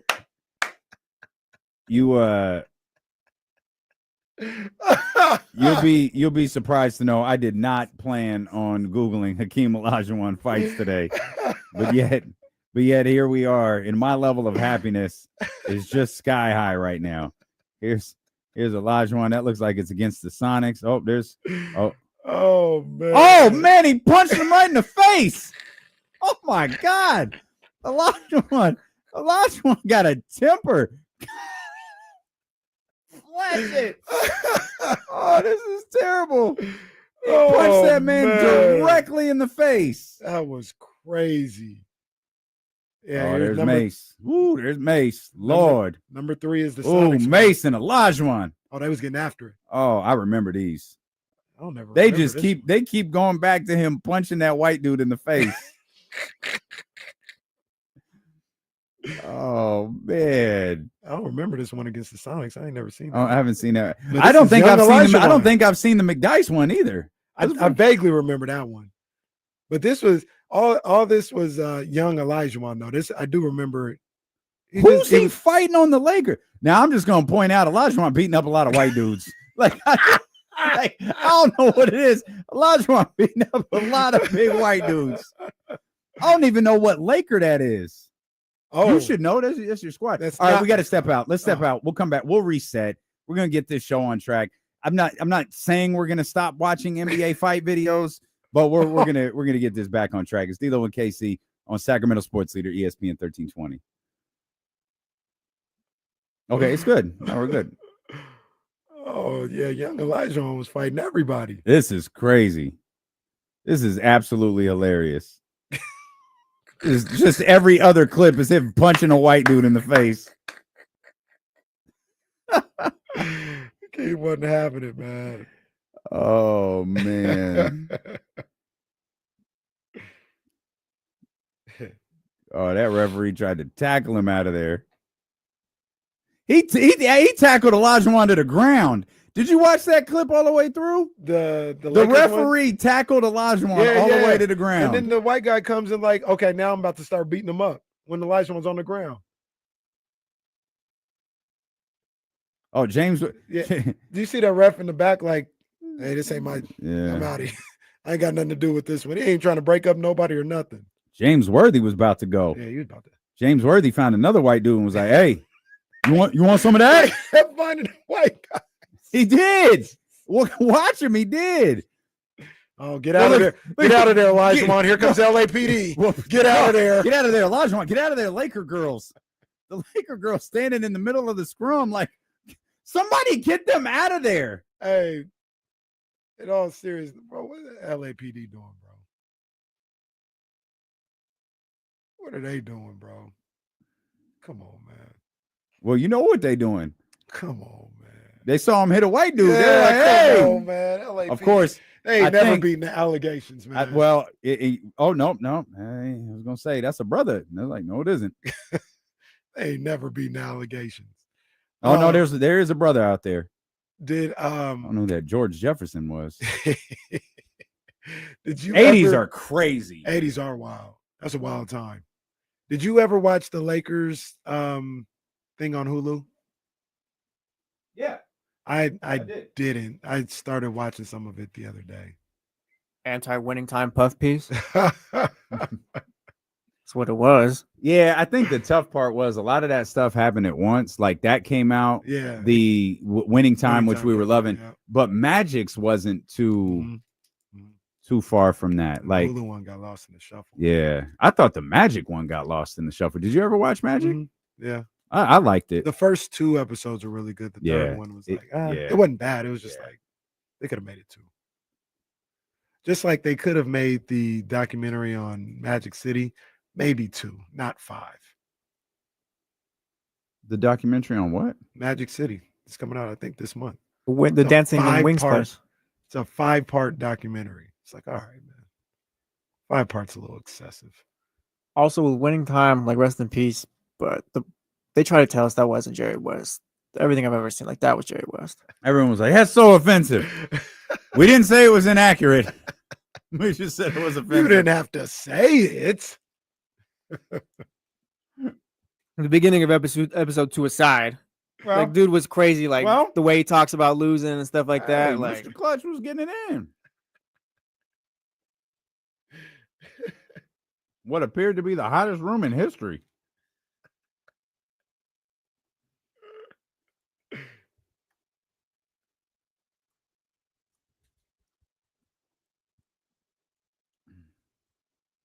When you talk about opening scenes of like shows that will hook you, that opening scene of Winning Time, when Jerry West takes that trophy and throws it through his office window, there was nothing in the world that was going to happen that kept me from watching the rest of Winning Time. An absolute all-timer. Iconic. that show's gonna be one of one. They're gonna clip failed, Clip stunk. I don't yeah. think Clip you can do didn't another. Well, Winning Time. in Clip's fairness, because that was supposed to be a serious show. it correct? wasn't like a funny topic, No, right? no. Like the first episode or 2 were hilarious until you realized, oh, there is a lot of racism involved in Well, this that's show. the thing. The show, like the whole show, came off as a comedy, and then you guys told me like, I was no, this is a real show. I was like, oh, then this is just not good. It then. switched. Yeah, like it got dark. When Doc stopped throwing oranges at the wall, when Doc realized his wife was white, the whole series changed. Yeah, like I couldn't buy into Doc or whatever. What does Dad say to him? What, you didn't know she was white before you married her? That was When Barksdale. Is that Barksdale? It was Barksdale. Yeah. From the, The whole series went downhill when Doc realized he was white, or his wife was white, shortly after showing up to a convenience store in his Clippers warm-up Come jacket. on, man. That's when I was like, wait a minute, what are we watching? The dude gonna wear the Rivers jacket to the And all the white people were like, oh, go ahead. It's no. Go ahead, brother. Do Laker fans like Winning Time? I don't know. Casey? I don't know. It's essentially a show on, hey, let's catch the Boston Celtics. That's cute. You said they. It is they. It ain't me. So Winning Time ends with the Celtics winning the championship. Yeah, it starts with the Celtics winning the championship, and it ends with the Celtics winning the championship. That was tough. So great. Canceling. That's one of the great mistakes in television history. I disagree. I still got to watch that last episode. Canceling Winning Time was such a failure. Was that during the strike? Yeah, or the lockout or something like that? The strike. I believe it was Screen Actors Guild strike. Yeah. That's tough. The 90s Cowboys one comes out in a week. That's not like Winning Time, but it's own. But that's not a documentary. No, yeah. I mean that is a documentary. Yeah, it's not like Winning Time, but I'm excited for that. They could make that a show. I like the show better than the documentary now. Winning Time set the standard. Let's make shows. I don't think the other ones can do it though. That's what I'm saying. Part of the thing with the shows is seeing how bad the casting is. Right. I mean, some of it, it's like, oh man, Al Bundy is playing Donald Sterling. Ed O'Neill is playing Donald Sterling. That's crazy. And then, is there a white guy playing Blake Griffin? Did we ever find out if that guy was white? I guess we can look into that, like, actually right now. Who played? I mean, that scene where Donald Sterling is holding his hand at that party and walking him around. And who was Elgin Baylor? That was the guy from Amen. Yeah, right. Yeah, right. Clifton Davis. Yeah, good knowledge. Clifton Davis. Good knowledge by you. Where Austin Scott played Blake Griffin. Austin Scott. Yeah. Austin Scott. Nope. That's not who we're looking for. Type in Austin Scott, Blake Griffin. Thank you. Let me see. You're our Austin Scott. Yeah, go ahead and do that. I had to type in Blake Griffin, actor clipped. Who is Austin Scott? 31-year-old. Where's this guy? Not the actor. I don't think we're gonna find out. I think he is. I think he is. That would be my guess. I think he is too. I think he is. I think he is too. I think he is too. That's my guess. But I'm not sure. He was also in They Found Hell. Sometimes during the summer, I get really tan. That's what he looks like. He looks like this was filmed during the summer. That doesn't mean he's not black. You can't have a white guy play. You can't have a white guy play. I went to the IMDb. Mm-hmm. He black. Yeah, he's black. Yeah, for sure. You know what he kind of looks like? The girl who played Viv, that whole Viv character person was so not Viv. What was her name? Was it Viv? Oh, V. Stiviano. V. Stiviano was so awkward. Yeah, that was just so like she would like her whole everything about her was so uncomfortable. Maybe that's how V really was, which means she would do. That's a good job. Well, yeah, I mean, and now Chris Paul's back with the Clippers. Back with the Clippers. Back with the Clippers. high-rise apartment downtown. Back with the Clippers with expectations. Expectations of winning. Oh, you see what Bradley Beal said yesterday? I think it was. He said he wants a ring. Yeah, that's why he signed with the Clippers because he wants a ring. Well, where do you want to sign? Where are you going to sign at right now? I don't know. I just imagine it's like, hey, I want to go win a title. I imagine the Clippers probably aren't that place. I mean, disregarding their long history of it. That's unfair. He's got a shot at it. He has a shot at a title with the Clippers. Do you think he's got a shot from about 3 miles away? Maybe. Do you think that was his best shot?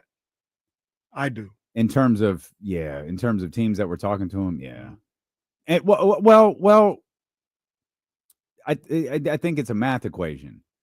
Teams that were talking to him that had a chance at winning a title, that were a competitive basketball team, that had a role for him, like a real role for him. Yeah, I think the Clippers do. Yeah, I think they checked off more boxes than anybody else. Like, would it have been worth going to Boston? No, I don't think so either. No, I wouldn't have went to Boston. Yeah, I don't think so either.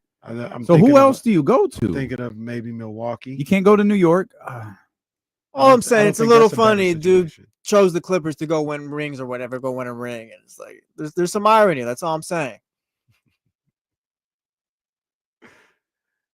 Hey, real quick, what do you give me for? Remember, scale of 1 to 10. Okay. Awesome. By the way, this is another bit that you stole from who? You know what? It's fine. Oh no, go ahead. Murphy Mac. I thought it was your boy. Who? Bill. No. Okay. No, it's not. Go ahead. Boy. It's not my boy either. Go ahead. Scale of 1 to 10. Yep. What do you give me for Austin Scott, the actor? Okay. And Jonathan. Oh, damn! That's a 9 at least. A 9? At least, right. Hell yeah! No he said it. I thought. No way! He said it. I thought out loud. No, it's there. No it's way! It's there. Close your eyes. Close your eyes. Close your eyes. Yeah. No. Close your eyes. Oh, hey. No. Hey, at least a 9. At least. Come on, you got to use your imagination here. I think a 9 is fair. Man. No, but a 2. No, 2 is way too low. No, this is terrible. Somebody's got to be around to give us. Is that Austin's? So okay, I found okay. Matt's walking right past you guys right now. Who? Matt. No, it's Matt. What's Matt gonna do? He can confirm. Casey wanted another. Okay, first of all, no, I don't think Matt's a radio guy, to be honest with you. That was a shot in the dark. He dyed his hair for that show. This is a brother. He dyed his hair for that show. He was redhead on the show. Yeah, right? He did. Like I'm looking at him right now. This is a black man. One, this is a good looking dude right here. That could play our engineer. Absolutely. That's him. If you can show me someone better, that's fine. But right now, Casey's got. We need to get Jonathan in here so the people watching can see him. That's a good call. Should I go grab Jonathan? Go. Hold on. Pull up Austin Scott. Yeah, let me go Austin because we need Austin. I'd say it's no lower than a 7. No lower. No way. No way. No way. 9 is crazy. 9 is fair, but no. 9 is crazy. I need to get his Instagram page. That's what I need. Austin. Am I on images? Get images here, my man. Let me get him without this. Is this his Instagram? This Uno Chaz Cruz. What? at Uno Chaz Cruz. I'm trying to find it. This is a decent picture of my man right there. That's a good picture of Brody. Is this Austin Scott? Okay. Oh no, it's Austin Scott 93. Chaz Cruz took the picture. All right, here comes Jonathan. All right, we're sorry for the radio audiences. I feel like that. Go back, check us out on YouTube. Yeah, you know what I'm saying, check this out. This might even be a clip. You know, I always have a difficult. I always have a difficult time adding. There we go. Share screen. All right, here he is. This our man is Jonathan. Austin Scott, bro. There's no way. So that's our man Jonathan right there. Here, Jonathan. So and there's Austin Scott. Do you believe? Does that man look like you? It's a resemblance. I mean, a little bit. That's what that man does not look like you. Jonathan says it. I mean, he's just a handsome guy. So. Well, you're a handsome guy. Like no. Okay, okay, all right. Running it says 10. Come on, man. This is Jonathan, bro. All right. He's playing Jonathan at Life at Odyssey. I'm a little darker, but yeah, that's me. All right. I even got that silly little. I think I have that silly little like the Widow's Peak joint. Yeah, he's got that. I mean, too. he got it. Yeah. Like, yeah. See, even the guy himself confirmed. Well, I mean, if Jonathan says he looks like the man, then fine. What am I going to argue with him? Look at that one and that one right there. Yeah, come on, man. Oh, yeah, I'll take that. All right. That was all. That's a win for me. This is the guy That's who a keeps, win. This is literally the guy who keeps the building from falling apart. That's and facts. we're calling him in here to do our stupid little radio. I literally asked him, "Hey, do you want to come play on the radio real quick?" Yeah, no. All right.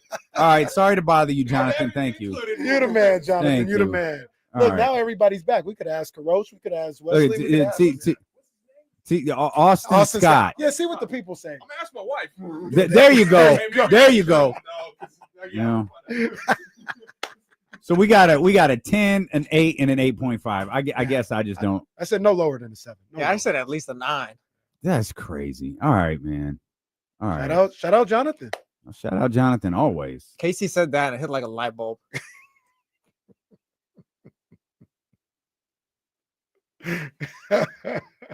Let me find this brother's Instagram.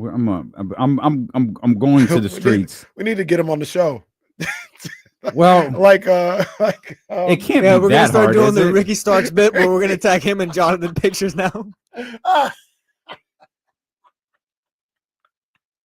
Austin Scott's like, what the hell's going on? Well, as we've learned, he'll see it. Austin Scott gonna be on D-Lo and Casey. Most people be like, "Who's Austin Scott?" Hey, it opens the same way Ricky Starks and D'Lo did. We just have Jonathan there. Oh no, we actually do. Good stuff. Shout out Ricky, man. We don't know. We ain't heard from Ricky lately. Ricky Saints. He's probably a lot harder to get a hold of than He was the used North to be. American champion at one point. I don't, Is know if he he? still, I don't know if he still is. I don't know. Let's was run a this. month This is one of ago. my favorite moments. Ricky. There we go. Hey, take me off. Take me off. And then it evolved in like you bear a resemblance to Ricky Starks to you're like Ricky Starks's like long lost brother. And my sincerest apologies for the amount of times that your name and tag is used in something in reference to me. Honestly, I find it so funny because I feel like every light-skinned dude with a nice fade haircut is automatically we just brothers or doppelgangers. See, that's how these dark-skinned dudes act, man. That's yeah, what it is. exactly. So honestly, I'm glad we can finally meet because I won't even front. It is kind of weird. It is Shout out to Ricky Starks, man. Shout out Ricky Starks. That was an all-time moment. No beard dealer. Are we ever gonna go back to that? What's it? No beard? I don't think so. Yeah. See, once you got the beard, that's it's a tough. done deal. Yeah, It's I a don't done think deal. so. That's what we said. Yeah, we tried That's to what we tell him. said. He didn't believe us. Yeah. I asked Katie, "Does this guy look like Jonathan?" And she replied, "You are racist." So. Does she know? You know what was tough is at the white party. Uh-huh.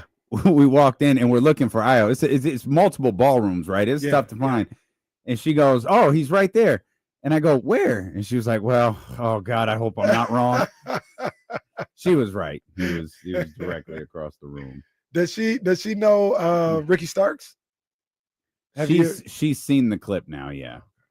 She's seen the clip. That's a 9.5. That's a 9.5. Me and Ricky? Yeah. No. It's 9.5. Katie's response is not helpful at all. I asked her, obviously, because she knows Jonathan. She says he doesn't, and yes, also he does. Great. It's like basically a meh. I don't know. All right, cool, man. I guess that would be a 5. Yeah, 5. Yeah. That's the lowest score so far. That's correct. Kim would have been great for these moments. Kim would have been great. I don't know what she's probably watching. Lord knows she's not probably working. Golfing. That's what she does. That's a good point. All day long. That's a good point. Every day. That's a good point. So you okay? What's the game called again? What do you give me for? You've got a what? A 1 or a 2 on the Clippers winning a title? Oh, I'll throw it out like a 3, I guess. A 3. They're a contender. They're a contender. No, I think they're one of the top 4 teams in the West. No, like we need to be real about it. I think one of the top 4 teams is fair. They're a contender on paper. No, they were a top 5 team last year. But yeah, it's not real ever. They're a contender on paper. You're like, going. we know wait a minute. They were a top 5 team with the 3rd best record in the conference. You're going off of history, which is fair and understandable. Yeah, I'm going off of everything that they've told me. But sometimes you like somebody saying the Lions can't make the playoffs. The Lions will never make the playoffs. Well, yeah, but like Jared Goff doesn't have a hit. Like that's like the team thing. Like I can point to the Clippers, but more so my issue with the Clippers is that there's a history of James Harden just not being who he is in the regular season come playoff time. What about Kawhi Leonard? Kawhi Leonard, my issue with him is that I'm afraid he's not going to be healthy come playoff time, which is kind of done it. Huh? He's done it, but my issue with him is health. It's not about that. It's just it's all the factors mixed in. You got one guy who just comes up short every year in the playoffs. Another guy at this point in his career is just a math problem to try and keep him healthy. Bradley Beal, we need to see what he is after 2 years after a 2-year low. It's just I feel like we know about the Clippers already. Like they have great players and all that. I think they'll be a great regular season team. I don't doubt that they'll be a top 6 team, all that. But come playoff time, we've seen that movie enough. I actually think they'd be a great championship story if it were to happen. Oh yeah, it'd be an awesome story. Amazing. Yeah, like James Harden, everything said about him goes away. Kawhi Leonard gets another one. Chris Paul gets his. Yeah. Well, but I think the person it does the most for is actually James Harden. It would be pretty crazy would that be Kawhi's 3rd title on a 3rd team? Did he win with San Antonio? Yeah, he was. He did. He was Finals MVP. He'd have 3 championships on 3 teams, and I think only Bron has that. Sounds about right. Well, like real. I'm trying to think how many teams did Robert Horry play for? How many teams did Steve Kerr play for? Steve Kerr got 2. Steve Kerr's Bulls and Spurs. Excuse me. Bulls and Spurs. Horry is Rockets, Spurs, Lakers. So he has 3. Leading 3 teams to a. I think John Sally's got 3 too. Pistons, Bulls, Lakers. Yeah. They don't count. You know, John Sally was a radio show host. He's good at it. Is he still? I don't know, but he's a good. He definitely was. Entertainer. Yeah, he definitely was. Are the Clippers the late 90s Rockets? The late 90s Rockets? Yeah, like the Charles Barkley Charles one? Barkley after Philadelphia. Clyde Drexler was there. After Phoenix. Like it's a bunch of guys just past just what they once were. James Harden at one point was an all-time talent. Like I'm not saying he's bad now or anything like that, but it's just a bunch of guys past it already. But do you think that's right? If the Clippers won the title, would it do the most for James Harden? To me, Chris Paul doesn't need anything. Chris Paul's already 40 years old. Chris Paul's he's past solid. that point. Yeah. Like he does not need. I'm sure he wants one. He does not need one. Well, a title like 5-7 years ago would have changed it. Like now, a title's not going to do anything. I don't think. I kind of feel the same about James. Really? Yeah. I mean, James is one of the greatest scorers of all time. But he can erase an entire stigma about him with one finals win. Yeah, you think he's like all time and all that, but I think just all around nationally and stuff like that. If you ask a random person, like they're like, I think everyone will say the same exact thing. Like he's a playoff choker, this and that. But if you get that ring, it's like, yep, James Harden is one of the all-time greats. You think they say the same thing about Chris Paul? I don't think so.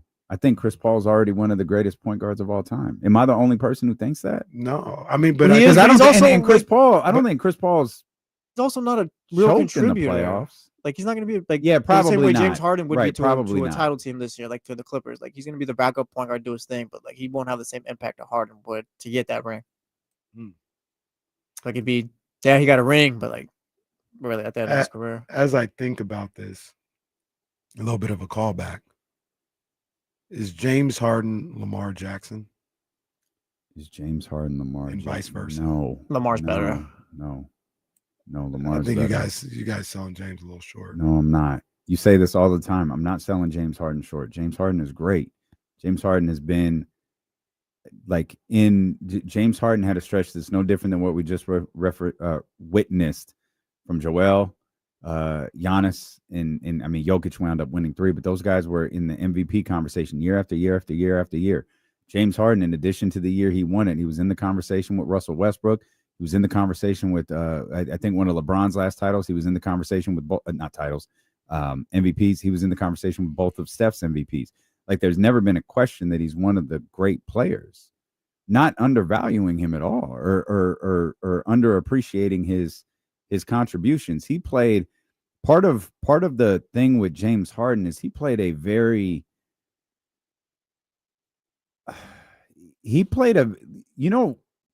Luka can be really frustrating to watch sometimes. James Harden was the same exact way.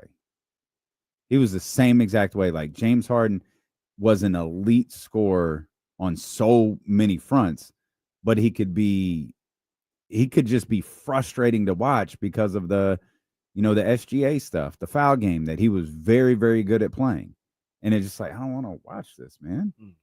And I think that I don't think it tarnishes his game. His numbers are there, but it's also like he just wasn't an enjoyable player. So, and I understand that, but I'll ask the question: Do you think Lamar Jackson today is on the upper echelons of quarterbacks to ever play the game today?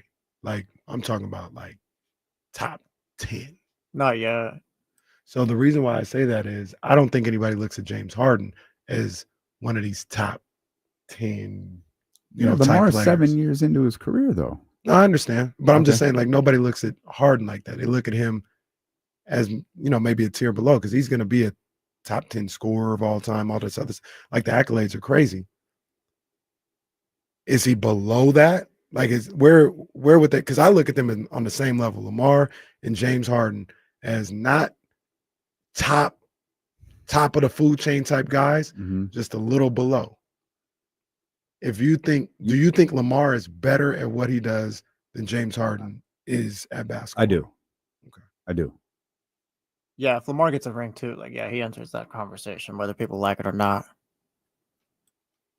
I don't know if James Harden does. James? I don't think he does. Because like they're at different points. Like Harden's already old now. Like a lot of his book's been written. Like if Lamar gets a ring in his prime, add that to 2 MVPs. Like that's a lot different. If James gets a ring, depending on what you see him as, like that's always a debate too.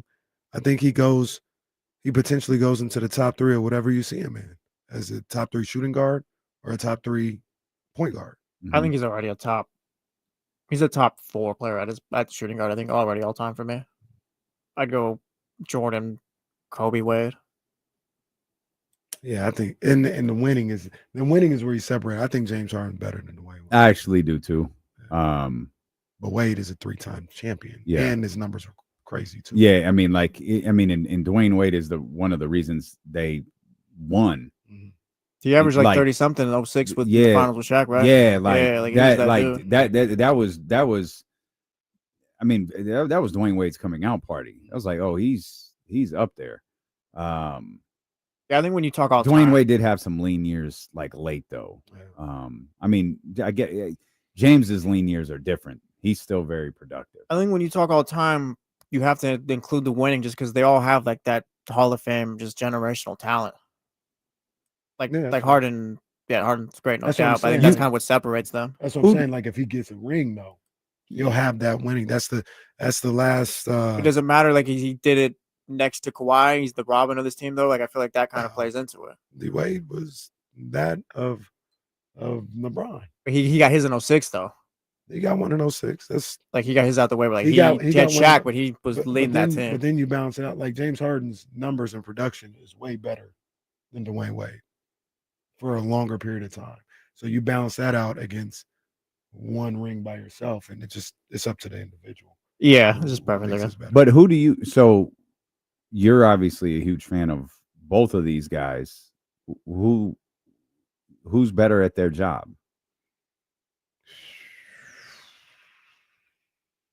Who's a better number one?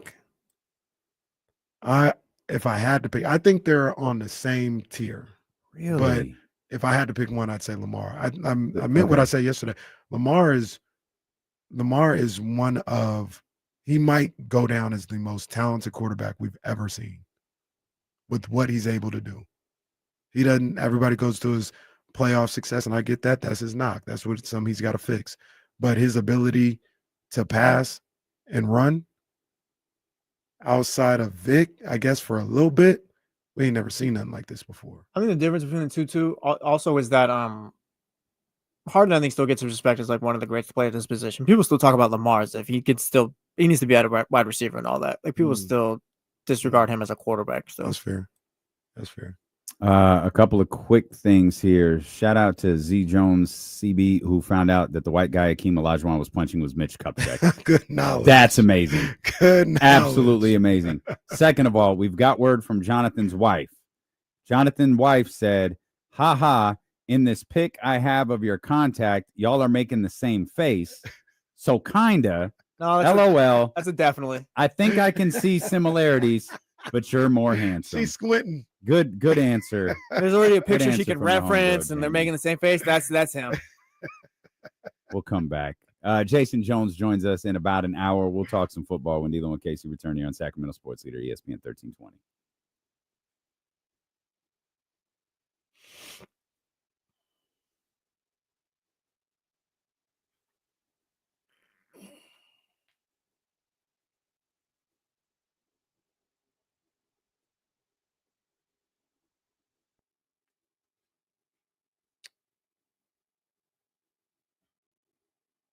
We're always so extreme in our reactions. Yeah, Bryce.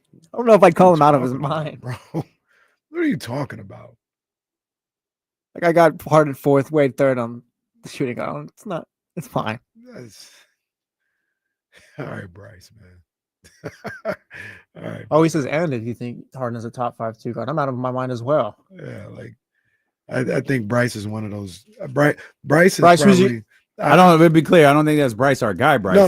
This is Okay. Bryce and the Yeah, Blood Bryce has been Ninjas. Blood Ninjas. Yeah, Bryce, who's your top 5 2 guard list then? What's your top 5 2 guard list? When somebody like that, this is just how I go about it. Not everybody has to, but when somebody says something like Bryce says, I know you've never been in them trenches. You never had to be on the court, and you don't like James Harden, and you let that affect where you look at him historically. Because there's a lot of people that I may not care for, but I can't deny who they are and what they accomplish. James Harden, we always look this up around this time. But what is he? He's poised to be like a top 15 scorer of all time. No, James's numbers are insane. Absolutely insane. He's second all time in threes. Yeah. And he's still putting up 20 and change. I'm not even a big, it may not sound like, I'm not a big James Harden fan, but it's I don't like, damn, can't deny. He's 11th all time in scoring. Jeez. I saw something yesterday where KD is, I think, about 2,000 or 2,500 away from. Yeah, he's gonna pass Kobe. a couple guys. He could be top 5 eventually. I think he's not far from like 3. He's not far from Kobe. He's got 30,000 points and some change. Kobe's got 33. Kobe's about 3,000 points ahead of him. What does that look like? What does a season look like? That was like 1,000 points. I think I saw a tweet. He can pass up This Mike. is James? No, this Kevin. is KD. Yeah. Oh, I'm sorry. I think I saw a tweet this morning that he can pass Michael Jordan this season, who's 5th, if he averages 26.5 per game for 65 games, something like that. Or that at least jumps on Dirk, who's 6th. So, like, if he could do that this season, I mean, he's not far off from Kobe and those guys. Yeah, it doesn't feel like. I guess I can find out. The points. James. Oh, I'm looking at KD. Sorry. KD scored 1,600 points last year. 1,647. He scored 2,000 the year prior. He's gonna do it. He's gonna finish top 3. Kobe's 3rd, right? I mean, like KD. Kobe's 4th. Kobe's 4th. Kobe's 4th. Yeah, redacted Malone is 3rd. Oh, that's right. It's Bron, Kareem, going Malone. at the top. Hey, and he's not. He ain't catching Karl Malone. Damn. Karl Malone's at 36,928. Where's KD? KD is 35,71. 36,928. Got to climb down a ways from LeBron. Hold on. Jordan. Hold on. 36,928. Wow, Where one did all you the way to say? 5. Where did you say KD was? 35,71. 35,71. He can catch him. 30.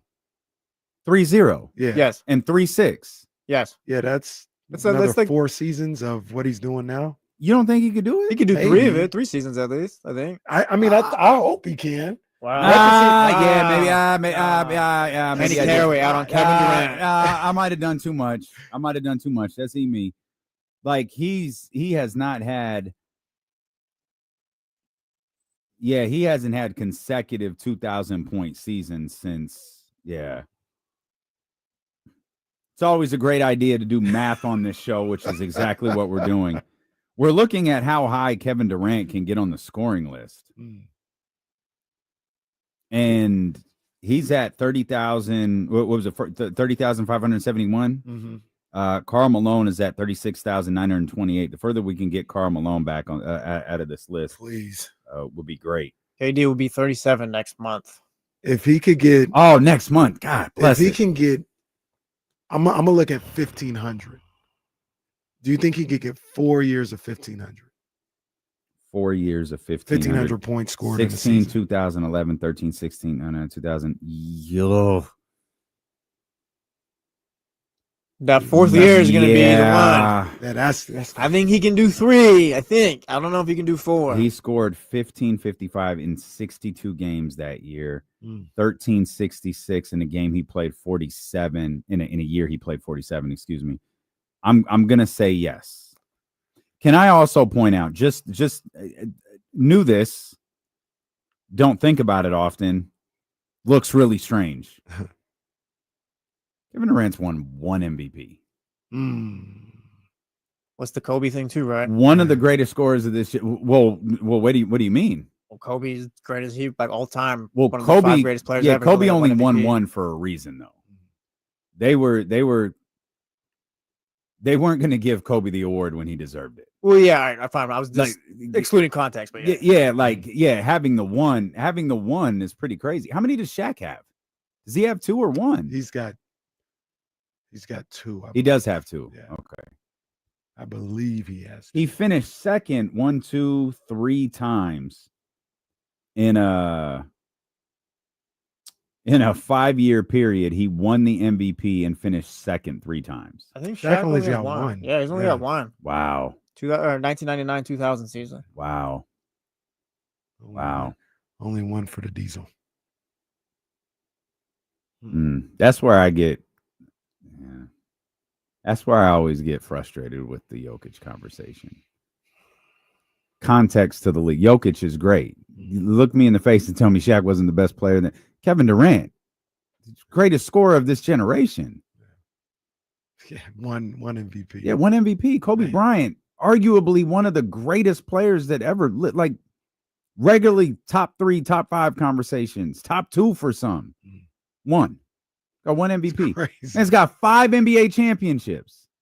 1 MVP. Yeah. Weird. Weird. Steve Nash got 2 of them, though.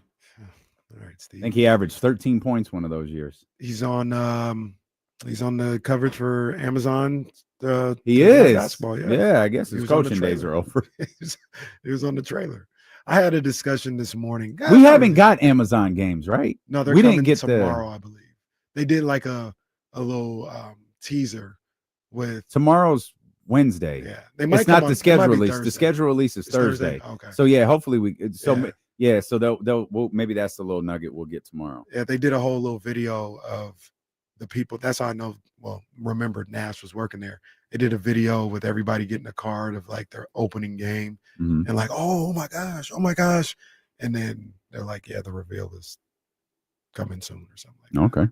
So right. I got into. I'm gonna hate that. What's that? The Amazon thing. What about it? I'm gonna hate pulling up the app. Oh, it's not Amazon popping. bad. Yeah. Now that I found these boxing channels, like Amazon got it going on. I need to go there more often. Well, there's a difference too, because it's not going to be like, oh, I got to watch Jags Titans on Amazon Prime. I can't. True. Like, you're not going to want to change the channel from like they'll put good NBA games on. Right. They so Jags Titans is the theoretical, just trash game for us always. Just the example we always got to use. It is. It's just the all-time. Like they had all-time quarterback back at recess. Like that's the all-time trash game. And it's always, if you think about the matchup, it's always in the all mustard uniforms against the baby blue ones for some reason. They I got into a discussion a little bit. We don't have to spend too much time on this, but I tweeted it out. Somebody had talked about Ohtani, who hit his 40th home run the other day or something like that. Okay. 3 straight years of 40+ home runs. The guy had tweeted out, he said, Ohtani's the clear favorite to win the MVP this year. That would make his make it his third MVP in his career. Only one player has 4 or more. So Shohei Ohtani is well on his way to becoming one of only 2 players that have 4 or more. And he says he's the greatest we've ever seen. I said, sir, the one person that you talk about that has 4 or more has 7. It's not like he has 4. He has 7 MVPs. Mm-hmm. He got robbed another 3 times. Shohei's unbelievable. No. Shohei's the second greatest player of all time. I'll take that. Yeah, he is. Barry's number 1. The whole that was weird too. Oh yeah, only one person has more than 4. He's got 7, dude. Like, why are you throwing the cutoff there? And I do think Shohei's gonna get 4. Baseball, I think he's gonna get like 5. Yeah, MLB needs to get over the weird thing of not mentioning Barry Bonds as the greatest player to ever do it, or just kind of beating around the bush with that. Yeah, they need to get over that. I don't understand, and it's also I find sports so weird. Like the NBA has no problem going, "Happy birthday, Karl Malone," but Major League Baseball doesn't want to acknowledge Barry Bonds anymore. A guy who they celebrated during that home run chase. It's the whole hypocrisy of that home run chase. Major League Baseball might exist today because Mark McGwire, Sammy Sosa, and half the league or 3/4 of the league were on steroids. Mm-hmm. That absolutely changed the game, like in terms of the way people cared about baseball after that strike. Oh. And then like, oh, we're not going to talk about them anymore. We're not like all of these writers. This is the thing that frustrated me about these writers. Bitch, you're relevant right now today because of what those guys did. Mm-hmm. Now we could talk about it, whether it's right or it's wrong, or the game and the purity and all of that different stuff. You could do that, and I won't argue you. But you guys are taking the moral high ground on some very odd issues. Right. Steroids don't always boil down to who's taking them. It boils down to who gets caught taking them. Well, that's the thing too. For me, it's like if you didn't get suspended for taking steroids, then I'm sorry, you're all good by me. Whatever outside, blah blah blah, I don't care. If you got suspended for taking steroids, then sad you got caught. You're in trouble for that. And if you didn't get suspended, then he's fine. And I've always gone by the thought process, not just with Barry, with anybody, but it was so prevalent. Damn, there was a even playing field. And I know what steroids are and what they can do. But like I've always said, steroids, is that better than greenies? You know what I'm saying? They was using greenies back in the day, and they don't look at that as performance enhancing at all. Maybe because it was legal or whatever. I don't know, but it would help you. It was an upper. So steroid era is really, really interesting.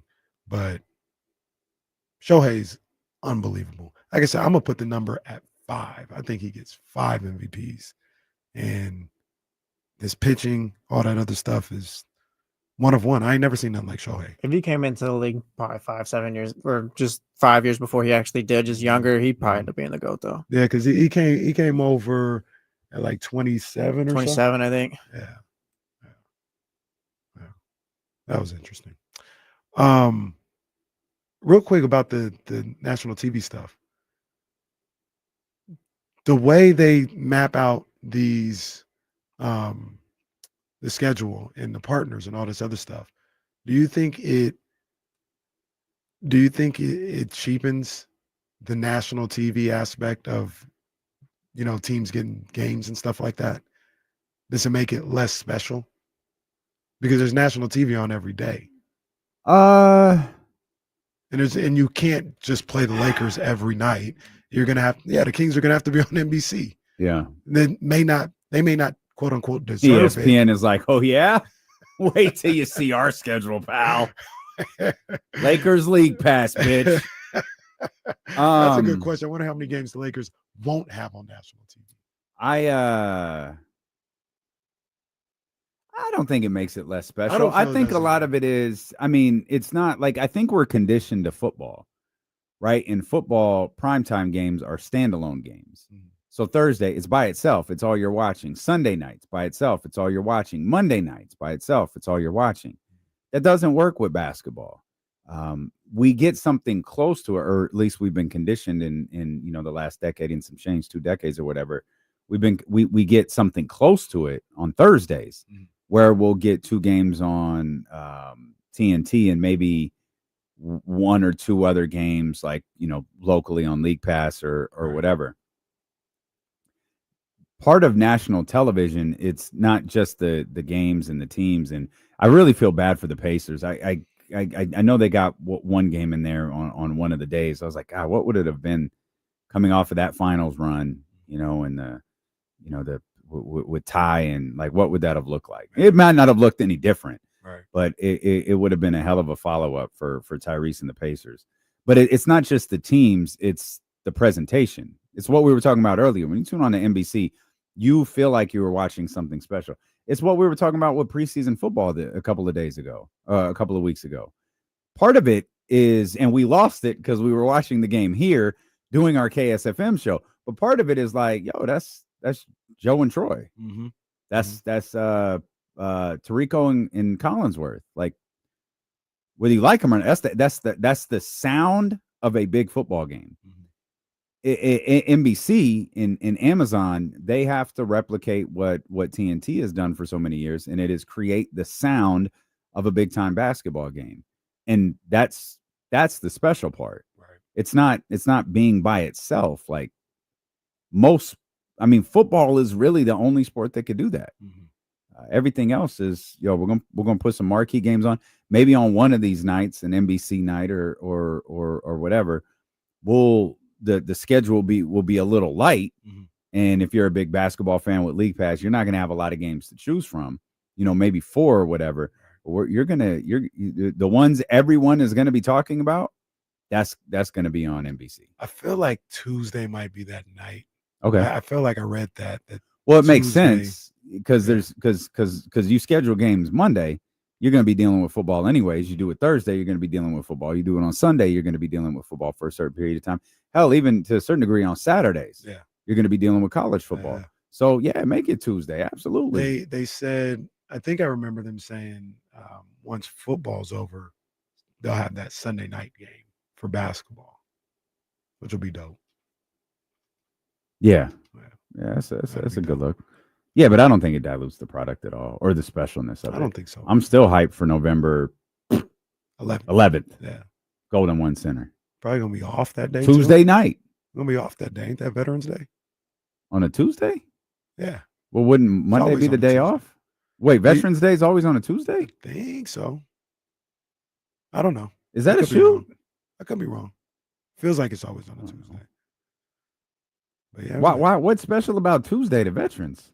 I don't know. I'm not trying to be. Well, it is. I mean, don't know. All right. I don't know. I don't know, man. What? I don't know. Maybe we will be off. Being off the day of the game doesn't matter. Being off the day after the game is what matters. True, but we can get there. Then you hit Tiger on a Tuesday night. With Jake Gaden. We could get there early. Oh, that's a good point. Yeah. That's a good early. point. See our people. Yeah, that's a good point. Do we still have people there? No.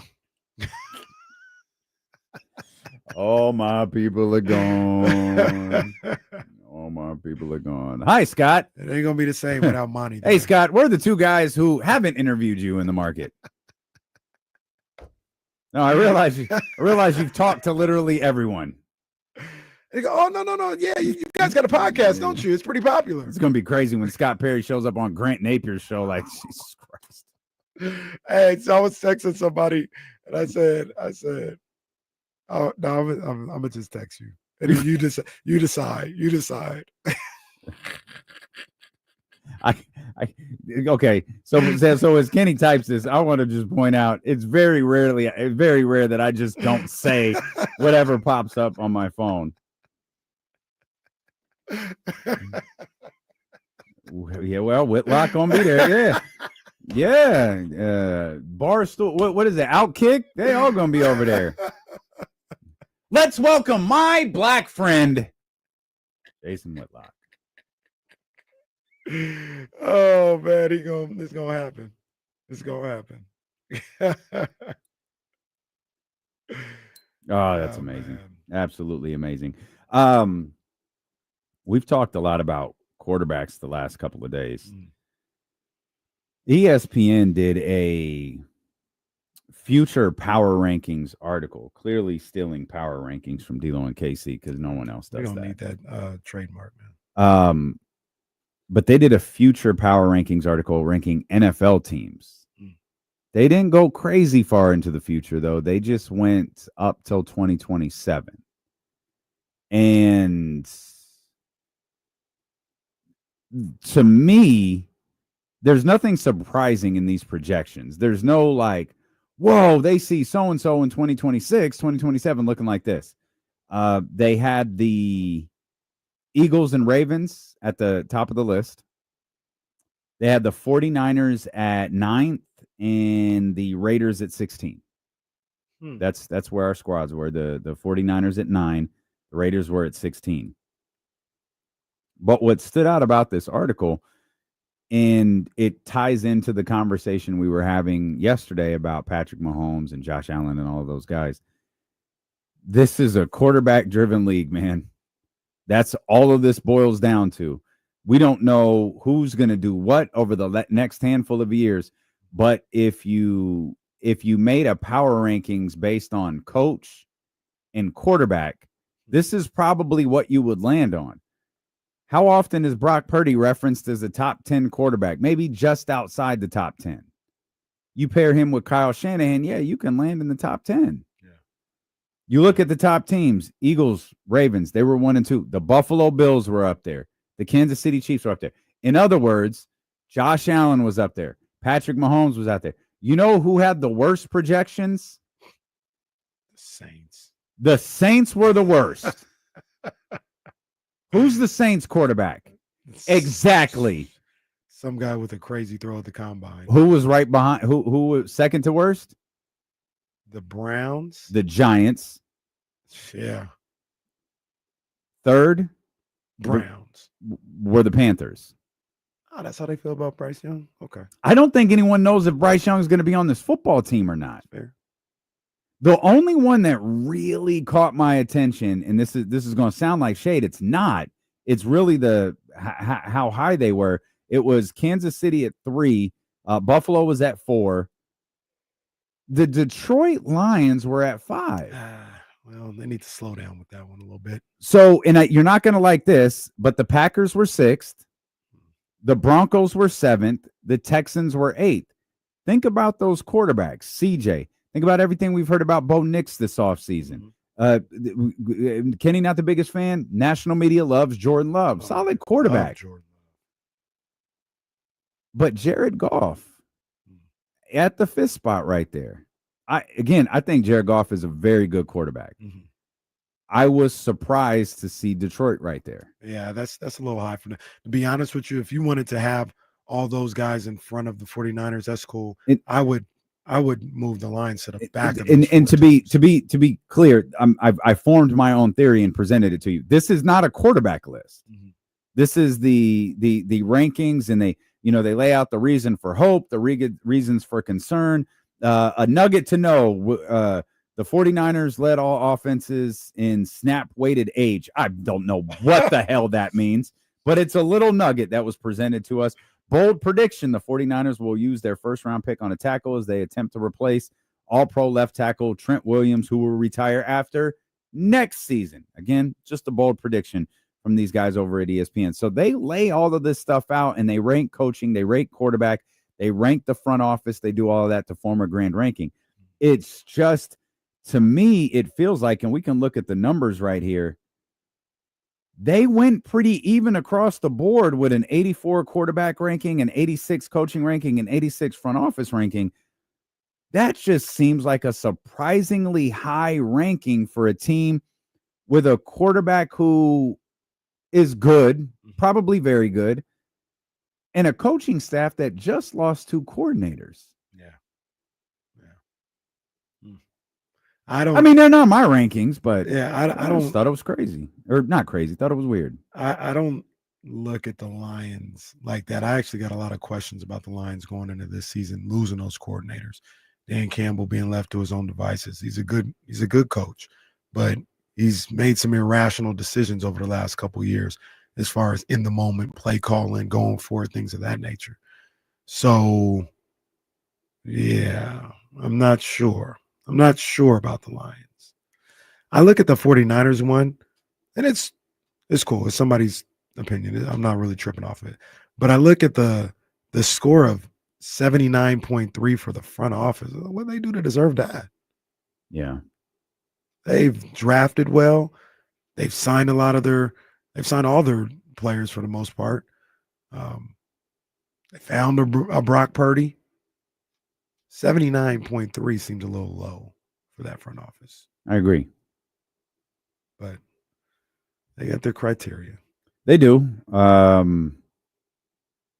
Just to, I guess, round out the top 10, the Commanders were the 10th team with a very high quarterback ranking, a 92 in their projections. Coaching staff get an 81, front office get an 82. You mentioned Cleveland a couple of times. Interesting to see the Los Angeles Rams down here at number 13. Just dawning on me. Quarterback ranking 95.3. Coaching 78. Front office 68. What team am I talking about that we have not mentioned yet?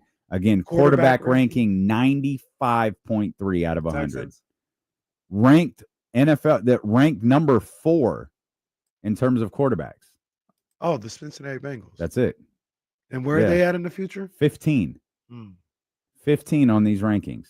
You don't even got to tell me. I know those Miami Dolphins are top 10 as well. Don't even got to tell me. Don't read it. I'm telling you, don't read it. I'm telling you, don't say anything. The Dallas Cowboys. Oh, I haven't seen this. Let me guess. I got them at like 22. Very good. The Dallas Cowboys. Jesse, you want to guess? Count it. It's not the number. Oh, let's see. Dallas Cowboys. I'll go at 22. I'll go 18. 18. It's actually 23. Bang. Count it. Count it. Count it towards what? New season of what? I must think Jerry's going to be around for a lot longer. Desperate. Let's see. Reason for hope. Dak Prescott is only 32. They say it like he's 25. They say that like he's 25. Dak is only 32? Yeah, that's what they said. They said he's only 32. Sir, that's not young in the NFL. It's a hell of a line right there. Dallas, I realize 23. they're not all Tom Brady. By the way, team number 24. Don't read it.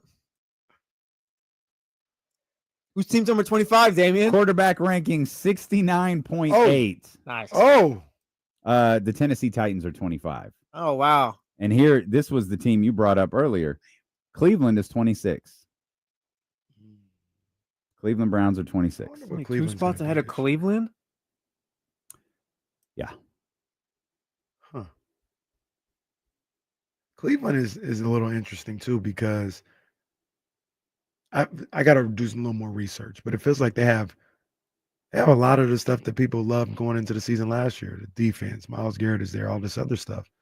But they're going to be one of the worst teams in football. What's their offense looking like? Yeah, offense leaves a lot to be desired. Shedeur is still 4th on the quarterback depth chart, by the way. Speaking of Shedeur, we're the only show in America that didn't talk about his weekend yesterday. So let's do that. And we'll do that as a bigger conversation of some preseason notes here as we talk a little more NFL. We'll talk to Jason Jones coming up in about 30 minutes as well. Let's deal with KC, brought to you by Sky River Casino on Sacramento Sports Leader, ESPN 1320. I'll get that bubble on the way back. Yeah, shout out Damian. Cleveland will be a 2-pack of ass this year. Mm-hmm. That offense is disgusting. Is that Baker or Price?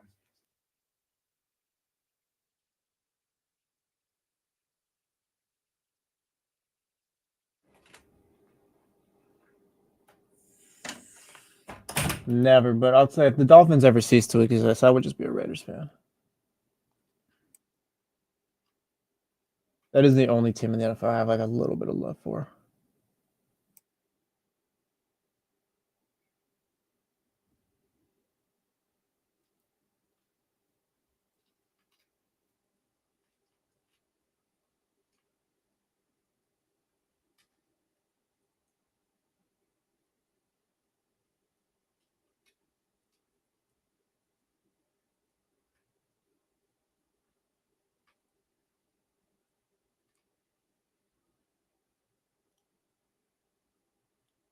Zabro, every time I like said something nice about the Bucks last year, they would just lose.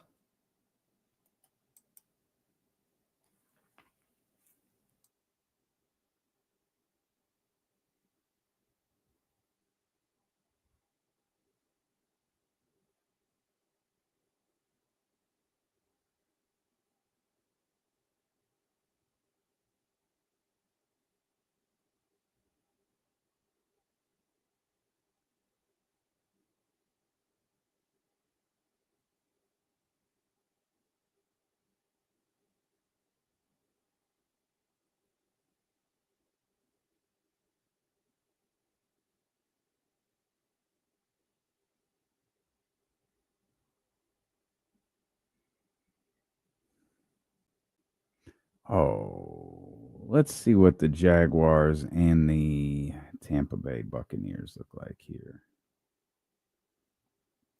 Here's the Jets, Falcons moving backwards, Colts, Cleveland, Tennessee, Miami, Dallas, Pittsburgh. We're at 21 with Seattle. 20 is Jacksonville, quarterback ranking of 79, 17th in the league. New England at 18. Chicago tied for 18. Arizona at 17. Who am I looking for? Tampa Bay, that's what I'm looking for. 14. Sabo, 14. I feel like Detroit can get past the coordinators there. I mean, Philly fired theirs and got to the Super Bowl, 2 new ones. Yeah. There's a bunch of good coordinators out there in the league. I was a Raider fan. I wanted to be a Raider fan. It just went poorly. Poorly. Kyle Madsen. How's that guy My man. doing here? Have a good one, bro. Kyle Madsen.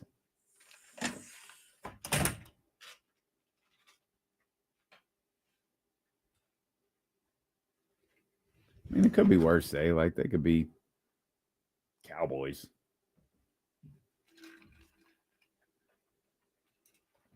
These projection types of lists are always fun to look at. It also gives you a little insight into how they feel. You know what I didn't think about? Roll up here, because I mentioned Philadelphia was number 1. They ranked it by, this is an ESPN article that ranked, like, it's basically NFL teams' future power rankings. Philadelphia had a score of 92.6. Their front office is like 97. That's it. Yeah, front office was massive. Weighted them way up. Coaching staff was 87. Quarterback was 87. Good for 8th in the NFL. So there's their thoughts on Jalen. Actually, let's get their all right, I think I see where this is going. Baltimore was number 2. Their quarterback ranking 96.8. NFL ranking 3. Here we are at Kansas City. Quarterback ranking 98.5, ranked number 1. And that's obviously going to be Josh Allen at number 2. There he is at 97.5. So they went Patrick Mahomes, Josh Allen, Lamar Jackson, separated by fractions of numbers here. But thought so highly of the Philadelphia Eagles front office, they threw them in front of those 3 teams. And they've done a great job, man. They've done a great job, and they've done a great job for an extended period of time at this point. You know, this team was in the Super Bowl 3 years ago, you know, and had one down finish to a season. Like they started off 10-1 or 10-0 or something like that, and then just fell apart. Was able to regroup and then get back to the Super Bowl, and win it this time. They've been in there like 3 times the last 8 years, 10 years at least. Yeah, I can't remember how long ago it was. New England. It's probably about 10 years ago now, but like 3 in the last 10. It's still able to do that. crazy. 2 different teams, coaching staffs. I mean, yeah, it just says more about that front office, I guess. Damn, the Eagles. I don't know if I'm ever gonna like them again. It's a good football team. I used to like Philadelphia. The tush push is getting more and more annoying. I used to be for it, but that. What's the problem with it? I don't know. It's just You're better. that's the Stop thing. it. You're right. But I Stop don't it. know. You know what I say. Yeah, it's a terrible take every time you say it. See, no, that's not a bad take. He's right think though. twice. So, okay, tell me how to do that. They usually when they do the tush Within the push, context of the rules, tell me how to do it. when they do the tush push, they have Devontae Smith or somebody like that, or maybe even Saquon off to the side. I'd bring in one of these linebackers, and I would light them up. I would light up Devontae Smith or Saquon or AJ Brown or something like that. And you might not have to you don't have to hurt them, but Smith, Brown, Barkley, somebody's gonna be like, all right, when we run this, they get a clean shot on me every time. I don't like that or think about that or put a blocker over here or something, but they gotta have to think about how they run that play. Tell me how that affects the play at all. You might not do it. You might stop. Like if you keep getting Devontae Smith lit up by this 250-pound linebacker, you might not do it. You might rethink doing it. It shouldn't just be, I would make it where it's not just, oh, no matter what, we're going to do this because nothing's going to happen. All we're going to do is just push forward. We get it. Nothing ever happens. If my 1 or 2 wide receiver keeps getting popped in the mouth every time we do this, I might think twice about it. Why wouldn't you just pull the wide receiver out to a wide receiver position? You can do that too. I'd light him up there too. I was thinking of more going towards the How are you quarterback. going to do that? He's on the field. You hit him. You attack him. You can't hit him within 5 yards of the line of scrimmage. You jam him at the line and you hit him in the mouth. Yeah, I don't think your strategy is going to work. The play takes what? Half a second? A second? When the ball snapped, I'm launching into this. You're getting a penalty. Why would I get a penalty? Because you can jam up, you can hands up, but you can't drill a wide receiver. I don't know. Unless I don't know why not. He's on the field. It's the play is snapped. You can't you can't put your hands on a wide receiver within 5 yards of the line of scrimmage. Yeah, I'm at the line. Everything is at the line. Everything is right there. And once they snap it, I'm like, what are you doing? Like you like Yeah. what is hitting this wide receiver mean? Like because there is unnecessary roughness. Like that could happen. Yeah, maybe so. I'm going to hit him. I'm going to get off the line almost like how a defensive lineman would do. I'm gonna come off that line. He's standing there in the backfield. I'm gonna hit him. I'm gonna lower the shoulder. I'm gonna hit him right in the chest. And sure, they may do it every time anyway. So you're talking about a wide receiver being lined up to block. Yeah, or those guys are just standing there. Like if you look at the formation, they're standing there not doing anything. Right. They're not going to be allowed to do that. It's going to get physical for them. I'm going to make it where it's physical for them. Okay. And we're just working through this live. Mm-hmm. I'm not involved in the play. What do we say? 5 yards away from the actual contact. Yeah. I'm standing 5 yards back from the line of scrimmage. Then you're never getting to me. Okay, well then that's also one. I won't hit you no more. I'll hit the next person that's closest. That's going to be somebody. You're not getting to anybody. At least that guy. You're not going to have anyone. the same tush push because there's going to be somebody that is going to be there not doing anything right there, and I'm going to hit them. And if you keep moving guys back, now the tush push ain't the same. I guess I just can't figure out what you're laying out. I can't see it. We'd have to put. We need to put action figures in front of us, and you pull up on the YouTube. See it, not on the screen necessarily, but I'll play a tush push play. And I'll show you the guy that's just standing there that I would light up. You're not going to be able to just stand there and do nothing no more. And if they're cool with that, cool. They can keep running the play all they want, and I can't stop the play. But your man's going to get hit every time you run. What's it called? All 22, right? Your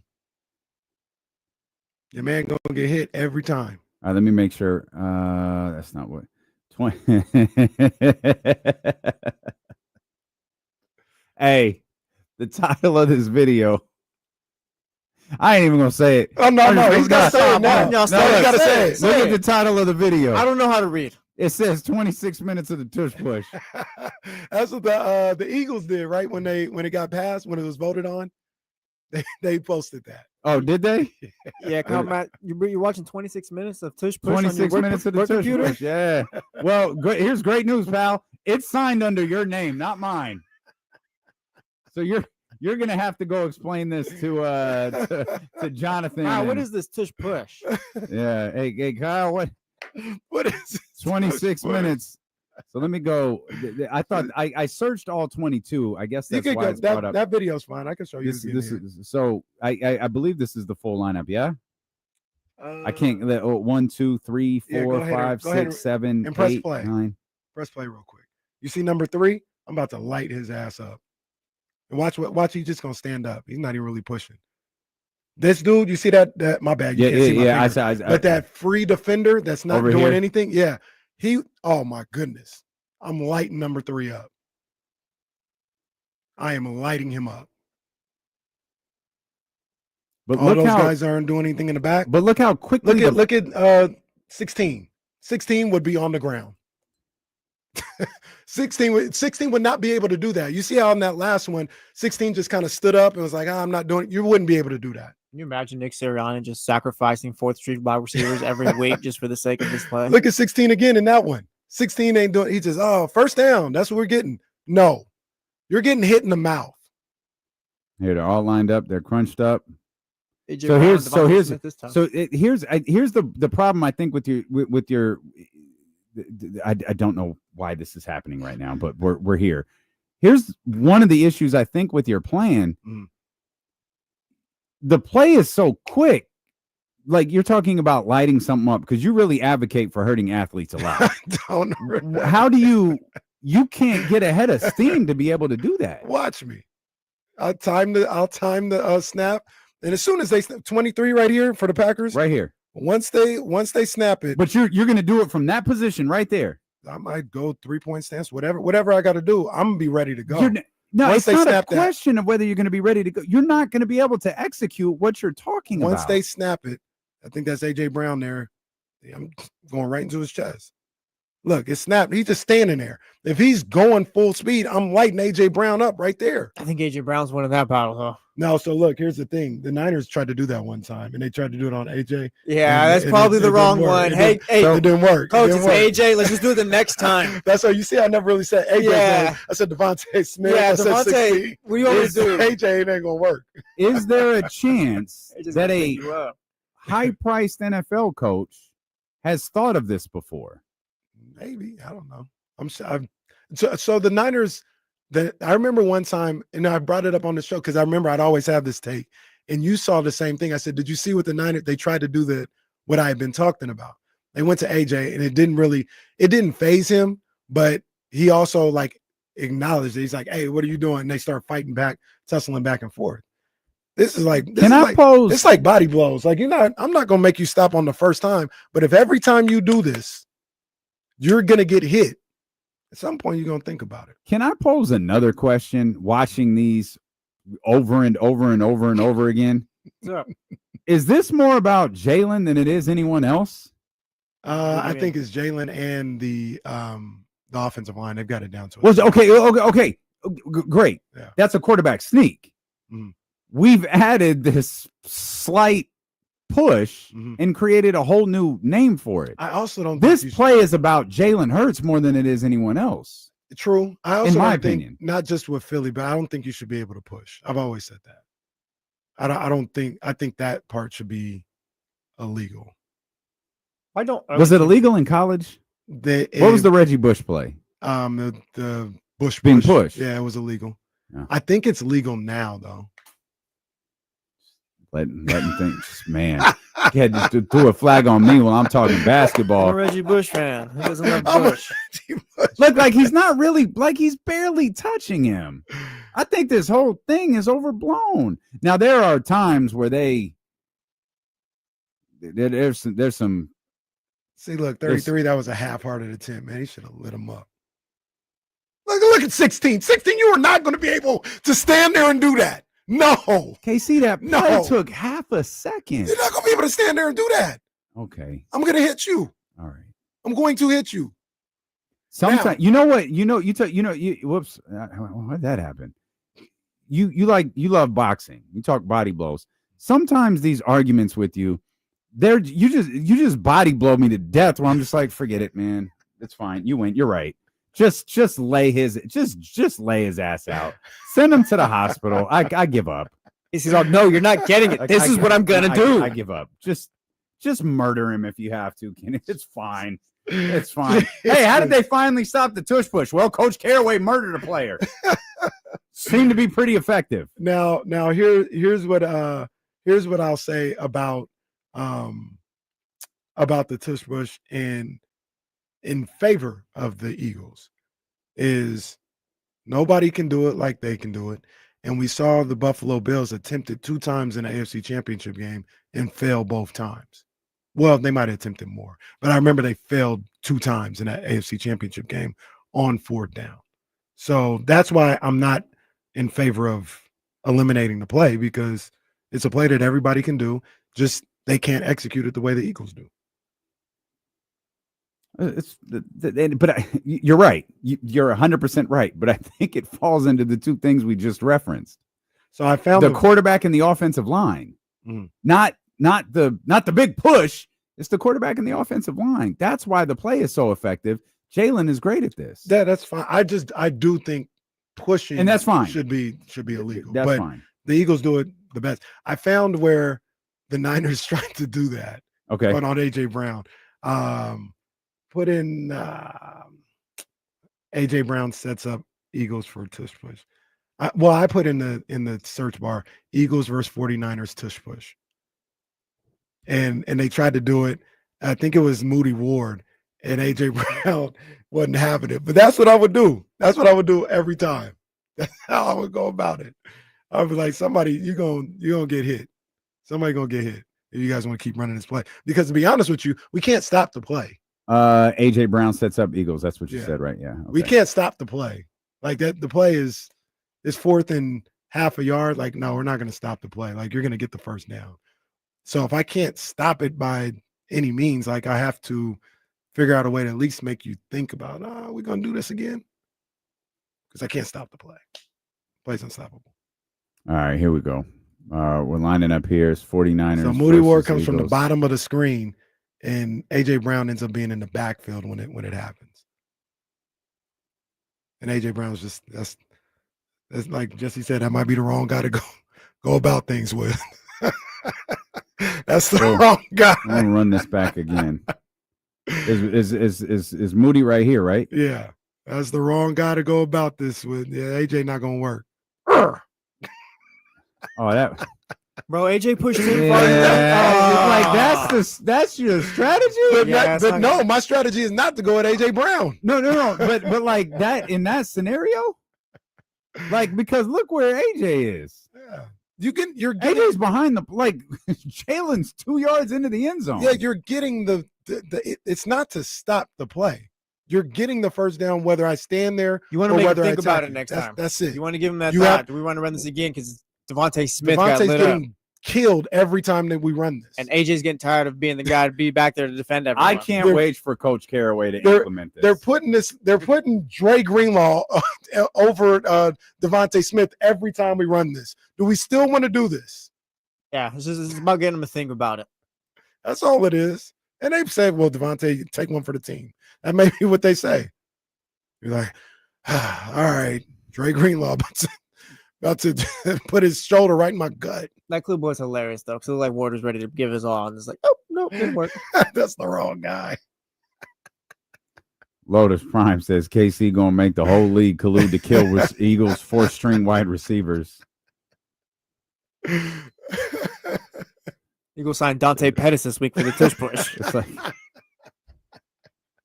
all right. Sorry, Dante Pettis. That'll be their role, to be the receiver on the Tush Push. They earned it. John Poles brings up a good point. What if they just put a lineman back there? Sure. Make them do something different. What they're doing right now is unstoppable. I'd rather so you've go got back to make them do something different. I'd rather, or at least attempt to. Can we just go back to Hakeem Olajuwon punching white people again? Well, we just go back to that. We found out Shedeur Sanders punched it into the end zone twice. And hey, there it is. Thank you for that. 14 of 23, 138 yards, 2 touchdowns in a game people question the authenticity behind. Whether Shedeur was truly getting an opportunity. I don't know what Shedeur felt going into that game, but he came out looking great. Did everything he needed to. He literally did everything he could have possibly done in that game, starting for the Cleveland Browns last Friday night. You mentioned right before the commercial break, he's still listed as the 4th-string receiver. I spent time with our Cleveland insider this weekend. Not an insider, just a fan. Listens to a ton of Cleveland radio, never listens to us. He good, means you probably never heard me talk about Cleveland. Thankfully. Right. Thankfully. He thinks they're keeping all 4 quarterbacks. Well, the way you do it is that Joe Flacco will start week 1. Pickett is the backup. Shedeur is the emergency third string quarterback. And then Dylan Gabriel is your practice squad guy. Yeah, I mean, I know we don't like it, but Kenny Pickett, like just based off of experience, he's going to be the backup. I mean, that's just I'm not saying you're wrong. I'm just no, saying it's the way the NFL stupid. works. Like, what are you doing with Kenny Pickett? Like, what are you doing with him? This guy's no good. He's no good. I'm not saying Shedeur is a world beater or even a starting quarterback or nothing like that. But we also aren't exactly sure. We haven't seen him in those situations. He can play in the NFL in a real game and stink it up. That's very possible. Mm-hmm. We don't know. Is this? I know who Kenny Pickett is. Mm-hmm. He's no good. Mm-hmm. What are we doing with him there? Bear with me here. Is this best for Shedeur though right now? You let him develop, learn, and all that, because like we can all agree Kenny Pickett is not great. Like eventually Joe Flacco is gonna miss some time. You say is it best being the 3rd? Yeah, because I don't think so. No, because I mean, like, what are you throwing Shedeur out there to throw to Jerry Jeudy? Because forward, like that Cleveland team's gonna lose a lot of games this year. That offense is horrible. But play behind Flacco. Like I think your practice reps are different. I think there are things that are different when you're the number 2 quarterback versus the emergency quarterback. And I will get a Joe Flacco joke off with no problem. But Joe Flacco has had a very fine NFL career. Oh yeah. If I wanted a player to mentor a young quarterback, and Joe Flacco, I'm sure understands that this state, this stop, that's what he is. Mm-hmm. He just happens to be a starter for this team because of what happened with Deshaun Watson and because of where the rest of that quarterback room is. If I truly believe Shedeur can be my quarterback, I want him at 2 because I want him as close to Joe Flacco as possible. I see that, but also, yeah, I figured Joe and him could still work together. Like even if he's third, the way I see it is just more so you let it happen more naturally rather than, like I said, you're throwing him out there week 6 with Jerry Jeudy, and now it's just tough for Shedeur. Sure. Rather than letting Kenny Pickett fail on his own. Now we're at the end of the season. Shedeur can start the last 3 games. They got a high draft pick, and you're looking at him more towards the next season rather than throwing him out there this year. Because, like I said, they're not going to win a lot of games. That offense is horrible. The other thing about it, and we're being nice about it, and I agree with everything that you said about Joe Flacco, but why is he on the team? Who? Joe Flacco. The stopgap. Yeah, like they put it's Go starting. Go sign Jameis Winston. You could have got Russell Wilson. Well, what's the difference? They're younger. That's not what you're looking for. I don't think though. it matters. I'd take Flacco over Like Winston. I don't know. Russ. I don't know that. Yeah, I think I'd take Flacco too, but I don't know that any of these guys are in different positions. Yeah, the Browns. Even Russell Wilson, who we told you years ago stunk. The Browns know Don't what listen this to is, this I man, think. people. I was the one. I don't think the Browns are trying to win.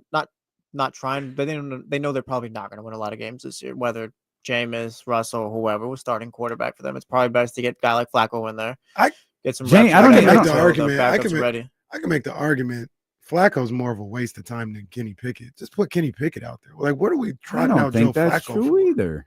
What are we trying Just to to He's a have mentor, a yeah. quarterback. That's all. If That's all that's it the is. case, then take the younger guy. Joe or Flacco's throw Gabriel. Joe out there. Flacco's a better quarterback than Kenny Pickett. Kenny Pickett's terrible. He is. He is not a good. Joe Flacco's not a terrible quarterback. He's not playing 17 games. My brother might not play 8. But like, and plus, if my route, they drafted 2 quarterbacks. Why Kenny Pickett is here, I'm not sure, but they drafted 2 quarterbacks. I don't want Jameis Winston as the guy close to them. I'm not sure I want Russell Wilson at this stage of his career because I don't think Russell Wilson knows yet. They're familiar with Flacco too. He was I'd rather 23. I'd rather have Flacco. Like, hey, help these guys along. Win as many games as you can. If you can't, it's whatever. Maybe he's just a good guy. I'm sure Maybe he he's is. just a great guy, and that's one of the reasons why you have him there. It's like Flacco is a great guy to have if your quarterback goes down and you need someone to play a game or 2 for you. Flacco playing 17 games to me is crazy. Flacco at 40 being my number one. There's other ways I could go. It's the state of the Cleveland Browns quarterback spot. But I'm not going to Jameis. If I'm drafting a young quarterback, I'm not bringing Jameis Winston in. Yeah. I'm not bringing Russell Wilson in either. What did Jameis do that was wrong? Jameis is not good. Jameis isn't very stinks. good. He's just not. Jameis buddy is healed. Jameis is maybe he's not even this good. He's Ryan Fitzpatrick. Like Jameis is gonna give you something that goes, oh man, that boy threw 3 darts today. And then the next game is gonna be he threw 3 darts to the other team. Like that, it was the Jameis Winston and Ryan Fitzpatrick were the same thing. You were just counting down to that game that was a complete disaster and the clock starting to them getting removed from the game. I don't necessarily think that's going to happen with Joe Flacco. Unfortunately, I think ultimately he's going to get hurt or he's just not going to be able to sustain a long season. Certainly not wishing anything bad upon him. I just don't think he's going to be able to sustain it. And then that's where what you do next will be interesting to follow. Because if it happens and this might have been the point Jesse was making, if it happens in week 3 or 4, yeah, Kenny Pickett's probably going to start for you. But if Joe Flacco doesn't go out till week 8 or 9, yeah, I'm having serious conversations about one of these other guys starting, one of these young guys starting. Because like you said, I don't need to see Kenny Pickett out there. He gets injured in week 3. I don't need to see one of my young quarterbacks get killed. I feel you. I mean, and it's not worth like a deep dive discussion, but too late. I think Joe is best for what that room right now compared to all the guys we've talked about. He's the best of what they can do. They've got that's what I mean. Like they've got $20 some odd million tied up in a quarterback that can't play. Yeah, and you're not starting Shedeur week 1 or anything like that, Gabriel. Like that's doing a disservice to them. And Kenny Pickett, like just let him do his thing and fall out. Can Shedeur Dak Prescott this job? No way. There's no chance he's starting week 1, I think. No chance. Okay. Tony asking Watson not on the roster. Got hurt that preseason, right? He did. Yeah. Okay. Then maybe that's if there's a scenario where someone gets hurt. Yeah, but if just he got hurt, but Dak went crazy, and Tony never got the job back. That's what I mean. I don't. Oh, and you know what the funny thing is? I think Kellen Moore got hurt. He broke his collarbone, maybe. No. Tony broke his collarbone. I think Kellen Moore maybe broke his ankle. Something took Kellen Moore out, and that's how Dak got in, and Dak went crazy. Like, if he gets that kind of opportunity, I think so. But if just everyone's healthy, yeah, Joe Flacco starting week 1. I think Kellen Moore was the one who got healthy, and they were like, nah. And then Tony got healthy, and they were like, nah. And they stuck with Dak. That Brown situation, That's a crazy situation. It's I don't terrible. understand it. It's I don't awful. understand how you can go into a draft where you had the number 1 pick and you finished last season with Joe Flacco as your quarterback and not get somebody that you consider to be a franchise quarterback. Or they had the number 2 They didn't have pick, the excuse number me. 1 They had the pick. number 2 pick. But Maybe not going there. Like Dylan Gabriel, Shedeur Sanders, where they drafted them, they don't look at them as franchise quarterbacks. Do we think that? I'd argue the 3 you're thinking about it. Do we think the NFL did their little machine thing against Shedeur though in the draft? Well, see, and that's the other thing. If you believe in the collusion, you were probably going Shedeur there and figured, well, the league asked us to not draft him here, so we're going to take this other guy and we'll figure it out later. And I stayed away from the collusion thing. I'm Cleveland, by the way, going on face value. I believe Cleveland was 5th. I have Cleveland as 5th in the draft. Is that wrong? I have Jacksonville at 2, who took Travis Hunter. Yeah, that sounds right. I have Cleveland at 5, and they took the defensive tackle. Yeah, I bring that up. They could have got one of the quarterbacks. That's what I was. If we're But taking what at face- quarterback? If we're taking at face value, then we're taking at face value. Then they just didn't believe in any of the quarterbacks. Well, yeah, in the what draft. quarterback did you want them to take? It was so that you have Jackson Dart at 25. Maybe they didn't see him as a franchise Well, you quarterback. stink it up this year, and you hope that Arch Manning is available next year when you have the number 1 pick. And that's the other part of this. Stinking it up for Cleveland is not a far-fetched thought. Yeah, like if you're all in on Arch, then yeah, like Joe Flacco get in here, Kenny Pickett get in here. We'll take a flyer on Shedeur Sanders and Dylan Gabriel late rounds and see maybe if that's something. But if not, we'll lose a bunch of games and boom, Arch. And Manning there's is our the plus quarterback. side to that. If we land on this Shedeur thing or the Gabriel, then maybe we don't win a ton of games, but we found a guy and we use a higher draft pick. Maybe it's not the number 1 if those guys play well, but we use a higher draft pick to protect him or for someone to throw to or run with him or If something. you're thinking of Arch Manning, I mean, then that's the guy, I guess. Let's break. This is fun, but let's break because Jason Jones joins us next here. So we'll go commercial free till the top of the hour when D'Lo and Casey return on Sacramento Sports Leader, ESPN 1320. Prize picks out the gate. Mm-hmm.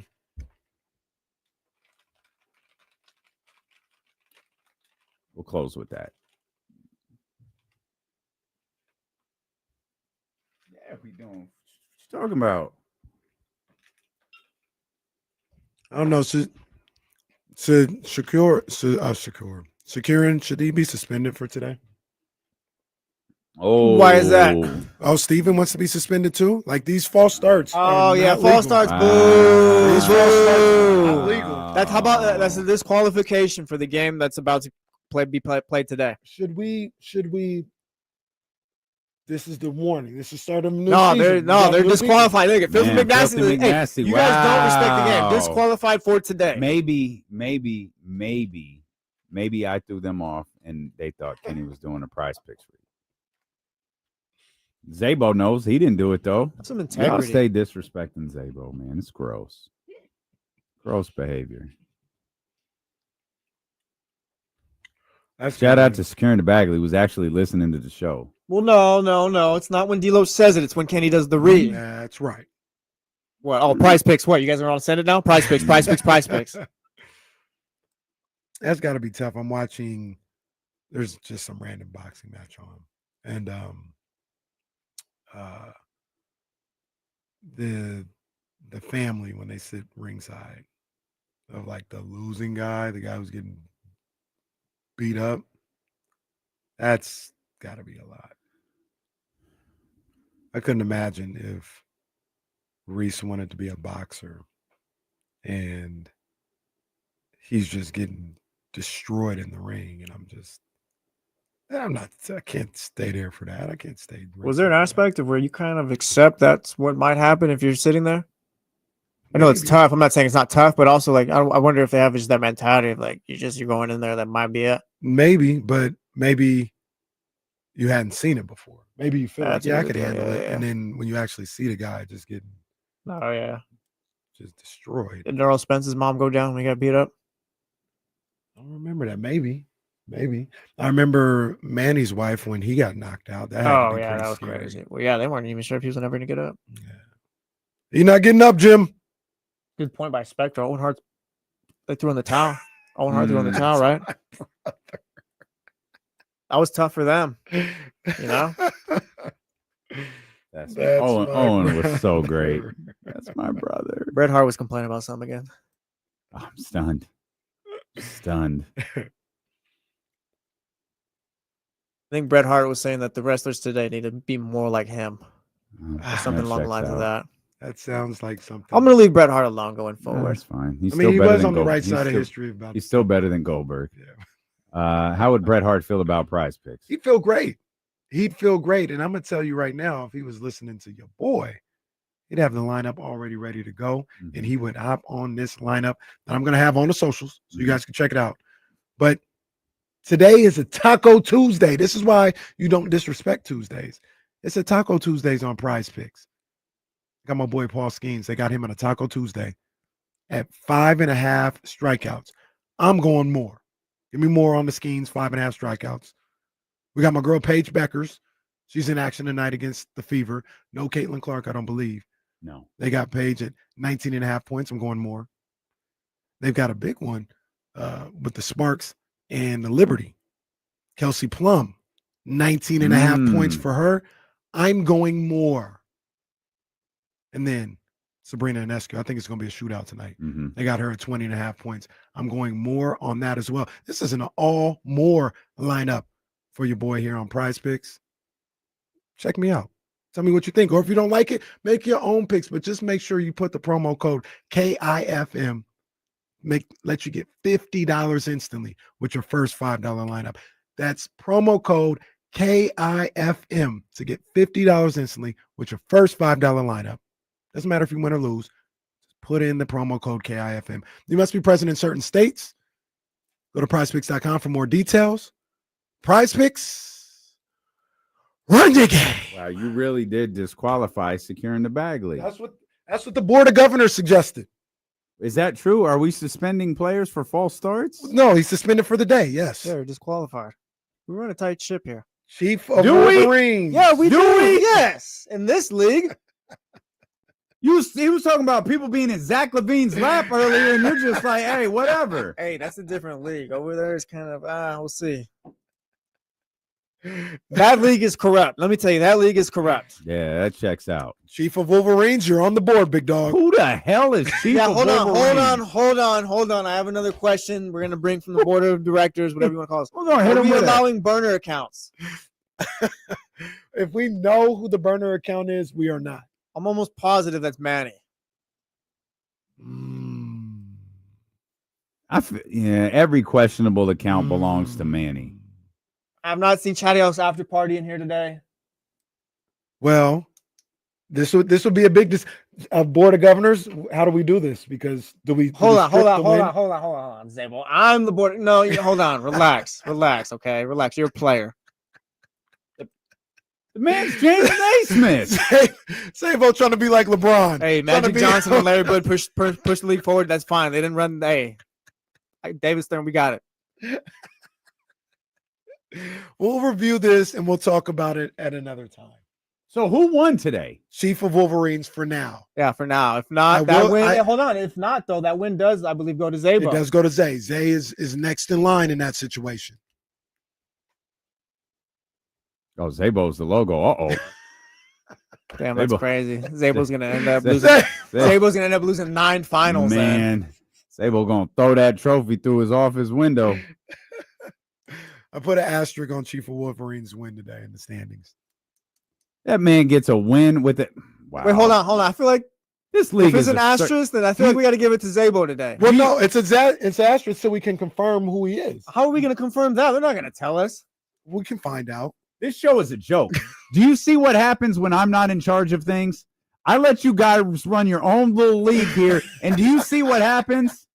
Well, we're conversating and going back and forth. This is how a league should run. You guys can't even decide on a day-to-day basis who wins this stupid-ass game that he created. It's a new season. Yeah, new season, new vibes, new rules. Look at Filthy McNasty try to get in there. Bro, you were already suspended today, sir. Don't try to hoodwink us. TCG tried to get a win. A little slow. It's embarrassing. Scooter's right. This league is a sham. It's absurd. We just signed a new media rights deal, so we're not going anywhere. Man, you're on the BET Plus app. I was You're talking. on all black everything. I like BET Plus, man. Let's go, You man. do Shout not out. subscribe to BET Plus. I don't, but I should. We all should, but we don't. I don't watch enough TV to subscribe to it, but I should. I was talking to Vanessa the other day about the sponsorship stuff, stuff percent sale. You know what funny is? Yeah, we play this game, Pocket Watchers. The season's like from here to here, but we could play it whenever if they want to buy it. It's fine. Yeah, we really good. We could be pocket watching the most randomest NBA player. But like trying to explain our stupid little games or whatever. It's like, no, we're serious though. Yeah. So we have this game. It's called Run Your Game. It's tied to Prize Picks, but Prize Picks doesn't have to be the sponsor. We could immediately launch into another sponsorship read after that. That one would be exclusive.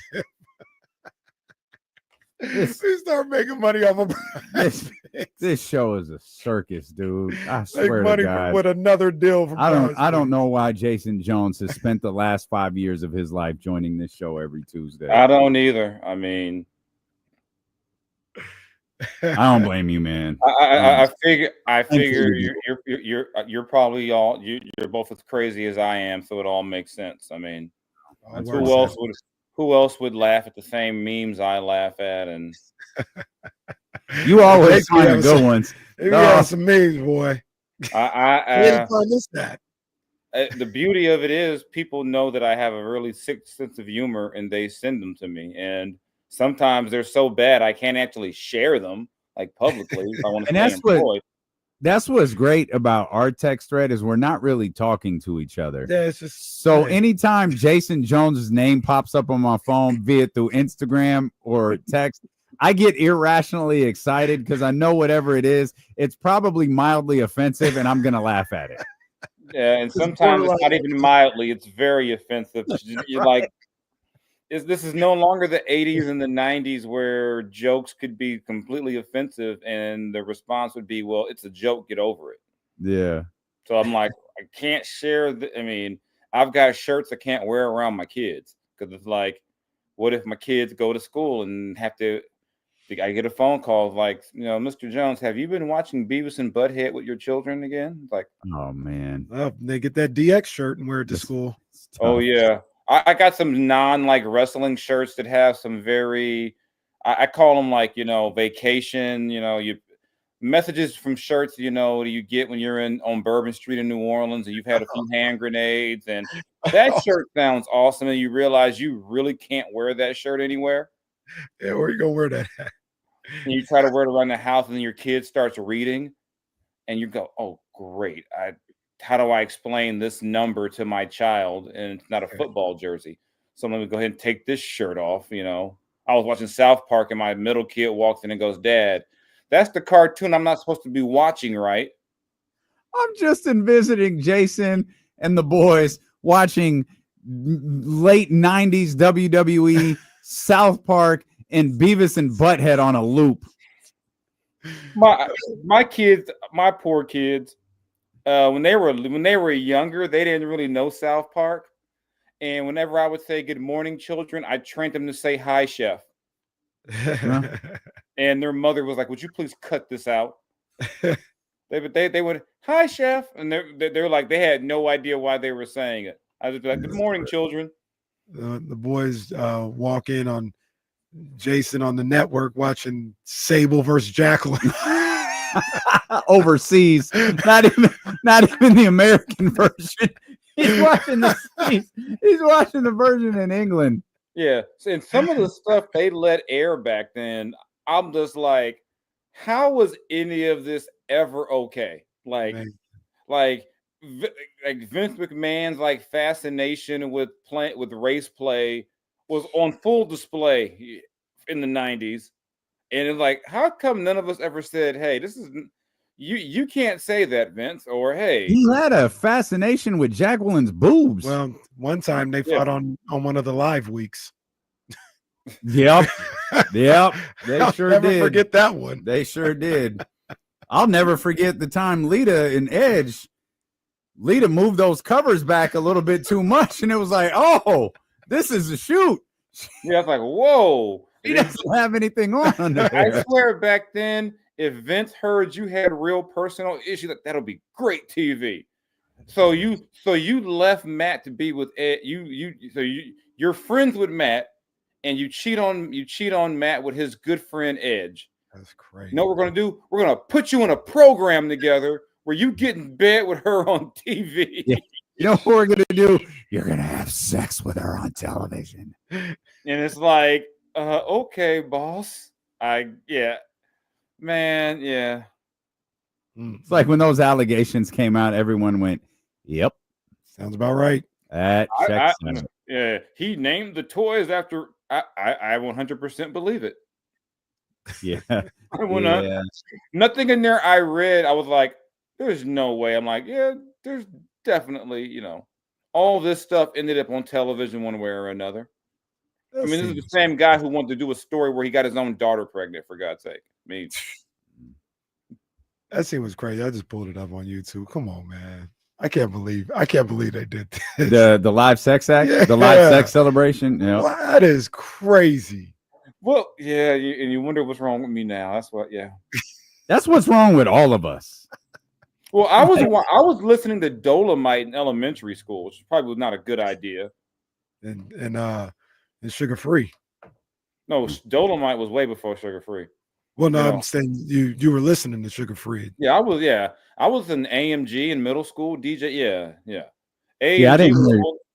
That was a whole nother experience to be like in 8th grade when that came out, and reciting the lyrics to girls, and they're like, "Oh my God, you guys are all disgusting." We didn't know anything about. There was no HR department in 8th grade and 7th grade. We just thought it was funny, and yeah. First time I heard Dolomite was Bebe's Kids, and no one would play it for me. I was like, "What is this?" Like, no, it's none of your business. When I was in high school, I wrote a paper based off of Dolomite. In where? In high school. It was for English class. We had to write some poetry type thing, and so I modeled mine after Dolomite. I wrote a Dolomite inspired poem. Does that poem still exist? I wish it might be at my mom's place, but yeah, I got an A, but it was very, it was as vulgar and as explicit as you could get for 10th grade. Oh my or God. 11th grade. It was called The Little Engine That Could. Okay. It was about a man who had met a young lady, and he was, and and the final line was, "It was time for the wood." He said, "I wish I could. I wish I could." And I got an A. I got an A, but my story was not allowed to be shown to the parents for open house. Didn't go up on back to school night, huh? Yeah, they sure did not. The thing was, I followed the assignment to a T. Yep. And she was like, "This is you followed the assignment. I just can't show this to parents because how do I explain to the parents that this is one of the best submissions and it's basically some type of Dolomite Richard Pryor take from a 14-year-old?" I really wasted my true gifts in life. That's what I should be doing. I should be writing for some crazy terrible. I should be writing for just an off-color sketch show. Who cares about culture? Let's make off-color jokes and be immature in our 40s. Mine was Def Comedy Jam when I was 14, 15, 16. That's when Martin was hosting. Kid Capri was still up there. Some classics. First time I saw Bernie Mac. Right. Yeah. Yeah, I mean, I was that early to mid 90s range really probably did some irreparable damage to the youth of America. I mean, that's when I learned about ECW. Oh. And I was like, "Oh my God, this is like wrestling, but it's like porn and everything mixed into one." I was like, "Oh my God." They're stripping people's clothes off. There's blood. I would wait up till 2 a.m. to watch ECW. I was never a big ECW guy. I wasn't either. It was I don't even know that we had it in Sacramento. I could never find it. I saw it later. I would get tapes of it. Once I figured out the internet and tape trading and tape buying, that's where I really started to sell it. The Dreamer Raven, they used to beat the hell out of the women in that. Yeah, it was there was no. And they would just do unseemly things to the women. This is part of the show. that match with, was it Francine and Bill Alfonso? Where Bill Alfonso just looks like he's about to bleed to death. And they just beat the crap out of each other for like 10 minutes. Yeah, they had, talk about crazy storylines. The one where Sandman and his son is like, his son says, "I hate you, Dad. I now believe in Raven." Oh gosh. Oh, that was so great. That was so great. Have you heard Kurt Angle's story about ECW? They sent him there like already, and they had a crucifixion angle that night. And Kurt said, "I will never come back here." Yeah, he said, "Get me out of here." Yeah, the first wrestling company Kurt Angle was with was ECW, and he said, "If you show my face or say my name, I'm going to sue the out of you." He was like, "Ain't no way." I went from the Olympics to crucifixions. That's crazy. I had never heard about that. But there's some, you know. And then they had the greatest promo of all time with New Jack. Well, all right, New Jack. All right, man. That's a top 3 promo of all time. I watch that sometime in my spare time just for the hell of it. That's a wild boy right there. R.I.P. New Jack. He's wild for that one. Yeah. What'd you think of Shedeur on Friday? Do you think Shedeur has any traction to be the Cleveland Browns quarterback or to move up in the Cleveland quarterback depth chart, or is this just all preseason stuff that's not of consequence? I think it's a mix. I don't know if he'll be a starter. I think, I mean, a lot. The way the preseason is used is so different now. You know, years ago, that first game was for your number 2, or you get your starters in real quick and get, you know, it didn't seem like the plan was ever to get, quote, Shedeur ready to play. But I don't know what the hell Cleveland's doing. You brought in a guy who's almost the same age as me. You got a guy in Pickett who has never been good anywhere. You might as well play, and you got a guy who's just a freak who stays hurt. So it's like, just let the young guys play. I don't see any reason why Shedeur should not be playing a lot. And if Dylan Gabriel's helped, just play the young guys. And I think I don't want to hint. People are like, well, it's just one game. I'm like, I'm old enough to remember that Russell Wilson was just a game, and then it became another game, and then before you knew it, you know, that quarterback they had was on his way to Oakland, and Russell Wilson was the starter. So I think you definitely got to take it seriously.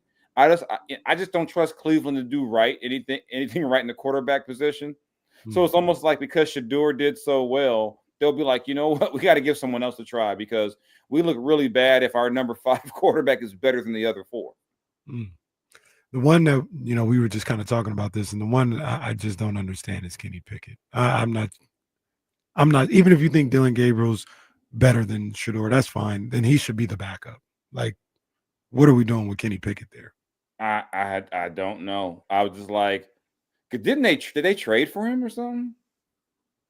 I can't remember if they traded for him or I just. Don't care how I just don't understand. It's like, so really, this is really like part of your big scheme of things, Kenny Pickett. I don't know. I mean, like you said, it's Cleveland. So Cleveland and the quarterback, I don't trust, you know. And when I remember people were talking about, you know, he should be, you know, happy to, you know, just get drafted. I said that's true, but Cleveland is not exactly where any quarterback would want to go. But I mean, if he can survive and end up thriving in Cleveland somehow, there's going to be some GMs who paid a price for this. There are going to be some GMs because I mean, everybody passed on him 2, 3, 4 times, 5 times. Yeah. You covered the NFL for years. Is there anything that you were able to get out of preseason football? Like watching it, seeing these guys in camp, and like this is something that you could tell when you watch them in a live game setting, or was it? Some people think it's worse than not worse, but it's the joint practices are better for evaluation than the preseason games. I think probably. I mean, what made preseason tough to evaluate, and sometimes is that the game plans are so vanilla. They keep them so vanilla on purpose. There's like, okay, you're basically running against a basic defense and you're running a real basic offense. I mean, I think the things I used to try to take would be, say, if you got a younger player, like a rookie, how he adjusts to the speed of the game. Because even the speed of NFL practice would be different from a college practice generally. You're going against bigger, stronger, faster people. So you watch for that. I think a lot of times this media folks get caught up in the wrong thing. They'll be like, oh, that guy dominated in the one-on-one drill. Football is not a one-on-one game. So I don't care if a guy won his pass rush drill. And a lot of those, and things, a lot of times the practice drills really favor the defense. Like if you're doing a pass rush drill, it's much easier to pass rush when you're pass rushing, and you can kind of set things up. I think if you're talking about a quarterback, you can take how he reads progression. You can take some things from it. I think it probably means more than, say, NBA preseason. Just because, because in terms of tackling, most teams don't tackle anymore. And so that's the only time you get to tackle before the regular season. You'll get yelled at and thrown out of practice in some teams if you take a guy to the ground in practice. So when I watched the first part of the Raider game, I'm like, yeah, they haven't tackled at all. This looks terrible. I'm like, just terrible angles. Because a lot of times in practice, on those running plays, a running back will, they'll just run to a point and just stop. They don't actually finish the play. So I think you eventually, and usually by that third game is where you want to get everybody out there, kind of get a good work in, and then you play all the guys you're going to cut, the fourth game. What'd you see in your Raiders this past weekend? I mean, it's hard to see anything. Like Geno played a series, everyone was killing Genty. Like, oh, he only had one rush on three, one with a -1 on 3 carries. I mean, I'm pretty sure that in a real game, he's going to kick the ball more than 3 times. So there were times. I mean, on one of the runs, I saw him. I said, you see the vision and the cut. Guy just completely missed a block. So you get a -3 on that alone. But that receiver from Tennessee. I like You see how the numbers jump out, but I still think they're going to need some help on that D line. I think with whatever reason Wilkins got cut, the fact is that's still the most talented D tackle you've had since Richard Seymour, maybe. You still need some help there. I still want to see how this secondary looks. I mean, I was kind of surprised they traded Bennett, for a kind of a journeyman type D tackle. So I still want to see how it all looks together. I think Geno is going to be an upgrade just because he's not what they had last year. I mean, that was one of the worst QB rooms I've ever seen for an NFL team. So I think that and Chip Kelly and all that, offensively they'll be better. I don't mind Chip as a coordinator. I think they're going to run the ball. I mean, hey, that's a great he was a great 49er coach, wasn't he? Yeah, because Penny's favorite. Yeah, he was the one that got fired so we can go get Kyle. That's why he was great. Man, Chip, is he the last coach before Kyle? Yeah. Chip is, I feel like the game has caught up and passed Chip Kelly. But that's the one thing that I don't usually really talk about coaches one way or the other in football. But I do not like, particularly Ashton Genty with Chip Kelly. I don't want him to mess up Genty. They always talk about changing his stance and all this other stuff. I think the game has passed Chip Kelly by. Yeah, the stance thing didn't bother me. I was like, most coaches aren't going to let you just stand straight up like that, at the NFL level. They're not going to go for it. What I wonder about with the offense is just that one of the things, the good Chip Kelly teams always had a great offensive line. I don't know if this offensive line is going to be great. And if you can't run the ball consistently in a Chip Kelly offense, it's going to be problems because they don't have a star. Their best receiver is their tight end. So Myers, Myers is decent, but they don't have that that dominant X receiver. So tight end would be their best football player, period. Yeah, so I think I wonder but then again, I had to watch Luke Getsy last year running offense, so I probably could have done a better job if I was calling Madden plays than that they were doing last year. So it's like a lot of the Raiders' improvement is just by default because it can't be any worse than it was last year. You can't have probably worse decision making at times from the head coach. You can't have worse play calling on offense. Definitely, I trust Patrick Graham running the defense, even if he's lost some guys. But yeah, I think I'm intrigued by Jamal Adams as a linebacker. That was interesting to see. Yeah, I think I mean, his critics would probably argue that he should have been a linebacker years ago. So it's intriguing, but I'm cautiously optimistic about them. Also know they play in probably, if not the top 2 or 3 toughest divisions in football. And it's tough. They're loving the Broncos this year. Yeah, which probably means they're going to win 6 games because usually there's the one team everyone falls in love with. Like I saw Bo Nix as like a top 8 fantasy quarterback. I'm like, I said, I think they're kind of loving him a little. I mean, mind you, I'm no Niner fan. They have Bo Nix ahead of Brock Purdy. Come on, man. And I'm like, this is what we're doing now. I said, okay, that might be setting up my man Bo Nix for a setback, I think part of that is they love Sean Payton so damn much. Yeah, Sean Payton can do, Sean Payton's an example of a guy, he won that ring and then he could do no wrong ever again. Ever again. It's like they talk about Belichick without Brady. What is Sean, Payton won without Drew Brees? So far, nothing. Yeah, so I said, but they love to pick the people they like, they don't like, and they roll with that. So, I keep on calling them San Diego. Well, the team that plays down in Southern California loses their starting tackle, so that can't be good. I think I wonder if Justin Herbert can actually become the player that I read that he is. I mean, from everything I read about Justin Herbert, it's like Joe Burrow and those guys, Lamar and Justin's right there, but I don't see that on the field. So maybe he'll become that guy. So it's a tough division, and Patrick Mahomes is evil and he's Satan. So no matter what happens, somehow they'll win 13 games, because him and Andy Reid made that deal, many years ago. There will be a South Park episode about the deal they made with the devil.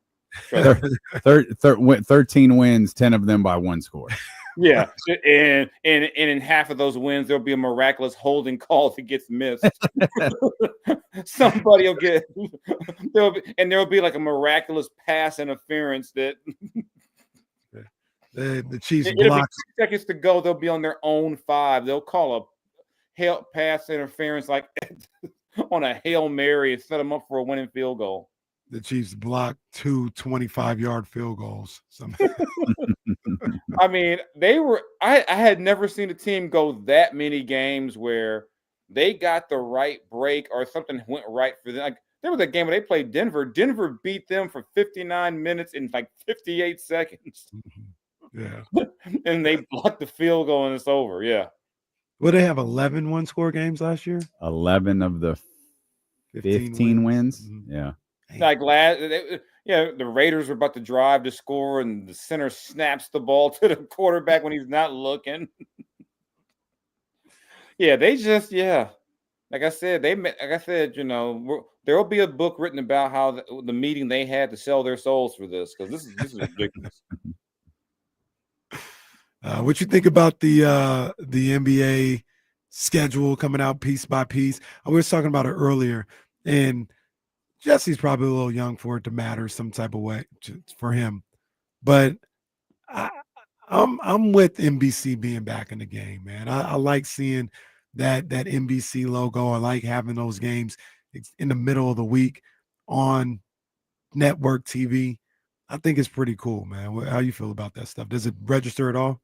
I mean, I'm gonna watch the games no matter where they are, so it's not I don't have like a fixation either way. You know, I think if they're going to be on network TV, that's not a bad thing. I think anyway, if we can get games off of ESPN, the better. More games off of ESPN, the better. Oh, I know ESPN's logos down there, but I'm just saying. They all different ESPN. I mean, ESPN's coverage of the NBA does very little for me. Mm-hmm. I mean, I know they get on. You mean you don't like ESPN, Time Warner, Sportsnet? I mean, because it's just all Lakers all the time. You don't like that? Oh, stop it! Are you mad because the Kings got Christmas off again? Is this what this is about? You mad that the world doesn't want to see Devin Carter and Zach LaVine take on the Warriors on Christmas? NBC does, pal. In all fairness, we don't want to see that. Yeah, I mean, but the thing is, I'll have the league. I would get the league. I'm going to see the Lakers no matter what. I'm going to watch the Lakers. For me, when I watch, say, the ESPN coverage, some of it, I'm just like, I don't care about this stuff. I just don't care. Like it's like it's like they like rank the teams post like free agency. How are the Warriors ranked higher than the Lakers and another team? The Warriors did absolutely nothing. Nothing. I'm I said, just throw the whole list away. Why do we even care about this list? Like, who looks at the Warriors and say they got better? Well, some of your people gave them an incomplete grade. Yeah, that was the athletic one. They got an incomplete. That's why I'm glad I'm out of the beat writing business and all that stuff. Because sometimes people got to write stuff to make sure they don't make certain people mad. I don't care anymore. Whatever. You'd have to write about the schedule release today. Yeah, I do not miss. See, for me, the NBA schedule release is so anticlimactic because it's like, well, you're going to play 82 games. They're all going to be indoors. You're not going to miss a game. Weather's not going to impact how the Kings do against Milwaukee because it was cold and they there was ice on the floor. It's not like and like the schedule's the schedule. And you get to see what the Christmas games are, the MLK Day games are. But I mean, the schedule was probably my least favorite story. Because it was like 10 games to watch. I don't know. What if that one game I picked ends up being a load management day? It's like, who knows? 10 games that'll be pivotal for the season. It's August. We don't know if any of this stuff matters yet. What if 3 of the 10 games I picked, De'Aaron Fox is gone for the last 3? What if I say circle this one, Kings and Spurs, and then De'Aaron doesn't play? Or he's traded. I still think that would have been the funniest thing if De'Aaron was like, "Oh, I'm not going to play that game," and the first game would have been the one this year. I'm out for the season. I'm getting hand surgery. I do respect their pettiness, having KD in Oklahoma City for ring night. That's a little spicy. That was. I respect spicy. I respect that. I like that. I mean, who are the Lakers playing on Christmas? Is it Dallas or the Warriors? Dallas. No, the Rockets. The Rockets. KD and LeBron. Okay, it's the Rockets. That's right, KD and LeBron. That's right. Yeah, that's okay, I guess. I mean, I think that's got to be Dallas. It's Steph and Bron opening night, right? Yeah. They haven't played. KD and LeBron haven't played against each other in a long time on Christmas. Yeah, they haven't played against each other that many times. Period. Since like 2019 or whatever it was when KD got hurt. It's like he's barely played against them. That's why it was such a big deal when they finally played against each other when he was in Phoenix. It was like it had been years. So, but yeah, I mean, they're going to lean into some of I mean, you got to have some fun with the drama though. You got to have. I mean, some of it won't work because there's no Tyrese for a New York game. Yeah. So I mean, they clearly don't care about Milwaukee anymore. I think Indiana would have had that Cleveland spot on Christmas Day against. Oh yeah. You would have to do that, So but the thing is too is I know the way the media folks are. Yeah, it's cool to have a Christmas game, but it's also not, especially if you're the road writer. I never had to worry about that, obviously, but what would always happen would be the Kings would play the Lakers or the Clippers the day after Christmas. Yeah, so right. I would like be at the airport Christmas night, or I was next, or they would always be like playing the day after Thanksgiving.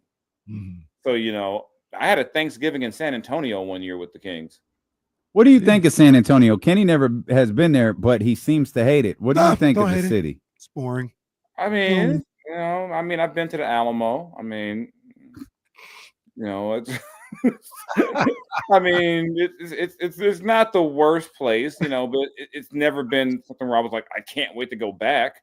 I've been to the Alamo. Is hilarious. No, my first time in San Antonio, Paul Westphal is the coach. I'm like, well, coach, what do I do in San Antonio? He goes, go to the Alamo. I'm like, what? Like, for real? So I went to the Alamo. And the Alamo it's like 10 minutes. Like you walk in, it's like just right by the mall. Just like I went to the Alamo, and it's like, all right. Yeah, like, I'm thinking. What do I do now? Like, I'm like, what is I'm thinking this? this big grand thing. I'm like, this is it. I'm like, okay. I'm here. I like went and got some Mexican food. Went by one of the little shops and bought me a little luchador mask. But got to do that. But yeah. My Thanksgiving in San Antonio, I had some nachos for Thanksgiving dinner. Oh, that was. And then our good friend Pete Youngman was mad that I didn't hit him up. He was like, we would let you come eat dinner with us. I was like, I didn't even think about it. So I like just watched. I think I watched football that day. I think the Niners were playing. Were the Niners playing the Ravens that year? I don't remember. So I think I watched football, ate nachos. Yeah, it was a real. It was one of those nights where you go, damn, why do I do this for a living? Like, why am I? And those are the moments where the job gets weird. It's not like the finals. It's when you realize like all your friends are hanging out on Friday night and you're watching your team play the Charlotte Hornets. You're like, no one cares about this game, including the players on the court. Like they all want to go home. Both GMs want to lose. So it's like, why am I here? Yes, but well, I've asked myself that every Tuesday because this show has been on the air 5 years this weekend, and you've been here for all 5 of them. My man, we appreciate you. Sir. Hey, Yes, I had to do something, since the podcast thing wasn't working out. No, I don't. Yeah, the free podcast. Yeah. Well, free for some people. You ever fill out a time card that you wasn't going to get used? That's wild. You ever apply for a job? Yeah. You ever apply for a job and then never get hired and never get paid? You ever apply for a job, work it, turn in your time card, and then not get paid? No. And then be like, oh man, we didn't tell you. I thought you knew. There were probably so many employment laws broken in that. I've only been asking for a check for 3 months. Yeah, like messed up my kid's Christmas, man. I swear. If Jason Jones wanted to, he could own a portion of this. He probably could. He could. Yeah, but that company, I believe, doesn't have nothing to give me at this point. So nah, we're good. It is what it is. I'll make it up on some other way. That's what we'll do. I have to accept it like in free alcohol, Well, I'm saying that's what we'll do. We'll make it up in Baker Family Wines here, man. I'm a wine drink. Oh, $7.55. We got you. Yeah, we got you. Yeah, $7.55. The Hammer and Hang special. We got you. I mess with Dusty. There it is. Yeah, that's the homie. That is fine payment. Yeah, I go. Hey, say what's up with Dusty and everything. All right, well, consider it done, Jay. We got you. Shout out to Dusty Baker. Yes, we appreciate you, my man. Right. Thank you. All right, take care, y'all. Yes, sir. Jason Jones right there. I told you he had love for Dusty Baker. Right. He had no problem repping Dusty. He managed his Dodgers just as he did the Giants and made it all the way to the Hall of Fame. And now he's putting all of that into the small lot wines that are crafted right here in West Sacramento. As Jay pointed out, I'm holding this 7055 Cabernet right here, one of our favorites. You can join Dusty's Clubhouse over at bakerfamilywines.com. Dusty's Clubhouse is essentially the wine club. Join it. Jason Jones is a wine guy. Casey's becoming a wine guy. I'm a wine guy. Right. Y'all do the same. Dusty's Clubhouse over at bakerfamilywines.com for exclusive releases, tasting room specials. You might even get the tip on when Dusty Baker is going to show up in the tasting room. Oh, no. Hang out, take pictures, and drink wine with the Hall of Famer. That's bakerfamilywines.com. As always, we appreciate you for being with us. We will see you tomorrow. Kaminga Watch. Hey. I don't think we pressed that button all day. Yeah. At 10 a.m. on Sacramento Sports Leader ESPN 1320. Vamos to the Tush Push. Not really.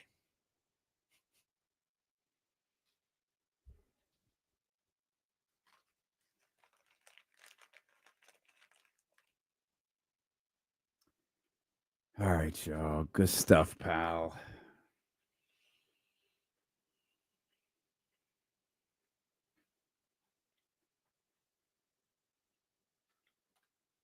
Man, we got a lot of shit to do. We got to go. We will see y'all tomorrow. Yep. Run your game. Oh, you want to get suspended, pal? We'll see y'all tomorrow.